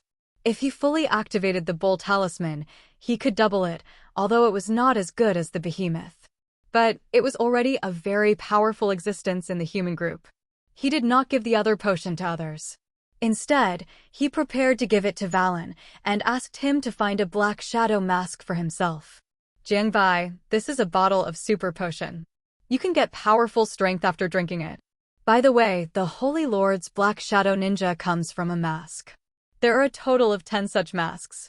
Among them, the Terra mask has its own consciousness. If you can find the other 9 masks to trade with me, I will give you more powerful power. Valon, Black Shadow mask? Sure. Wait. After Valon agreed to the deal, a golden potion appeared in his hand, and he drank it all in one breath. Then he found that his strength, speed, and physique were all enhanced, and he even had a special stance that could be used to fly, plus his current magnetic armor and powerful freezing power. He was full of confidence and was ready to find the Black Shadow mask that Jiang Bai mentioned. If he found that thing, he could get more powerful power. This made Valon very excited. Now the Black Hand Gang's power is almost spread across several large districts in San Francisco. Even District 13 can't compare with the Black Hand Gang, and District 13 can't do anything to Valon, although they have more powerful weapons. But once the magnetic armor is transmitted, all metals will be controlled by Valon, not to mention that they can't use powerful weapons in the city. Although Valon's Black Hand Gang is spread across several districts, ordinary people live in these districts. If District 13 attacks the Black Hand Gang recklessly, then the first to suffer are these ordinary people. Because of this, District 13 can't do anything to Valon. Fighting alone is not Valon's opponent at all. Even his subordinates are terribly strong, so District 13 and the Black Hand Gang are in a stalemate now. Manor. A blue space gate appeared in the open space in front of the villa. Opposite is the Manor of Skull Island. Wanda, Lorna, Pietro, Martin, Kane, Emma, Tom, and others took their things into the space gate and came to the manor in Skull Island. After they came to the manor through the space gate, they saw King Kong, who had taken off his vibranium armor next to him. Wanda used her psychic ability to greet King Kong. Lorna and Pietro waved to King Kong, and King Kong responded to them. After everyone went to Skull Island, Jiang Bai and Merlin came to the second floor of the villa and began to carve a magic circle on the wall next to it. The magic circle was carved using the energy of the space gem. In this way, there is no need to maintain the magic circle all the time. The magic circle plus space energy only requires a little space energy to teleport once. A complete teleportation magic circle with the blessing of space energy. It can be teleported at least tens of thousands of times. Only then will it need to replenish energy. After carving the magic circle, Jiang Bai and Merlin used the space gem to come to the manor in Skull Island, entered a room on the first floor, and carved the magic circle on the ground. This room will be the location leading to the New York manor in the future. This time the villa in the manor was built particularly large. The room is several times larger than the original manor, so there is no need to worry about not being able to accommodate people. The architectural style of the manor is full of classical charm, and every detail reflects the exquisite hand carving. The huge floor-to-ceiling windows fill the room with sunlight, and looking out of the window, you can see the beautiful garden and the rolling mountains in the distance. The garden in the manor is like a shining gem, with colorful flowers and refreshing. The cleverly laid out fountains and exquisitely trimmed flower beds complement each other, presenting an intoxicating beauty. When night falls, the manor is even more beautiful. When the lights come on, The lights of the villa and the horse farm are shining, reflecting the starry sky. In this quiet night, away from the hustle and bustle, people seem to be in a dream world. This world is different from the monster universe. Skull Island is not shrouded in heavy rain and lightning all year round, but sunny. This is one of the reasons why Jiangbai would build a manor here. If there are heavy rain and lightning all year round, wouldn't it be a torture to build a manor here? After all this, Jiangbai took the Winter Soldier who was originally in the villa. At this time, the Winter Soldier was in a hibernation capsule, which was enough for him to live without eating. As for Yelena, Jiangbai threw her out and did not stay in the manor. Originally, I wanted to see if Yelena could catch Natasha, but she didn't come, and Jiangbai lost interest in her. Natasha is now in New York, but she is no longer an agent. After S.H.I.E.L.D. was destroyed, she was not ready to work for the organization. Nick Fury has not contacted her yet, but Natasha lives in New York like a normal person, which surprised Jiangbai a little. Originally, I wanted to catch her, but finally gave up this plan. In Jiangbai's eyes, although Natasha is a big beauty with a hot and sexy figure, she is also very seductive. Thinking of her profession and age, Jiangbai was very resistant in his heart, and he didn't even plan to take her as a maid. After all, she often used seduction when performing tasks. After letting Yelena go, Jiangbai began to look for a mutant in New York. Her nickname is Blink. She can create portals by distorting space, allowing her to move people and objects in the area space she sets. She can teleport multiple people to the location she specifies at a time, and her effective teleportation range is between the moon and the Earth. She can also teleport over long distances. Blink can also use her teleportation energy to create small javelins, and then throw them at the target to teleport the target away. In addition, Blink is also very good at throwing javelins. Her real name is Clarice Ferguson, and she will be a member of the X-Men in the future. She used to be the adopted daughter of Sabretooth, but I don't know if she is with Sabretooth now. Today, Magneto is still working in a factory, has a good family, and has not yet formed a brotherhood. So now that Sabretooth hasn't followed Magneto, Twinkle may still follow Sabretooth. None of this is important, and Jiangbai doesn't care about these things either. Although her abilities are not bad, the main thing is that Twinkle is good-looking and has a Chinese face. In Jiangbai's world, Twinkle is played by Bingbing, the Bingbing known as Fan Yi. Her face is as beautiful as an ice lake under the afterglow of the setting sun, with a quiet and cool beauty. Her long eyebrows are gently raised, like a lone eagle in winter, soaring in the cold wind. A pair of dark eyes, like the brightest stars in the night sky, deep and distant, exuding a kind of proud and independent self-confidence. Her tightly closed lips and the clear outline of her jaw angle make people feel that her heart is full of perseverance and calmness. A cool and beautiful queen, it seems very good to be used as a maid. This is why Jiangbai wanted to find Flash. His terrifying psychic abilities swept through the entire New York, but he didn't find Flash. However, Jiangbai found Flash in another city. Flash was stealing things with a few mutants at the moment. It seemed that he was not doing well. Looking at the cold and beautiful face with a little bit of a kiji, Jiangbai knew that he was not wrong. Then a blue space door appeared in front of him, and he walked in. Who are you and why are you here? Your name is Clarice? So what? What do you want to do? The moment Jiangbai appeared, Flash looked at Jiangbai nervously.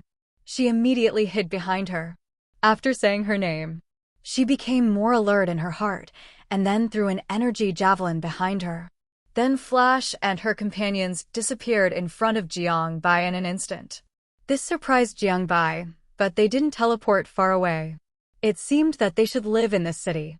On the other side, Flash suddenly appeared in an open space with a few people. She was not calm at the moment. That person could actually say her name. It was obvious that she was looking for her. After looking at the people next to her, she walked in another direction alone. They were not in the same group, but just cooperated to steal things to buy food. Unexpectedly, they encountered an accident this time, but the things were already in their hands. Shandiao naturally wanted to separate from them, not to mention that the strength of those people was not bad, and each of them had special abilities. You live in this place? You can actually catch up with me. How is this possible? No, you also have spatial abilities. Yes, I came to find you on purpose. I want you to be a maid in my manor, of course, a proper maid. $10,000 a month. I can also enhance your abilities. What do you think? $10,000. This is okay, but I can leave at any time. No problem. Jiang Bai, who caught up with Shandiao, told Shandiao why she came. Looking at the elegant, handsome man in front of her, she was moved when she heard the other party offer $10,000. $10,000. Although she often steals things, she only steals a little bit, not a lot of money. She only steals money from the rich. Because she was found out before, she was wanted directly, so she is more and more careful now. Now she has a job that pays $10,000 a month, and she can also improve her ability. She finally agreed. After all, the other party can catch up with her, and she can't run away. At most, she can find a chance to run away. She doesn't believe that the other party can catch up with her without seeing her. Then Flash followed Jiang Bai into the space gate. Arriving at the manor in Skull Island, Jiang Bai took Flash into the villa in the manor and came to the second floor. Wanda, Lorna, and Emma all looked at Flash behind Jiang Bai with curiosity. Except for Emma, Wanda and Lorna looked at Jiang Bai with unkind eyes. This is Clarice, a mutant with spatial abilities, and also the maid I found outside. Emma, you will take Clarice with you from now on. Okay, master. After throwing Twinkle to Emma, Jiang Bai sat on the sofa. Before his butt was even warm, two pink and slender breasts appeared on Jiang Bai's waist. It was Wanda and Lorna. They looked at Jiang Bai angrily, and then began to exert force on their hands, and began to rotate 360 degrees on the flesh around Jiang Bai's waist. Hiss, good Wanda, good Lorna, let go. It hurts, really. Humph, it hurts you to death. You bring women home every day, Mary before, and now another one. They're different, okay? Mary is the real one, she is a maid. Tisk, we don't believe it. Before, you and I and Sister Wanda also said that Emma was a maid. What's the result? Don't think we don't know the relationship between you two. After learning from Lorna that both of them knew about his relationship with Emma, Jiang Bai touched his nose a little embarrassedly, and then began to coax Wanda and Lorna. There was no way, if these two little ancestors were not coaxed well, the family would probably not be at peace. Queens. A red and blue figure was floating in the air. It was the superhero that appeared not long ago, Spider-Man. He took a camera and began to take all kinds of handsome photos of himself. He was going to take these photos to the newspaper office to exchange for money. Superheroes are very popular now. As long as it is about superheroes, the topic is very hot. Even the newly emerged superheroes are attracting much attention. Spider-Man, Daredevil, and other superheroes, as long as they are superheroes who fight crime, will be liked by netizens. Of course, not all of them, such as some gangs in Hell's Kitchen and the Underground Emperor, Kingpin. Daredevil has destroyed their deals several times, and all the drugs have been destroyed by the other party, which has caused Kingpin to lose tens of millions of dollars in disguise. There is also a newly appeared Spider-Man, who is also learning to fight crime. Whenever there is a small matter like robbery in Hell's Kitchen, there will be a superhero to stop it. This makes Kingpin very unhappy. Hell's Kitchen is the territory of their gangs, a chaotic, tyrannical, cruel, evil place. These superheroes appear here, which makes all the gangs unhappy and are planning to get rid of these superheroes. This should be okay now. It should be worth a lot of money. I can be the good neighbor Spider-Man of the citizens. Okay, let me see where someone needs help. Peter Parker, wearing a red and blue uniform, uses a spider silk launcher to ripple between buildings, ready to start his crime-fighting journey today. On the other side, in the laboratory of the Osborn Group. Just now, Norman Osborn came to the laboratory in person and told Curtis Kurt Connors that the Osborn Group would not continue to inject capital into the laboratory in the future. Because Connors' research has never been effective, Norman Osborn has lost patience. Norman Osborn's words directly hit Connors because the lizard serum has only been used in mice for experiments until now, and the results are not satisfactory. On the contrary, the Osborn group does not allow him to use human bodies for experiments.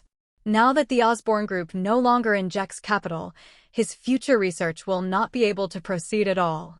He was a military doctor before and became a university biology professor after retiring from the army. He did not have much savings for his own research. Looking at the lizard serum in the test tube next to him, Connors gritted his teeth and poured all the serum into the syringe. He was going to use himself for human experiments. As long as he succeeds, Osborn will definitely continue to inject capital into this laboratory, and he can continue to complete his experiments. Thinking of this, Connor's heart was burning, and he took the syringe and injected himself with all the drugs. At first, he didn't feel anything, but soon his body changed. Connors felt his body tearing apart, and his body began to swell.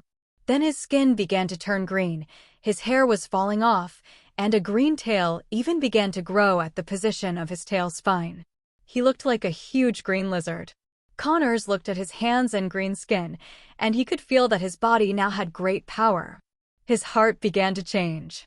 After becoming Professor Lizard, he will gain superhuman strength for a short time and can lift objects weighing several tons. At the same time, his reaction ability and agility are improved to the same level as Spider-Man.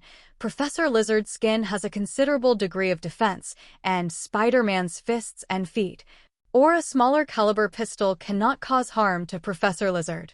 Professor Lizard also inherited Kurt's high IQ, and he has a detailed plan for everything he does. Connors began to think that this is the evolution of human beings, a strong body, and self-healing ability. All this seemed so perfect to Connors, and then he looked at the lizard serum on the table. After picking up the lizard serum on the table, he broke the wall of the laboratory. Leaving the sewer with his current body, he was very comfortable in the sewer, and this dark feeling made him very comfortable. A few days later, Jiang Bai returned to the original manor. Today, he was going to take Mary to the manor on Skull Island to live. After he arrived at Mary's villa, before she knocked on the door, a beautiful figure had already opened the door, looking at Jiang Bai with love in her eyes. What? Not worthy of your little babies. What are you talking about? Aren't you my little baby? Oh? Really? Who is Mary? And what about that maid? Wait, how did you know? Of course Wanda told me. What? Do you want other women? I can't satisfy you. No, I want to give all women a home. Boom. After entering the villa, Mary smiled at Jiang Bai and said, hearing Mary's words, he began to panic. But he still pretended to be calm and sat beside Mary. After hearing Jiang Bai's last words, Mary couldn't help it anymore and punched Jiang Bai out. Want me to be with other women? Sure, you can beat me. You can do whatever you want. Boom. When Mary appeared again, her clothes had been changed into black combat uniforms, suspended in the air, looking at Jiang Bai with an unhappy face. After hearing this, Jiang Bai's eyes lit up immediately. Now he has all the power of Hancock. With his original strength, how could he not beat Mary? Before he could react, Mary's fist had already come in front of him and hit him hard in the face. Then Jiang Bai flew backwards. But he used the power of floating, telekinesis, flying ability, and biological stance to stabilize his body in the air. Mary also soared into the sky and rushed towards Jiang Bai. She was very fast and appeared in front of Jiang Bai in a short while. She raised her hand and hit Jiang Bai's face. This time he dodged it directly, although there were many opportunities to attack Mary. But Jiang Bai did not do it. This is his woman. Even if she will not be hurt, he will not bear it. It's okay for him to get hit. As long as Mary calms down, Mary sees that Jiang Bai does not attack her, but just dodges blindly, and a complicated look flashes in her eyes. No way. Why do you always hit me in the face? Beat your face a little uglier, so you don't go out and mess around with other girls. Bang. Mary said to Jiang Bai viciously, and then a fist appeared in front of Jiang Bai again. For a full 30 minutes, the fight between the two lasted for 30 minutes, and Jiang Bai was also beaten by Mary for 30 minutes. Although he was not injured, his clothes were already tattered. The two landed in Mary's villa, and Jiang Bai looked at Mary with a guilty look. Mary snorted coldly and turned to walk towards the villa. Jiang Bai was stunned and didn't know what was going on. "What are you doing standing there? Come and help me pack my things. You bastard. Hey, here you come. I know you love me, baby. Take this too. This. After packing up, Jiang Bai took Mary to the manor on Skull Island. The first floor is the room of Martin, Kane, Pietro, and the guest room is also on the first floor. The second floor is the room of Wanda, Lorna, Emma, Clarice, and Jiang Bai. Tom, Jerry, Marcel, Merlin, they are all in the villa next door. Jiang Bai built a small villa on the second floor for them and did not continue to live with them. Jiang Bai originally wanted to live on the second floor with Mary. In the end, Mary wanted to live on the third floor and had to choose a room by herself. "You can live with me. Why do you want to live on the third floor?" What? I'll give you a room when the time comes. I won't live with you, a bastard, or you will torture me. After hearing Mary's words, Jiang Bai touched his nose awkwardly and said nothing more. He took her things to the third floor and started to decorate a room she chose. However, looking at Mary's seductive figure, Jiang Bai's body was filled with a hot flame. Then the flame spread to Mary, and the two of them were sweating profusely in the room because of the burning flames. In the ruins of a pyramid, a group of believers in white robes entered through a narrow passage. The middle-aged man in the lead looked at the scene in front of him with fanaticism in his eyes. As the sunlight from the cave entrance shone on the golden stripes of the pyramid ruins, the stripes began to emit golden light. Boom! In a platinum coffin inside the pyramid, a strange humanoid with blue skin slowly opened his eyes, and soon he found that he was pressed by something. A terrifying white energy burst out from his body, and then all the stones pressing on the coffin were destroyed. The blue-skinned humanoid also slowly stood up, and then he found that it was not a coffin at all. It was a stone lid, covering something like an altar. It seemed to protect the safety of this blue-skinned humanoid. This blue-skinned humanoid creature is the first mutant on Earth, Apocalypse. His real name is En-Sabanur. He was born in the first dynasty of Egypt in 3000 BC and is one of the mutants with a long history in the history of the Earth. He has a close relationship with the development of the mutant group. He has many abilities such as transfer and exchange. Most of his abilities were obtained through transfer and exchange. He once ruled the whole world. Because of his brutal rule, he caused people to resist. When he transferred his soul, he was destroyed and sealed in the pyramid. It was not until the sun shone just now that his original ritual was completed and he was able to escape. Apocalypse looked at the dilapidated appearance around him in confusion, and a teleportation left from the inside of the pyramid. Not long after, a man wearing a black hooded skin appeared in a poor city. It was Apocalypse, and then he saw a teenager with mutant abilities being caught by several ordinary people. He followed him and soon came to an alley. The big men had already discovered Apocalypse following them because Apocalypse was following them in a swagger. Where did this fool come from? Do you want to die? Bang! One of the big men took out a dagger and looked at Apocalypse fiercely, not waiting for him to make a move.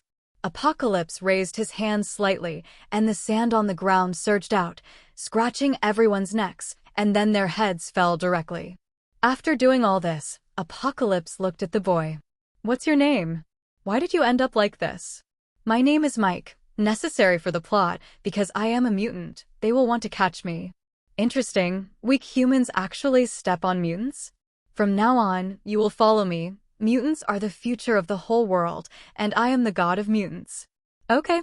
Mike followed Apocalypse and began to look for mutants all over the world. Apocalypse, who has the ability to enhance mutants, has enhanced Mike's ability. His ability is energy emission.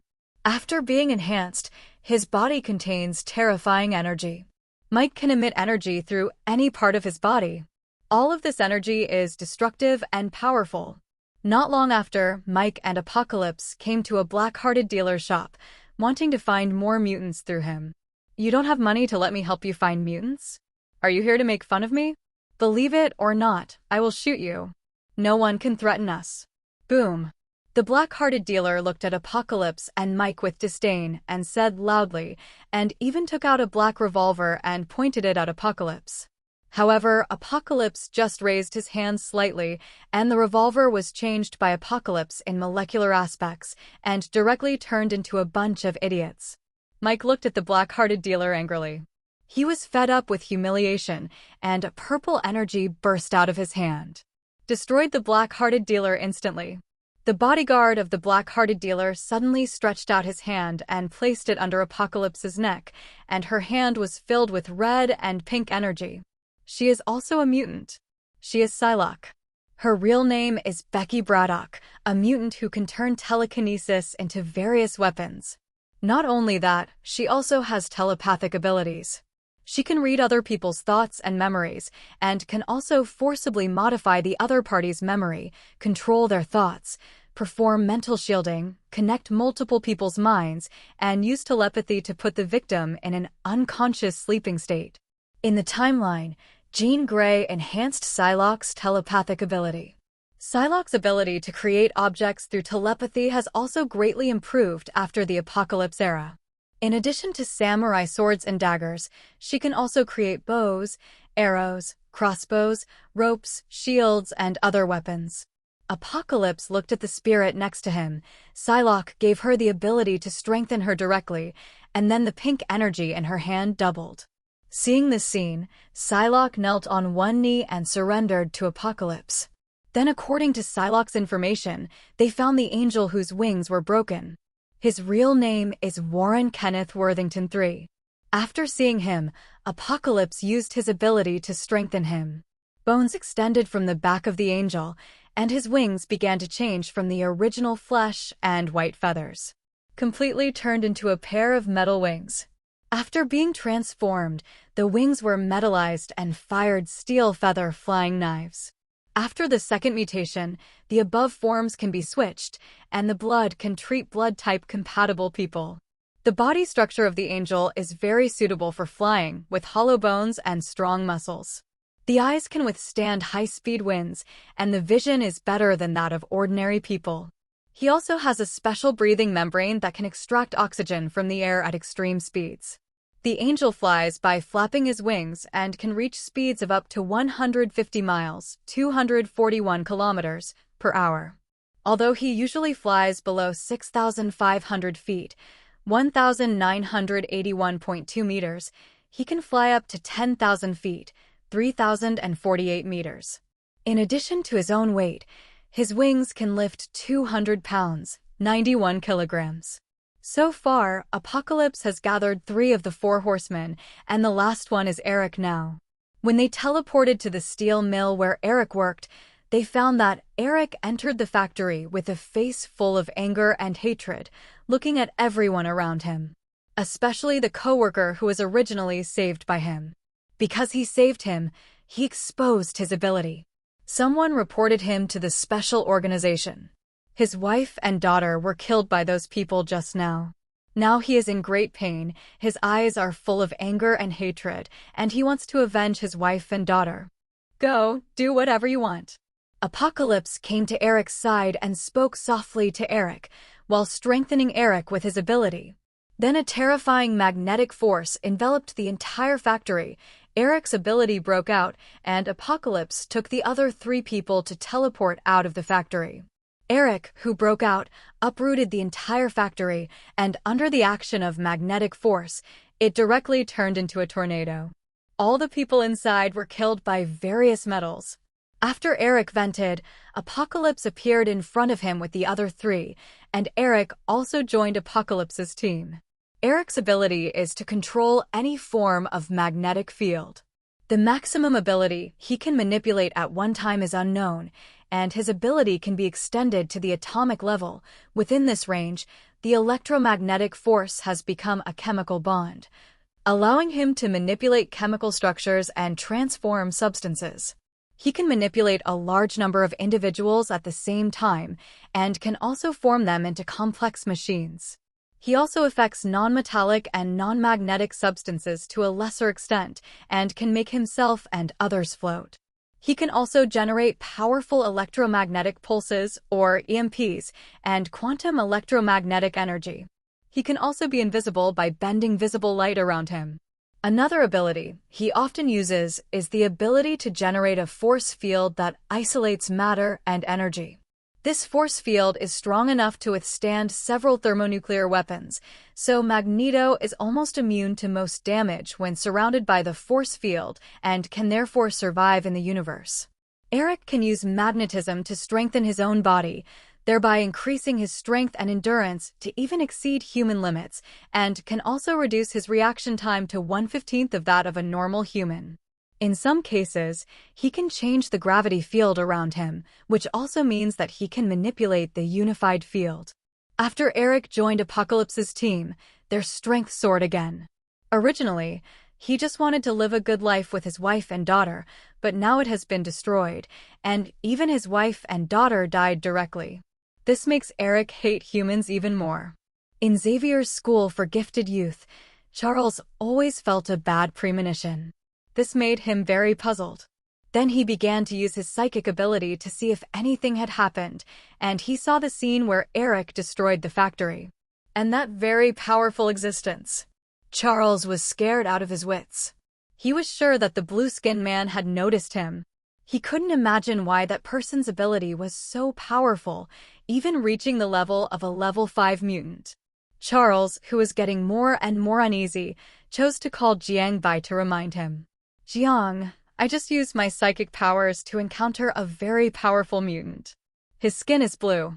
He has many abilities, and Eric is following him now. I don't know what his purpose is, but we'd better pay attention.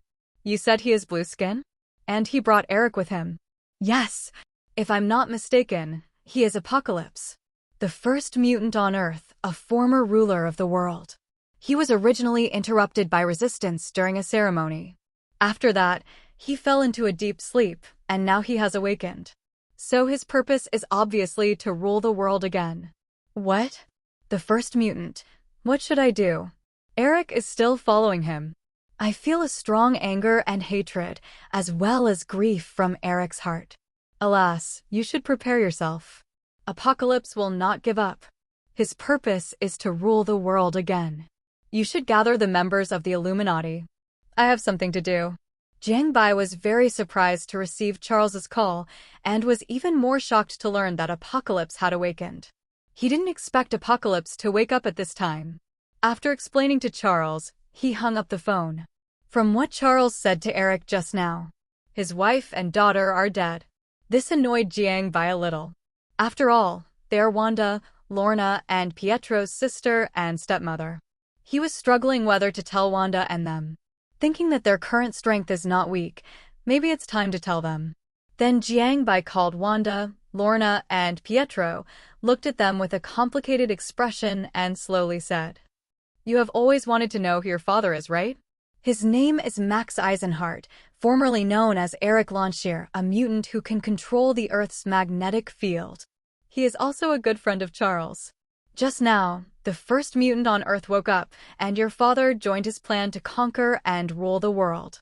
Because, or maybe it was yesterday, that your stepmother and half-sister died at the hands of a special human organization. This half-sister died? Brother Jiang Bai, can you take us to see it? Although our father is an irresponsible bastard, our sister did nothing wrong. I want to see her, even if it's just a tombstone."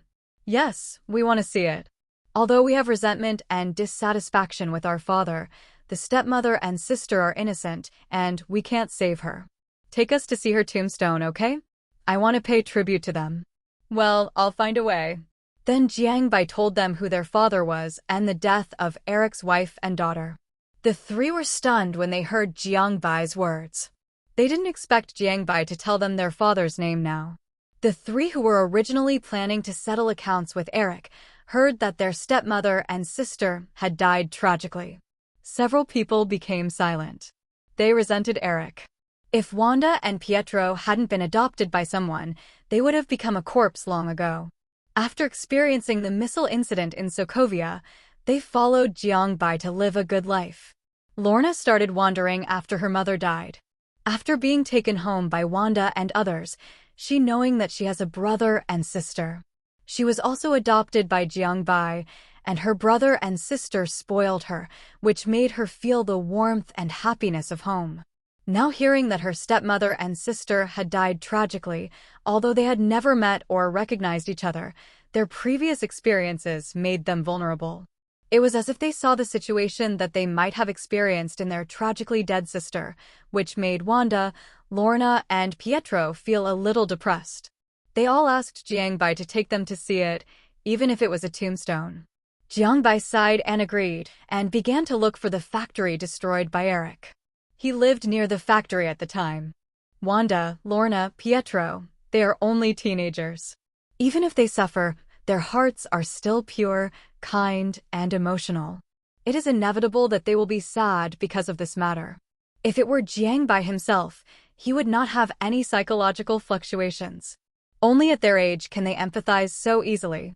A father who never raised him, a stepmother, and a sister he had never seen, died, that's all. He would not be sad because of this matter at all. Different experiences lead to different perceptions of emotions for everyone. Since Wanda, Lorna, and Pietro wanted to go and see, Jiangbai naturally had no objection. Then, through the ability of artificial intelligence and telepathy, he quickly located the factory that had become a ruin. Then Jiangbai used the power of space to appear next to the ruins. Looking at the ruins in front of him, Jiangbai shook his head slightly. Magneto also completely turned to the opposite side of mankind at this time. His birth can be said to be forced by humans. Even though his experience during World War II was not good, he had lived in seclusion with his wife and daughter before. He didn't come out to cause trouble. Now humans killed other people's wives and daughters, and Apocalypse strengthened his abilities. If he didn't retaliate, he would be unworthy of his strength. This had nothing to do with him. Then he explored through telepathy and soon found a tombstone in the dense forest in the distance. It was obviously the tombstone of Magneto's wife and daughter.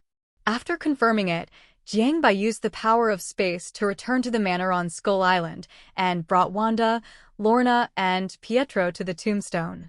The three of them stared at the tombstone in a daze and finally just wiped it lightly. He didn't say anything, and his mood was very heavy. Jiangbai, and he returned to the manor on Skull Island last night. Jiang, I want to find him. He must learn a lesson. Not only did he abandon us, but he couldn't even protect his wife and daughter. He has the same ability as me. It's not the right time yet. I can't find his location. It won't be long before he jumps out. I'll take you there then. At this time, Lorna looked at Jiangbai with red eyes. She was very angry, not only because of herself and her brother and sister, but also because of the stepmother and sister she had never met. After coming to the manor, her strength increased rapidly. She knew the horror and power of magnetism. It was ridiculous that her father had the same ability as her, but couldn't protect his wife and daughter. When she spoke, Wanda and Pietro next to her also looked at Jiangbai. Obviously, they meant the same thing. Jiangbai was slightly stunned when he heard Lorna's words. It was indeed a bit unreasonable to think so. Magneto was already very powerful after World War II. He could use his ability to pull out a nuclear submarine on the bottom of the sea on a helicopter. How could he not protect his wife and daughter, who were so close? This is totally unreasonable. Even if there is no metal around him, with his sensing ability, he can control metal that is hundreds of meters or even thousands of meters away. It takes only 1 second to control these metals to fly out, and it won't take much time to deal with the humans who captured him. His wife and daughter actually died directly in front of him. This matter is very strange and may be affected by some other factors. Jiangbai nodded and returned to Luna. Now he doesn't know the location of Apocalypse and others. Because Apocalypse also has telepathy, which makes him and Charles unable to find them. And Apocalypse is very powerful. His abilities include immortality, super strength, super speed, super endurance, super physique, and teleportation. Flying, telekinesis, telepathy, self-molecular operation, energy manipulation, energy emission, energy absorption, energy transfer, stance, super genius wisdom, super reaction. Apocalypse's strength is so strong that even Jiang Bai is not sure that he can defeat him. This is a very tricky existence. New York, Hell's Kitchen. Apocalypse brought the Four Horsemen to Hell's Kitchen in New York. In his telepathy, there were the most mutants in this location, although some mutants were not very powerful. But after his enhancement, even the ability of beast transformation could greatly enhance their combat effectiveness. He naturally felt the previous psychic spying. He did not expect that there was such a powerful psychic on Earth at this time. He had already regarded him as his next transfer target, but now he was ready to gather a large number of mutants. Occupy a country first, and then conquer the whole world. Apocalypse has learned about the current world through the internet, and knows that there are many powerful beings in this world. This is why he did not directly transfer the psychic. Moreover, he had learned from Eric that the psychic had a brainwave amplifier. That even though Apocalypse didn't go to Xavier's school for gifted youths right away, he didn't have a device that could directly enhance his psychic abilities. Because once he did that, those powerful beings would immediately attack him. Moreover, there were many devices that could be immune to psychic abilities at this time, and no one knew whether there were large-scale immune and defensive devices, so Apocalypse was ready to gather a large number of mutants first. Improving their strength could completely form a powerful fighting force. When he came to Hell's Kitchen, he began to use his psychic abilities to call every mutant to him. Most of them were mutants who were hunted by special organizations and hid in a corner of Hell's Kitchen or in the sewers. Their bodies either grew a lizard tail or their arms turned into claws, etc. Only a small number of mutants did not change their bodies. But Apocalypse didn't dislike it at all. He first used his psychic abilities to brainwash them, and then strengthened their abilities. My children, mutants are the future of this world. Humans are occupying our territories and resources. We must take them back. Take it back. Take it back. Long live mutants. After Apocalypse's words, the mutants whose abilities had been strengthened by Apocalypse were full of fanaticism. Apocalypse did not even use his psychic powers to control them, but only used his psychic powers to give them a psychological hint during his speech. They are now eager to die for Apocalypse. This is entirely because of the persecution of humans and the pursuit of those special organizations, which have made them live in this hellish place. They can only hide in sewers and some dirty and messy places. The arrival of Apocalypse gave them a glimmer of hope, and it was also because of this glimmer of hope that they wanted to fight for a future and hope to live a good life. Unfortunately, it is still impossible. Although Apocalypse and others were in an abandoned factory in Hell's Kitchen, they still attracted the attention of some gangsters. The news was inadvertently heard by Kingpin, and after learning that several powerful mutants had summoned all the mutants in Hell's Kitchen, a trace of cruelty flashed in Kingpin's eyes. The opponent's current power might threaten him, which made Kingpin have the idea of killing them. Mutants are much stronger than ordinary people. Even ordinary mutants can fight two people at once. Kingpin sat in his office, tapping his desk with his fingers. Kingpin's real name is Wilson Grant Fisk, and he is also the largest gangster boss in New York and even the United States. He is meticulous and wise beyond ordinary people. More than 90% of his body is muscle, with amazing strength. He can punch through a wall with his bare hands, and he is also a world-class fighting master. He did not intend to confront the opponent directly. Recently, the business in Hell's Kitchen has been repeatedly destroyed by so-called superheroes. Now that mutants have appeared again, Kingpin began to think about whether he could use mutants to fight superheroes and make them both lose. As the boss of an underground gang, he naturally has mutants under his command, but there are only a few of them. They are the kind with relatively strong strength, and he doesn't look down on ordinary mutants at all. After a while, a gleam of light flashed in Kingpin's eyes. Bullseye, you take those mutants and find an opportunity to lure those so-called superheroes to their base and let them fight. Yes, boss. Kingpin looked at a man next to him with a target on his forehead and spoke indifferently. He is Bullseye. Bullseye has a natural throwing ability. He can throw any object in his hand to the target with incredible accuracy. Some of his achievements include using playing cards to tear a person's throat, spitting out teeth to penetrate the enemy's skull, throwing a paper airplane to a distant roof, and throwing a toothpick into a window 100 yards, 91 meters, away and killing a person. In addition to his accurate shooting ability, Bullseye is also a professional martial artist and a sharpshooter with conventional weapons or cold weapons.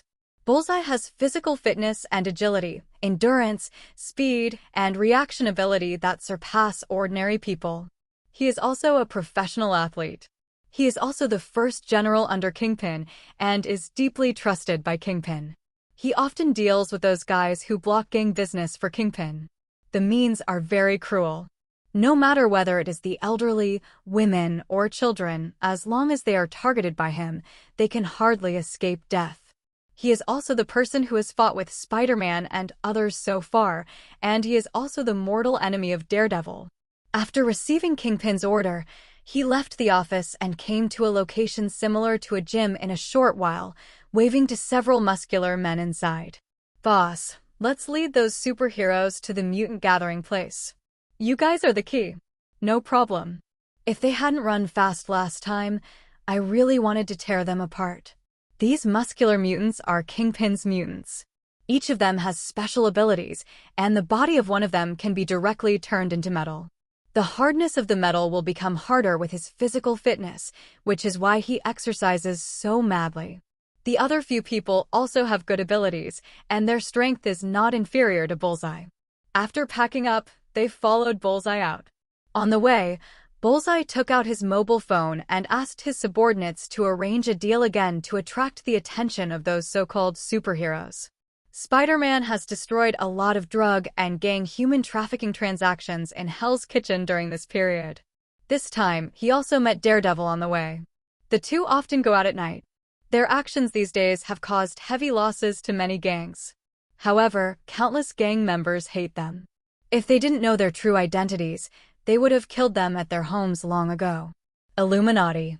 In the base under the farm in the suburbs of New York, Tony, Jiang Bai, Charles, Chala, Zhao Helen, Reed, and 6 people sat in the conference room of the base. Because of the appearance of Apocalypse, Charles had to call for support and help from the members of the Illuminati. "Reed, are you saying that a powerful mutant who has lived for thousands of years has resurrected and wants to rule the world again through mutants? Are you sure you are not kidding? Thousands of years." Jiang Bai, "Okay, Reed, Charles will not joke in this situation. There are people who have lived for thousands of years in this world, but you just can't find them. Myths and legends are not necessarily false." Reed, "Oh, okay. It seems that I really need to adjust myself. But even those powerful monsters have appeared. There is really nothing to be surprised about." Jiang Bai, "Yen, back to the point. We can't find the location of Apocalypse now, which makes us very passive. And Apocalypse is very powerful. We have to be prepared. Tony, since the other party wants to use mutants to rule the world again, he must summon mutants first. Maybe I can lock a rough location through the change of people flow." Charles, "No, it can't be done. Apocalypse has the ability to teleport. He can teleport away with a large number of mutants. We can't detect this method at all. Even if we use satellites, unless they appear in a wider position, as long as they are in the city, the difficulty of finding them will increase." Chala, "We can completely find them through the surveillance cameras in the city. The situation of mutants is not good now. According to my understanding, most mutants are hiding here and there or living in the sewers. So, these places also need attention." Jiang Bai, "It's not easy to find him, but it's not hopeless. What we are facing now is the powerful strength of Apocalypse. His 4 horsemen, Psylocke, Angel, Magneto, and one more I don't know, but Magneto's ability is to control the Earth's magnetic field. Tony and Chala have no ability to resist him." Tony, Walter, "Control the Earth's magnetic field? Are all you mutants so perverted?" Jiang Bai, "You can control it, and so can Lorna and your family. You and Magneto are not from the same family." Jiang Bai, "My ability is indeed obtained from Magneto's genes. As for Lorna, alas, she is Magneto's daughter. Even Wanda and Pietro are the same. They are all ready to teach Magneto a lesson." Tony, wow, I didn't expect Magneto to be a person who flirts with people everywhere and abandons them after playing. He is really a person who is worse than me. At least I won't let them get pregnant.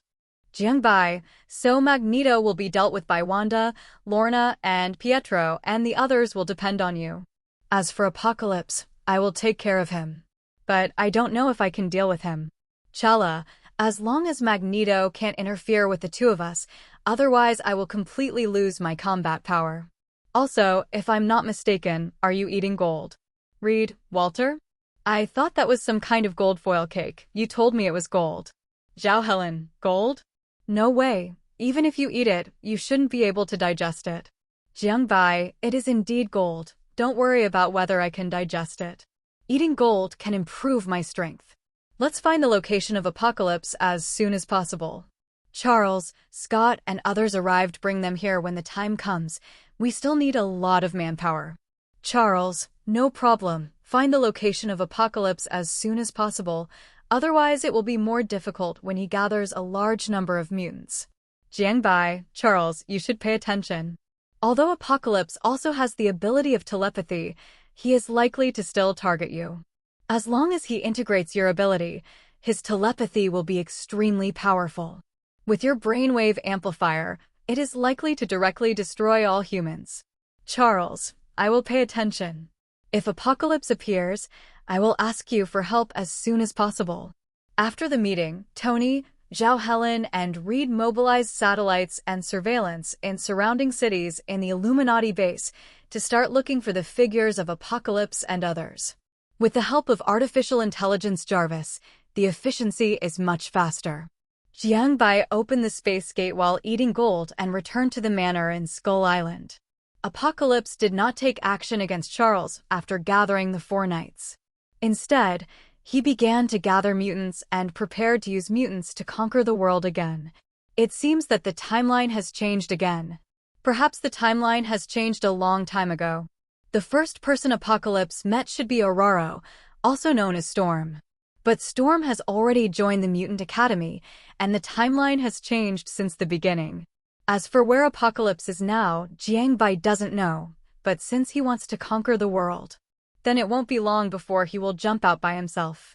It's just right to try the strength that has been improved by swallowing gold during this period, although the golden dragon fruit has not yet reached the point where it can be awakened. Even in his dragon form, his physique, speed, strength, reaction, and other aspects have been greatly enhanced. Mary is no longer his opponent. The last time she was beaten was just to vent her anger. When she came to the manor in Skull Island, she was still subdued by him. The tough character is gone, and she stays by his side like a little woman every day. Or she takes care of the manor like the hostess of the house, and Pietro becomes the one who suffers the most. Because of the extreme speed, he does the most work. Night falls. The gangs and hooligans in Hell's Kitchen are active again. Even the attacks of superheroes cannot stop the chaos. The situation in Hell's Kitchen is only slightly better during the day. Once it is night, it is a paradise for gangs and hooligans. At a hidden dock, two gang members are preparing to trade drugs. Not far away, Bullseye and others are hiding.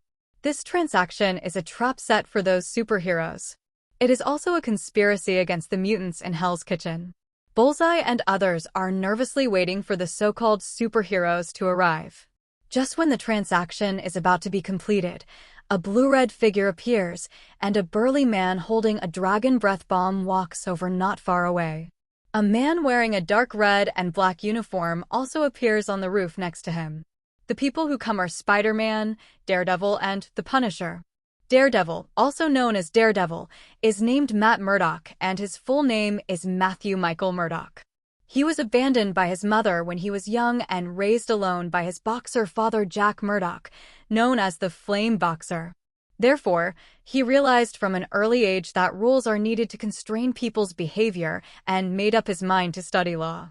Once Matt rescued a blind man from a fully loaded truck, but he was contaminated by the radioactive materials spilled on the truck, causing him to go blind, but his other senses were accidentally enhanced. Later, under the harsh training of the blind martial arts master Gunso, Matt mastered his super senses and became a powerful warrior. Since then, Matt is a lawyer during the day, and at night he wears a mask and becomes Daredevil to fight crime in Hell's Kitchen, New York. The keen sense of touch enhances the entire nervous system of his body, which not only allows him to feel balanced, but also gives him a neural response beyond that of ordinary people response. He is also able to detect faint impressions of ink on paper, allowing him to read by touching ordinary paper. He is also able to sense minute changes in temperature and pressure, enough to feel the body up to 5 feet away, due to body heat and air disturbances. His sensitivity to heat allows him to feel the temperature of people and objects in order to determine if a person is alive, how long they have been dead, and other changes in body temperature. Daredevil's sense of smell is enhanced enough to distinguish the natural odor of individuals and remember and identify them no matter how they try to mask their smell. His sense of taste is also very sharp, even allowing him to detect the number of salt grains on a pretzel. Through training with the Stickman at a young age, Matthew learned how to make full use of his senses. Through meditation, he can make wounds heal quickly, greatly improve his physical functions, and even master abilities similar to telepathy. Through long-term training, he has mastered a variety of fighting techniques. Daredevil usually carries 2 multi-purpose short sticks, which are versatile and multi-purpose weapons with powerful functions. Each short stick contains 30 feet, 9.1 meters of cable, which can be connected to form a long stick. In a special timeline in Asgard, because Heimdall, the guardian of the Rainbow Bridge of Asgard, disappeared, Daredevil was ordered to take over Heimdall's guard of the Rainbow Bridge, so he gained Heimdall's all-seeing power. Although his vision has not been fully restored, he can feel all the changes in the 9 realms through his excellent other senses. At the same time, he also got Heimdall's Rainbow Bridge sword Burtgang as a new weapon. Knowing that there will be a large-scale drug gang deal here tonight, this time he also called the Punisher he knew to come together. The Punisher's real name is Frank Castle. He was once a Marine and lived a happy life until one day he witnessed a gang lynching while having dinner with his family. His wife and children were shot to death. After the prosecution failed, the angry Frank vowed to do everything he could to punish all criminals to prevent the same tragedy from happening to other innocent people again, claiming that as long as you are guilty, you must die. The Punisher does not have any superpowers, but he is familiar with special combat tactics, such as individual soldiers and teams. He has received rigorous training in the U.S. Marine Corps, including combat, fighting, shooting, underwater operations, forced confessions, intelligence gathering, and other skills. He is proficient in fighting techniques such as scratching sheep wrestling, set-ari fighting, and sister code. He is also proficient in various firearms. His combat weapons are not fixed. His favorite is the ballistic knife, which can be used as a dagger. When necessary, the blade can be fired out, and the lethality within a distance of 10 meters is extremely great. The Punisher's signature outfit is a black t-shirt or bulletproof vest with a skull on the chest. He usually carries a .223-inch, 5.56mm, M16 optional shooting mode automatic rifle, a 9mm Browning automatic pistol, a Gerber combat knife, shoulder pads, elbow pads, knee pads, bulletproof vests, and other combat equipment. The Punisher is an experienced unconventional warfare expert and a military industry expert. He is also familiar with conventional medical care and battlefield treatment. Spider-Man's real name is Peter Parker and his full name is Peter Benjamin Parker. He is an ordinary student in the United States. He is introverted and shy, but kind and righteous. He was accidentally bitten by a radioactive spider, so he gained the same superpowers as a spider, with strong endurance, agile reaction, and speed, and invented the spider web launcher. The most important thing is that he can use the tingling in the back of the head and the increase in adrenaline secretion to remind himself of the danger that is about to happen around him. The pain level triggered by the induction will increase with the severity of the danger, but for people and objects that Peter Parker subjectively judges to be non-threatening, such as Aunt May and other superheroes, the spider sense will not be triggered. Your friendly neighbor Spider-Man is here. Bang! A blue-red figure rushed out and kicked the two gang members who were originally trading away, and then a joyful voice rang out. Now he is in a good mood, because this time he has two superheroes fighting with him. This made him feel like he had found a kind of chivalrous and righteous feeling, but when he kicked the gang members away, the gang members around him pulled the trigger directly at Spider-Man. However, the bullets could not hit Spider-Man with spider sense at all, and he dodged all the bullets with a flip and a jump. Daredevil and the Punisher also started to take action. The Punisher attacked the gang members with a dragon breath bomb, and the fire of the dragon breath bomb directly illuminated the 2-second dock. The gang members who were hit fell to the ground and wailed in pain, and Bullseye, who was hiding not far away, got up and prepared to take action. Dragon breath bombs, also known as dragon breath spray, usually refer to a special shotgun that can fire dragon breath bombs. Dragon breath bombs are magnesium-based flamethrower shotguns that use magnesium as an accelerator. After being fired, they can ignite all organic matter that blocks them within 30 meters. This ammunition design makes the shotgun that uses it a simple flamethrower to some extent. In reality, shotguns such as SPAs 12 can fire this kind of dragon breath bomb, and the term dragon breath spray is often used to refer to shotguns that can fire this special ammunition. Dragon breath bombs are a special type of incendiary bullet, specifically used for 18.5mm shotguns. The main component of this bullet is zirconium particles. Dragon breath bombs are loaded in 12-gauge shotgun bullets. Sometimes some modified choke tubes can also be fired and used. The zirconium particles in them may reach extremely high temperatures after burning. If not handled in time, the person who is shot may be burned to death.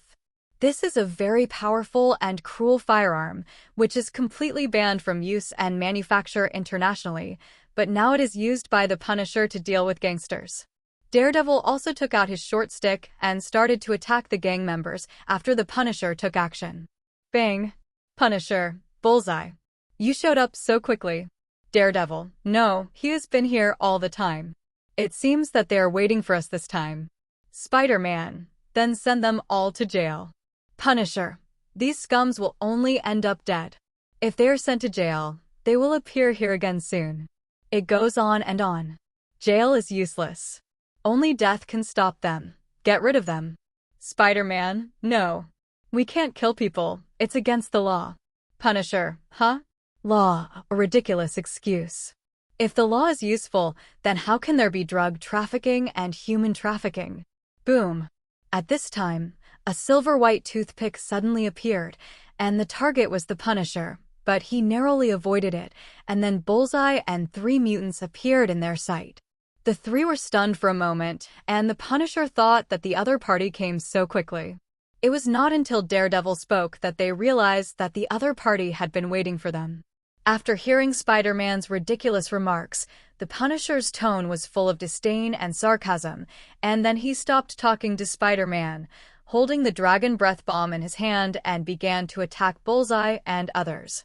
Daredevil showed a helpless smile and followed the Punisher to attack Bullseye and others. Although Spider-Man could not accept the Punisher's concept, it was important to deal with Bullseye and others now, so he did not continue to speak. A spider silk shot out, and a mutant was pulled in front of him. He kicked the other person, and when he was pulled by the spider silk, the mutant had already used his ability. His body instantly turned into metal, and with his burly body, it was very oppressive. Bang! He took Spider-Man's kick and punched him, but Spider-Man dodged it flexibly. Daredevil and Punisher on the other side were also entangled by the other 2 mutants. Bullseye signaled the little brother next to him to leave, and he took out a metal toothpick and started to sneak attack Spider-Man and others. He also gave a look to several people, preparing to lead them to the location where the mutants gathered. After understanding the message that Bullseye wanted to convey, the 3 mutants began to fight and retreat, and even Bullseye deliberately deflected his attack in order to attract them to chase him. Daredevil, pay attention. I feel something is wrong with them. They don't want to get rid of us like before. Instead, they seem to be leading us somewhere. Spider-Man, they must be going back to their lair, so that we can destroy them in one fell swoop. They can no longer trade drugs and human trafficking. Get rid of a cancer for New York. Punisher. How naive. Their boss is Kingpin. You should first find out who Kingpin is saying this. Daredevil, who realized that something was wrong, spoke up, and the skilled and courageous Spider-Man next to him didn't care where to go. He didn't encounter any setbacks, so he didn't worry about anything that could threaten him. The Punisher next to him laughed coldly at Spider-Man's ignorance. Kingpin is the uncrowned king of the entire underground world.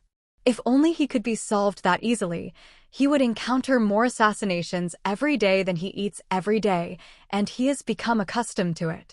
Although he also wanted to solve Kingpin, he deeply understood the gap between him and Kingpin.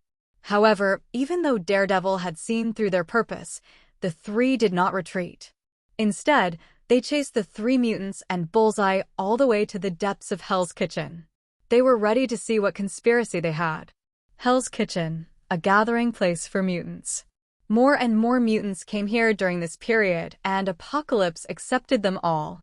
He strengthened their strength, promised to let them live a good life, and to create a world of their own for mutants.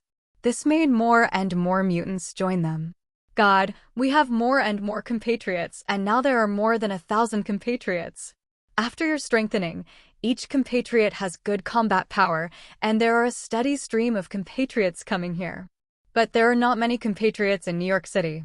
Should we go to other cities to gather compatriots? Well, these people are not enough.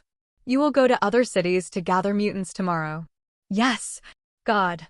In an abandoned factory, Psylocke came to Apocalypse and slowly spoke to him, telling him the number of mutants now. However, Apocalypse was not satisfied with the current number of people. 1,000 mutants were not enough to overthrow a country. He needed more. So he prepared to let the Four Horsemen go to other cities to gather mutants. However, Apocalypse suddenly looked outside the factory. He had found that 3 powerful mutants were coming to him. Then a spiritual force surged out and quickly invaded the minds of the 3 mutants. From their memories, he learned that the 3 people chasing behind them and the Hell's Kitchen gang wanted to attack him.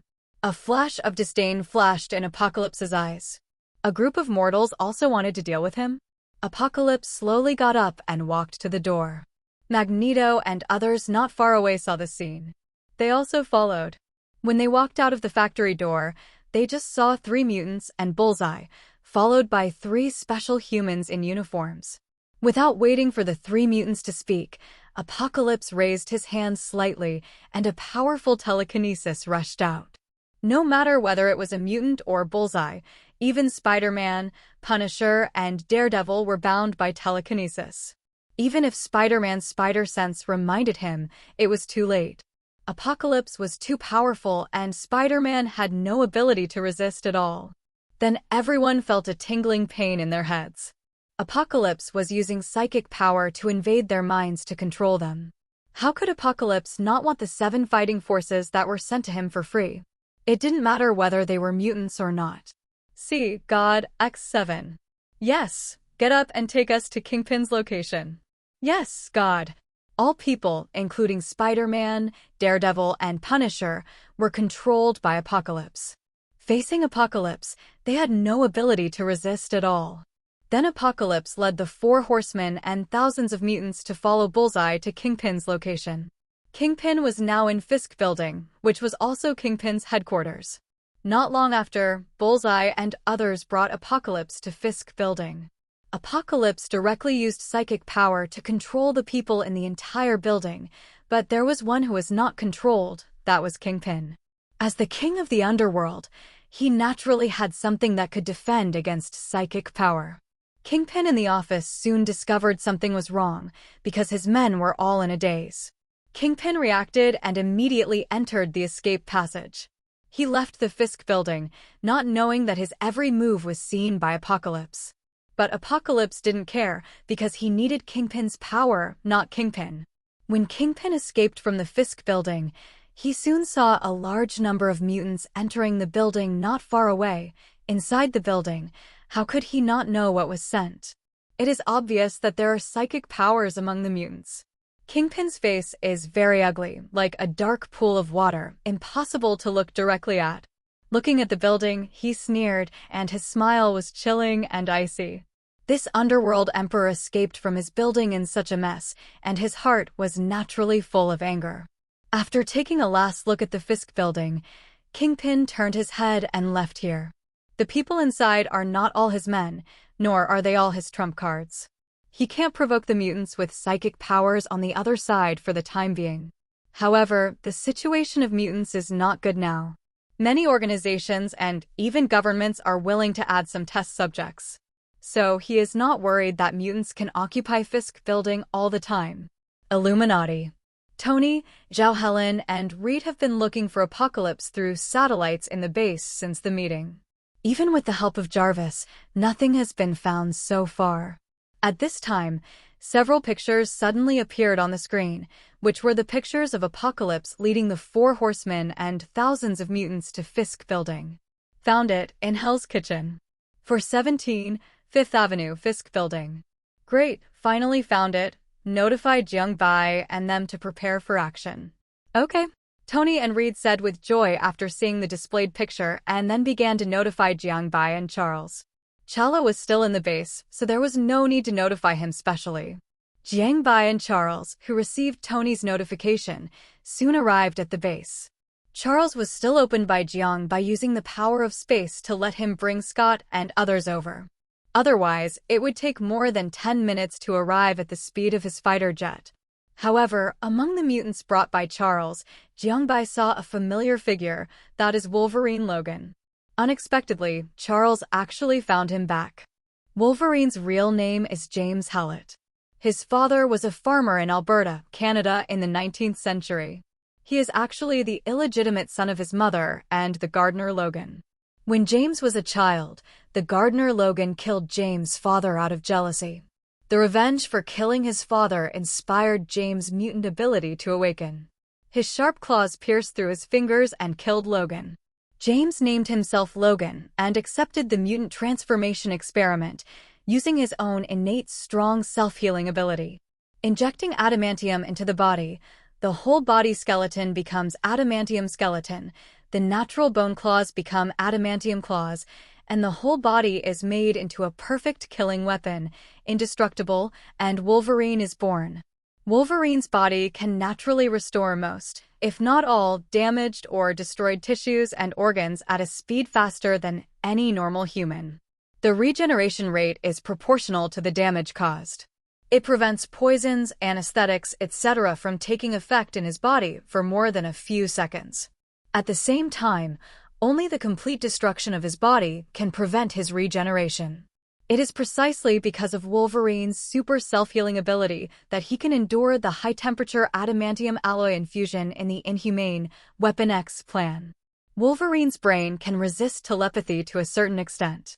The White Queen once tried to invade Wolverine's brain but failed. He can also rejuvenate by restoring his fighting spirit. Tony, Apocalypse has just exposed his position. He is in Hell's Kitchen. For 17, 5th Avenue, inside the Fisk building. Jiang Bai, Fisk building, isn't that Kingpin's headquarters? How could he be there? Reed, we don't know either, but what is certain is that Apocalypse did go in, and he brought a lot of mutants with him. Charles, let's go.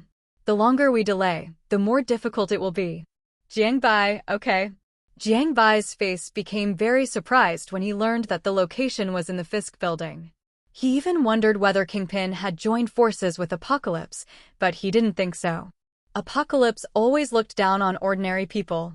Kingpin is an ordinary person without mutant abilities. How could he be qualified to cooperate with Apocalypse? It was his luck that Apocalypse didn't kill him. Jiang Bai used the power of space to open the space door. Tony also put on his vibranium steel armor, and Chella also put on the Black Panther vibranium armor. Then everyone crossed the space door and appeared outside the Fisk building. When they entered the building, there was no one. Jiang Bai used telepathy to sense. He found that there was no one in the entire building. Apparently Apocalypse had left here with the mutants. However, he found that the room where the munitions were stored in the Fisk building had been pried open. The munitions inside had disappeared, leaving only the boxes of munitions, and Apocalypse lost his trace again. Everyone had to return to the base of the Illuminati. Jiangbai, let Jarvis find it, you guys take a break. If he wants to hide from us, it will be difficult for us to find him. Tony, okay. We were a few minutes late, and he ran away with the mutants. Jiangbai, wait, why is Spider-Man in his team? I thought I saw it wrong just now. What's going on? Tony, Spider-Man? Wait, I don't know either. Could he be controlled by Apocalypse? Jiangbai, it's possible. It seems that we have to find Apocalypse as soon as possible, otherwise he may control more people through psychic power. Back in the base, Jiangbai's eyes were attracted by a blue and red figure on the screen next to him. After confirming that he was not mistaken, he looked at Tony with a surprised face and spoke. Spider-Man is a superhero that Tony is very optimistic about. His true identity is known to everyone in the Illuminati.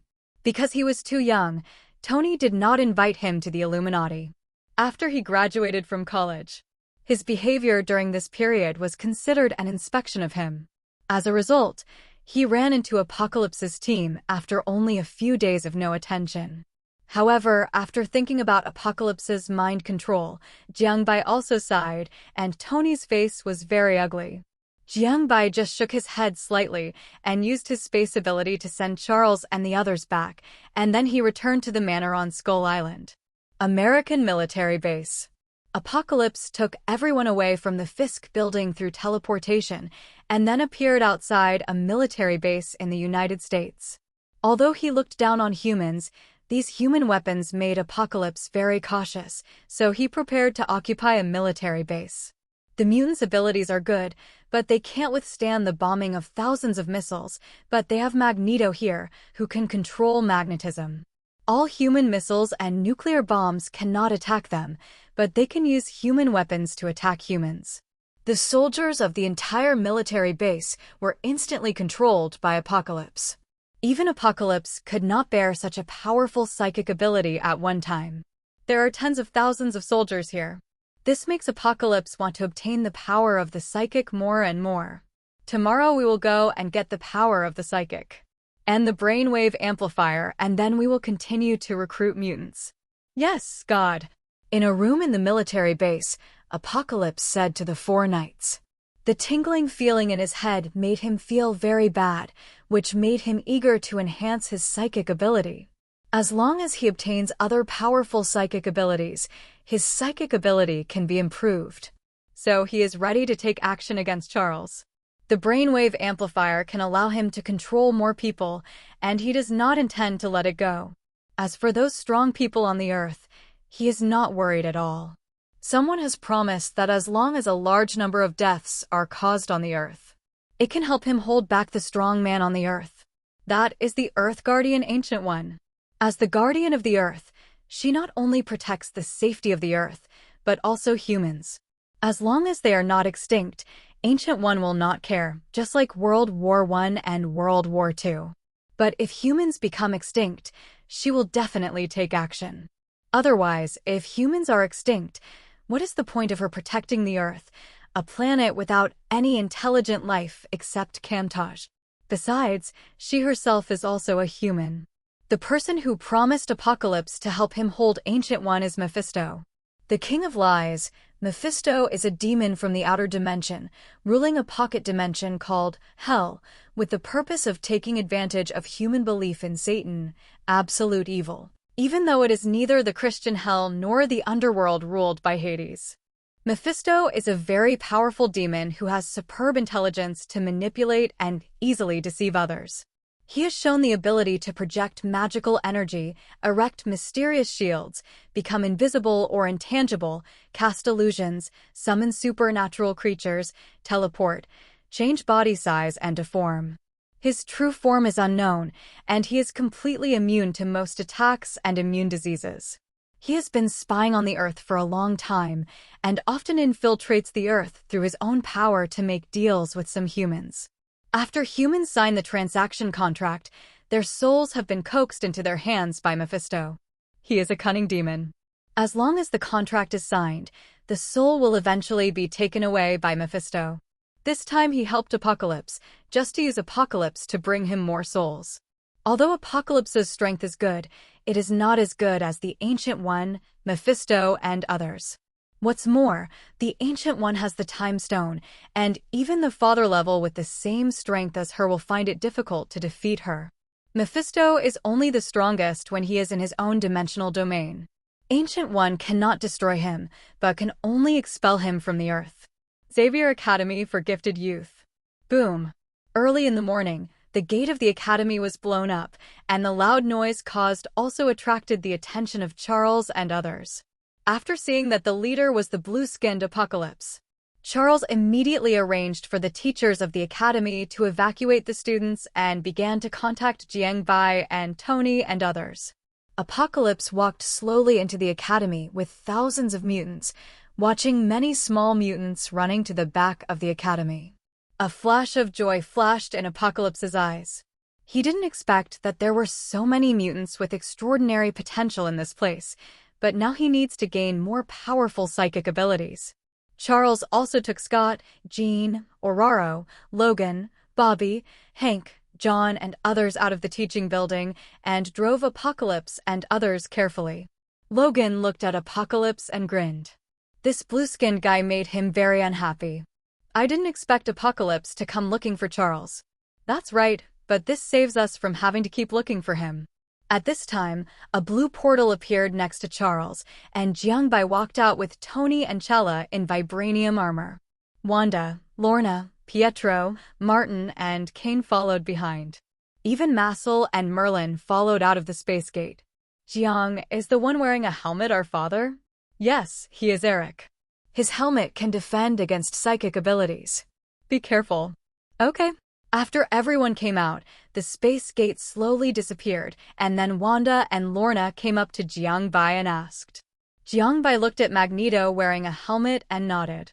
If he remembered correctly, the helmet was made of soil by Apocalypse using his ability to convert matter. It can defend against psychic abilities. Wanda and Lorna nodded and looked at Magneto with a bad face. Pietro, who was standing next to him, was also wearing a light combat suit made of special materials and following behind Wanda and Lorna. Jiangbai originally wanted to make a combat suit for Pietro with vibranium. Thinking that Magneto could restrain him, Jiangbai could only ask Tom to make a combat suit made of special materials for Pietro to ensure his safety. Although his physique had been strengthened, Jiangbai was still worried that Pietro would be shot to death in the timeline.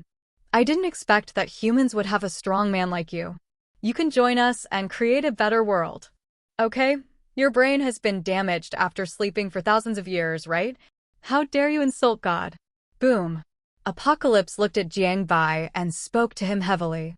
Jiangbai was speechless and looked at Apocalypse directly with sarcasm. However, Mike, one of the 4 knights of Apocalypse, couldn't help attacking Jiangbai, and a purple destructive energy shot out from his hand. However, it was completely blocked by Jiangbai's telekinetic barrier, and then 2 scarlet laser eyes shot out, and Apocalypse took the initiative to welcome the attack. Then the battle began. Jiangbai's figure disappeared instantly, and the next moment Apocalypse was knocked out. Jiangbai, who knew Apocalypse's strength well, did not take it lightly, and continued to pursue the victory, turning into a white figure and chasing Apocalypse. Apocalypse was not injured by Jiangbai's attack, but found the right opportunity to fly into the sky, using the impact of flying and his own strength to attack Jiangbai, who was flying. Boom! Apocalypse's power was not inferior to Jiangbai at all, and he was knocked out instantly. On the other side, Wanda, Lorna, and Pietro also rushed to Magneto's position instantly. Without waiting for Magneto to control the metal, Lorna took the lead in controlling the surrounding metal and resisted Magneto's magnetic force with difficulty. You bastard, we must teach you a lesson today. Bang! Wanda looked at Magneto with a gloomy face and spoke. Thinking that she had never seen her biological parents since she was a child, she couldn't help but feel angry. Then a pair of snow-white wings appeared behind her. It was the ability of the angel fruit. Wanda has developed the angel fruit to the point where a pair of angel wings can appear. The more wings, the stronger the fruit development. White energy and red energy surrounded her hands, and an energy attack was shot towards Magneto's position. Magneto was startled and exerted force to snatch the metal from Lorna. He controlled all the metal to block in front of him. Now his physique is just that of an ordinary person. His ability has not yet been developed to the point where he can use magnetism to exercise his physique. Lorna looked at her metal being snatched away, and her mouth pouted immediately, but there was no way. Magneto's magnetic control was much better than hers. She couldn't beat Magneto at all. Wanda's attack hit a lot of metal, and then an energy explosion occurred. A lot of metal was destroyed. At this time, Pietro had already rushed to Magneto's side and punched him in the stomach, which instantly knocked Magneto, who had not yet developed his abilities, out. Bang! Magneto's strength and physique were only at the level of ordinary people, and this almost cost him his life. Being restrained by Lorna and Wanda, Pietro's speed was no longer the same as before, so he couldn't see Pietro rushing to him at all. Wanda flapped her wings and flew to Magneto's position. Even Lorna used the magnetic field to make herself fly up and catch up with Wanda. After Magneto was knocked away, his face was very bad. He raised his hand slightly, and the surrounding metals approached him again, and then formed a perfect defense. Looking at the three figures that appeared in front of him, he always felt strangely familiar with the three figures in front of him, especially the girl who had just snatched the metal from him. Wanda, Lorna, and Pietro looked at each other and attacked Magneto again. Wanda threw energy attacks containing light and chaos magic at Magneto. Even if he had metal protection, he was still suppressed and beaten.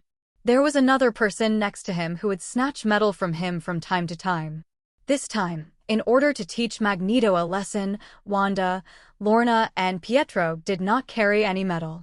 On the other side of the Mutant Academy, Tony looked at Spider-Man, Daredevil, and Punisher, who were controlled. He was ready to wake them up immediately and rushed out of the vibranium armor, followed by Chala beside him. Then he met the Punisher, who knew all kinds of fighting skills. But he was protected by the vibranium armor, and the Punisher had no way to deal with him. The power he hit on the vibranium armor would be returned to him by Chala. Tony was already fighting with Spider-Man and Daredevil, even though the two had excellent physical fitness and reaction. With the help of Jarvis, Tony could completely predict their next move. The vibranium armor made his defense reach its peak. This vibranium armor was equipped with super energy weapons. The whole armor was equipped with 5 new element reactors, and most of the energy was used to activate the super energy weapons. Bang! Spider-Man's strength was extraordinary. He could even catch a casual attack from Tony's armor with one hand, but that was all. The vibranium armor with 5 new element reactors had great improvements in reaction, strength, defense, flight, attack, etc. Facing the Spider-Man he admired, Tony did not use heavy hands. After kicking Spider-Man away, he shot out a chain made of a small amount of vibranium, which tied Spider-Man tightly. No matter how he struggled, he could not break free. He had no way to restore Spider-Man. Since it was mind control, Jiang Bai and Charles should be able to remove this mind control. Then Daredevil was tied up in the same way, and Chala next to him was knocked unconscious by the Punisher, although these three were considered powerful superheroes among ordinary people. But Tony and Chala in vibranium armor were not enough, so Tony threw Spider-Man, Daredevil, and Punisher into the teaching building behind him.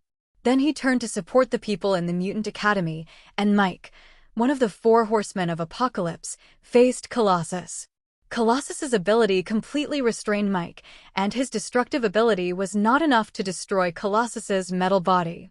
Scott faced Psylocke. His ability allowed him to attack from a distance, and he fought Psylocke well. Because Psylocke's ability to transform was a bit tricky, Scott didn't get any advantage. Ororo faced Angel. Angel has the ability to fly, and Ororo can also control the wind to make himself fly, and can also affect the flight of Angel. His flight relies on the wings behind him, not Jiang Bai and Apocalypse, who rely on their own position or telekinesis to fly, so Angel was completely suppressed by Ororo. Besides, she has more than one ability. There are lightning and thunder in the dark clouds in the sky. This makes Angel have to pay attention to lightning attacks while being affected by the wind. He is completely suppressed by Aurora. In addition, the 3 mutants who were originally under Kingpin after being strengthened by Apocalypse also face Logan, Bobby, and John. Even if their original abilities are strengthened by Apocalypse, they still can't beat Wolverine, who already has an adamantium skeleton, and Iceman and Fireman with great potential. Iceman's ability potential has the potential to reach absolute zero. The absolute lowest temperature of Earth's matter is -273.15 degrees Celsius, which is also the lowest temperature that matter can reach, also known as absolute zero. When this temperature is reached, all atomic and molecular thermal motion will stop. The third law of thermodynamics points out that absolute zero cannot be reached through a limited cooling process, so absolute zero is a minimum temperature that can only be approached but not reached. But this is Marvel, how can it not be reached? It is estimated that it can exceed this temperature and freeze atoms and molecules. The 3 mutants can't take any advantage of them. Martin and Kane have been fighting with the skeleton giant lizards in Skull Island recently. Their fighting power has increased, especially Martin, whose Xuanwu fruit has been developed to a very terrifying level.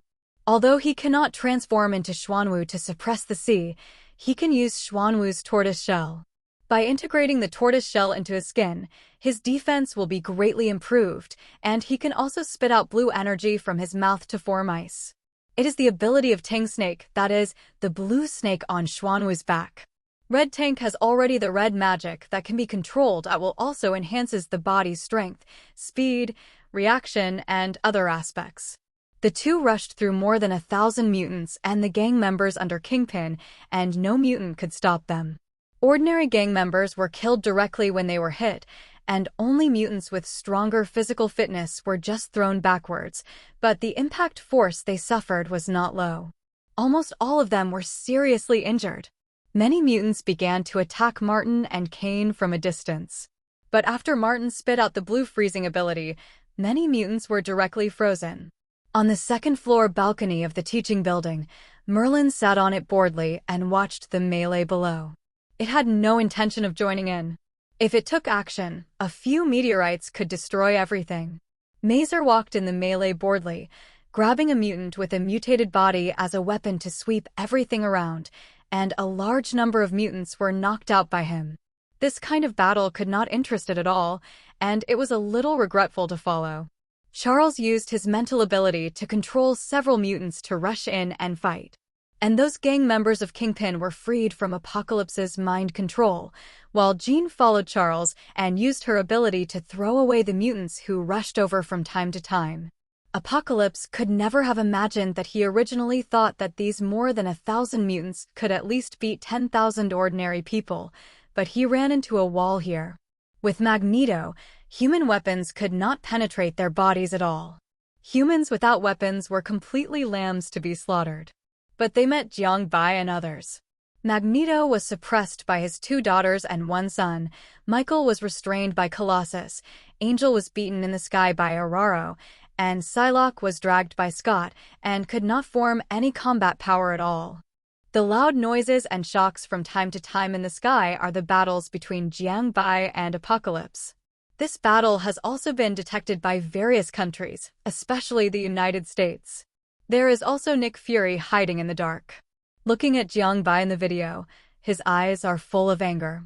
The shield is destroyed, and there is also the Skrull who replaced him. Jiang Bai looked at Apocalypse solemnly.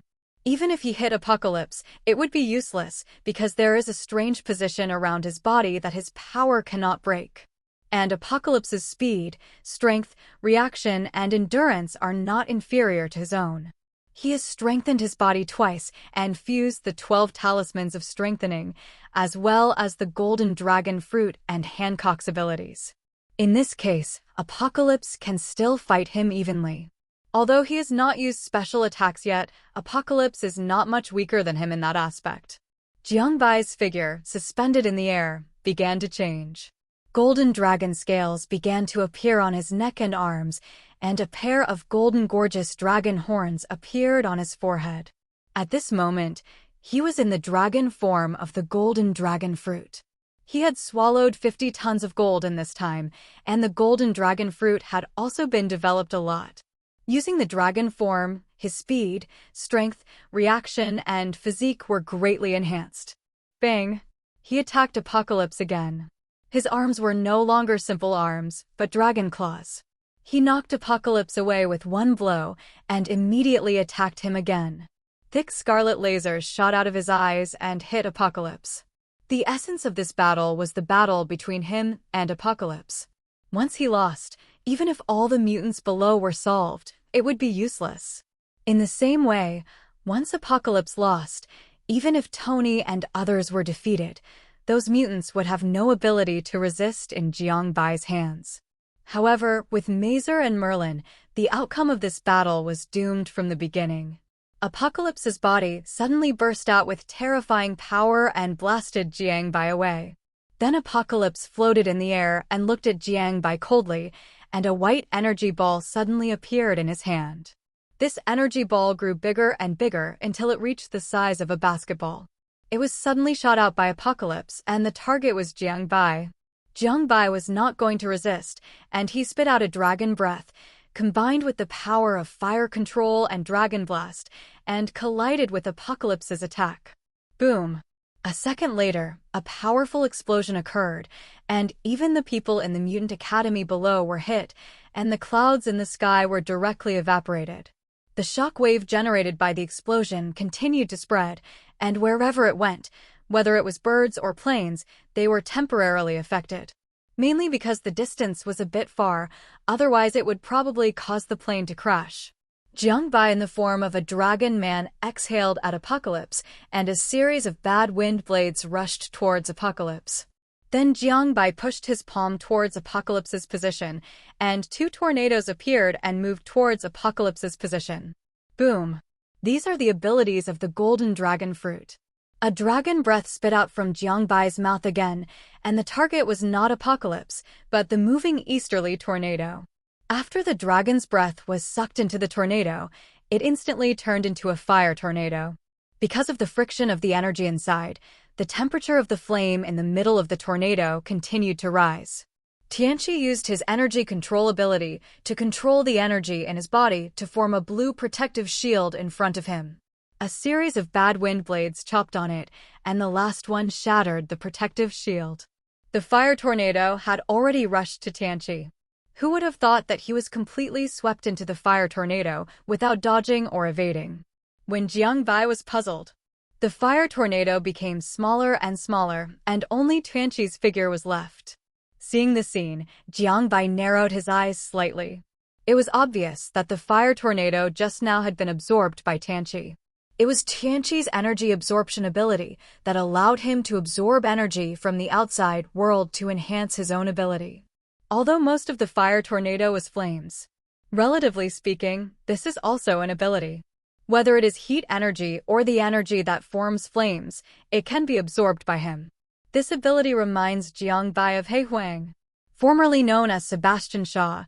He is also a mutant who has the ability to absorb all forms of energy and convert it into his own energy, and can release the energy. He can absorb any energy, including kinetic energy, thermal energy, electrical energy, and can also use energy to prolong his life. Tianqi's ability seems to be no less than that of He Huang, and he is even more difficult to deal with than He Huang. Not only can he absorb energy, he is better than He Huang in every aspect. While Jiangbai was thinking, Tianqi raised his hand and waved at Jiangbai, and a terrifying flame was released from his hand, rushing towards Jiangbai's position. Jiangbai immediately mobilized his biological stance and telekinesis to defend himself. That is even so, he could feel the terrifying high temperature, which made Jiangbai look very ugly. He found that he seemed to have no ability to restrain Tianqi. But the ability to absorb energy alone made Jiangbai very difficult, not to mention that special position and energy control. Even self-molecular control. Tianqi's complete control over his molecular and submolecular structure allowed him to change his molecular structure at will. He could deform, regenerate, and change size. Boom! A blue space force rushed towards Tianqi. Tianqi, who felt the crisis, immediately mobilized the energy in his body to block it, and teleported away from this position in the next second. Then the space energy broke through his energy defense, revealing a trace of space cutting at his original position. This was also the ability that Jiangbai had just thought of to deal with Tianqi, that is, to use space. Seeing Tianqi appear again, a space blade like a wind blade flew out and rushed towards Tianqi's position. A trace of space cutting appeared again. Tianqi's right hand was also cut off by Jiangbai, but the next second his arm healed directly, as if the situation just now had not happened. This ability is even more outrageous than self-healing. Self-healing is growing an arm, and he directly merged with the broken arm. Merlin, come on. It's finally my turn. I have to experiment with the magic I created on him. In desperation, Jiangbai could only call Merlin. He really couldn't do anything to Tianqi. Tianqi was not inferior to him in terms of physique. Even if his strength reached the limit, he could only knock Tianqi away. The special position on his body was indestructible and could not be broken at all. You must know that his current strength starts at 100 tons. Still unable to break that position, the ability to attack Tianqi can absorb the attack energy to strengthen himself or return your attack to you. The speed is the same as teleportation in a short distance. He also has extremely terrifying energy in his body, which can be released from any part of his body. Magnetic force is useless to Apocalypse because his position cannot control Apocalypse even if there is metal on his body. Telekinesis. Apocalypse's telekinesis is stronger than Jiangbai's telepathy.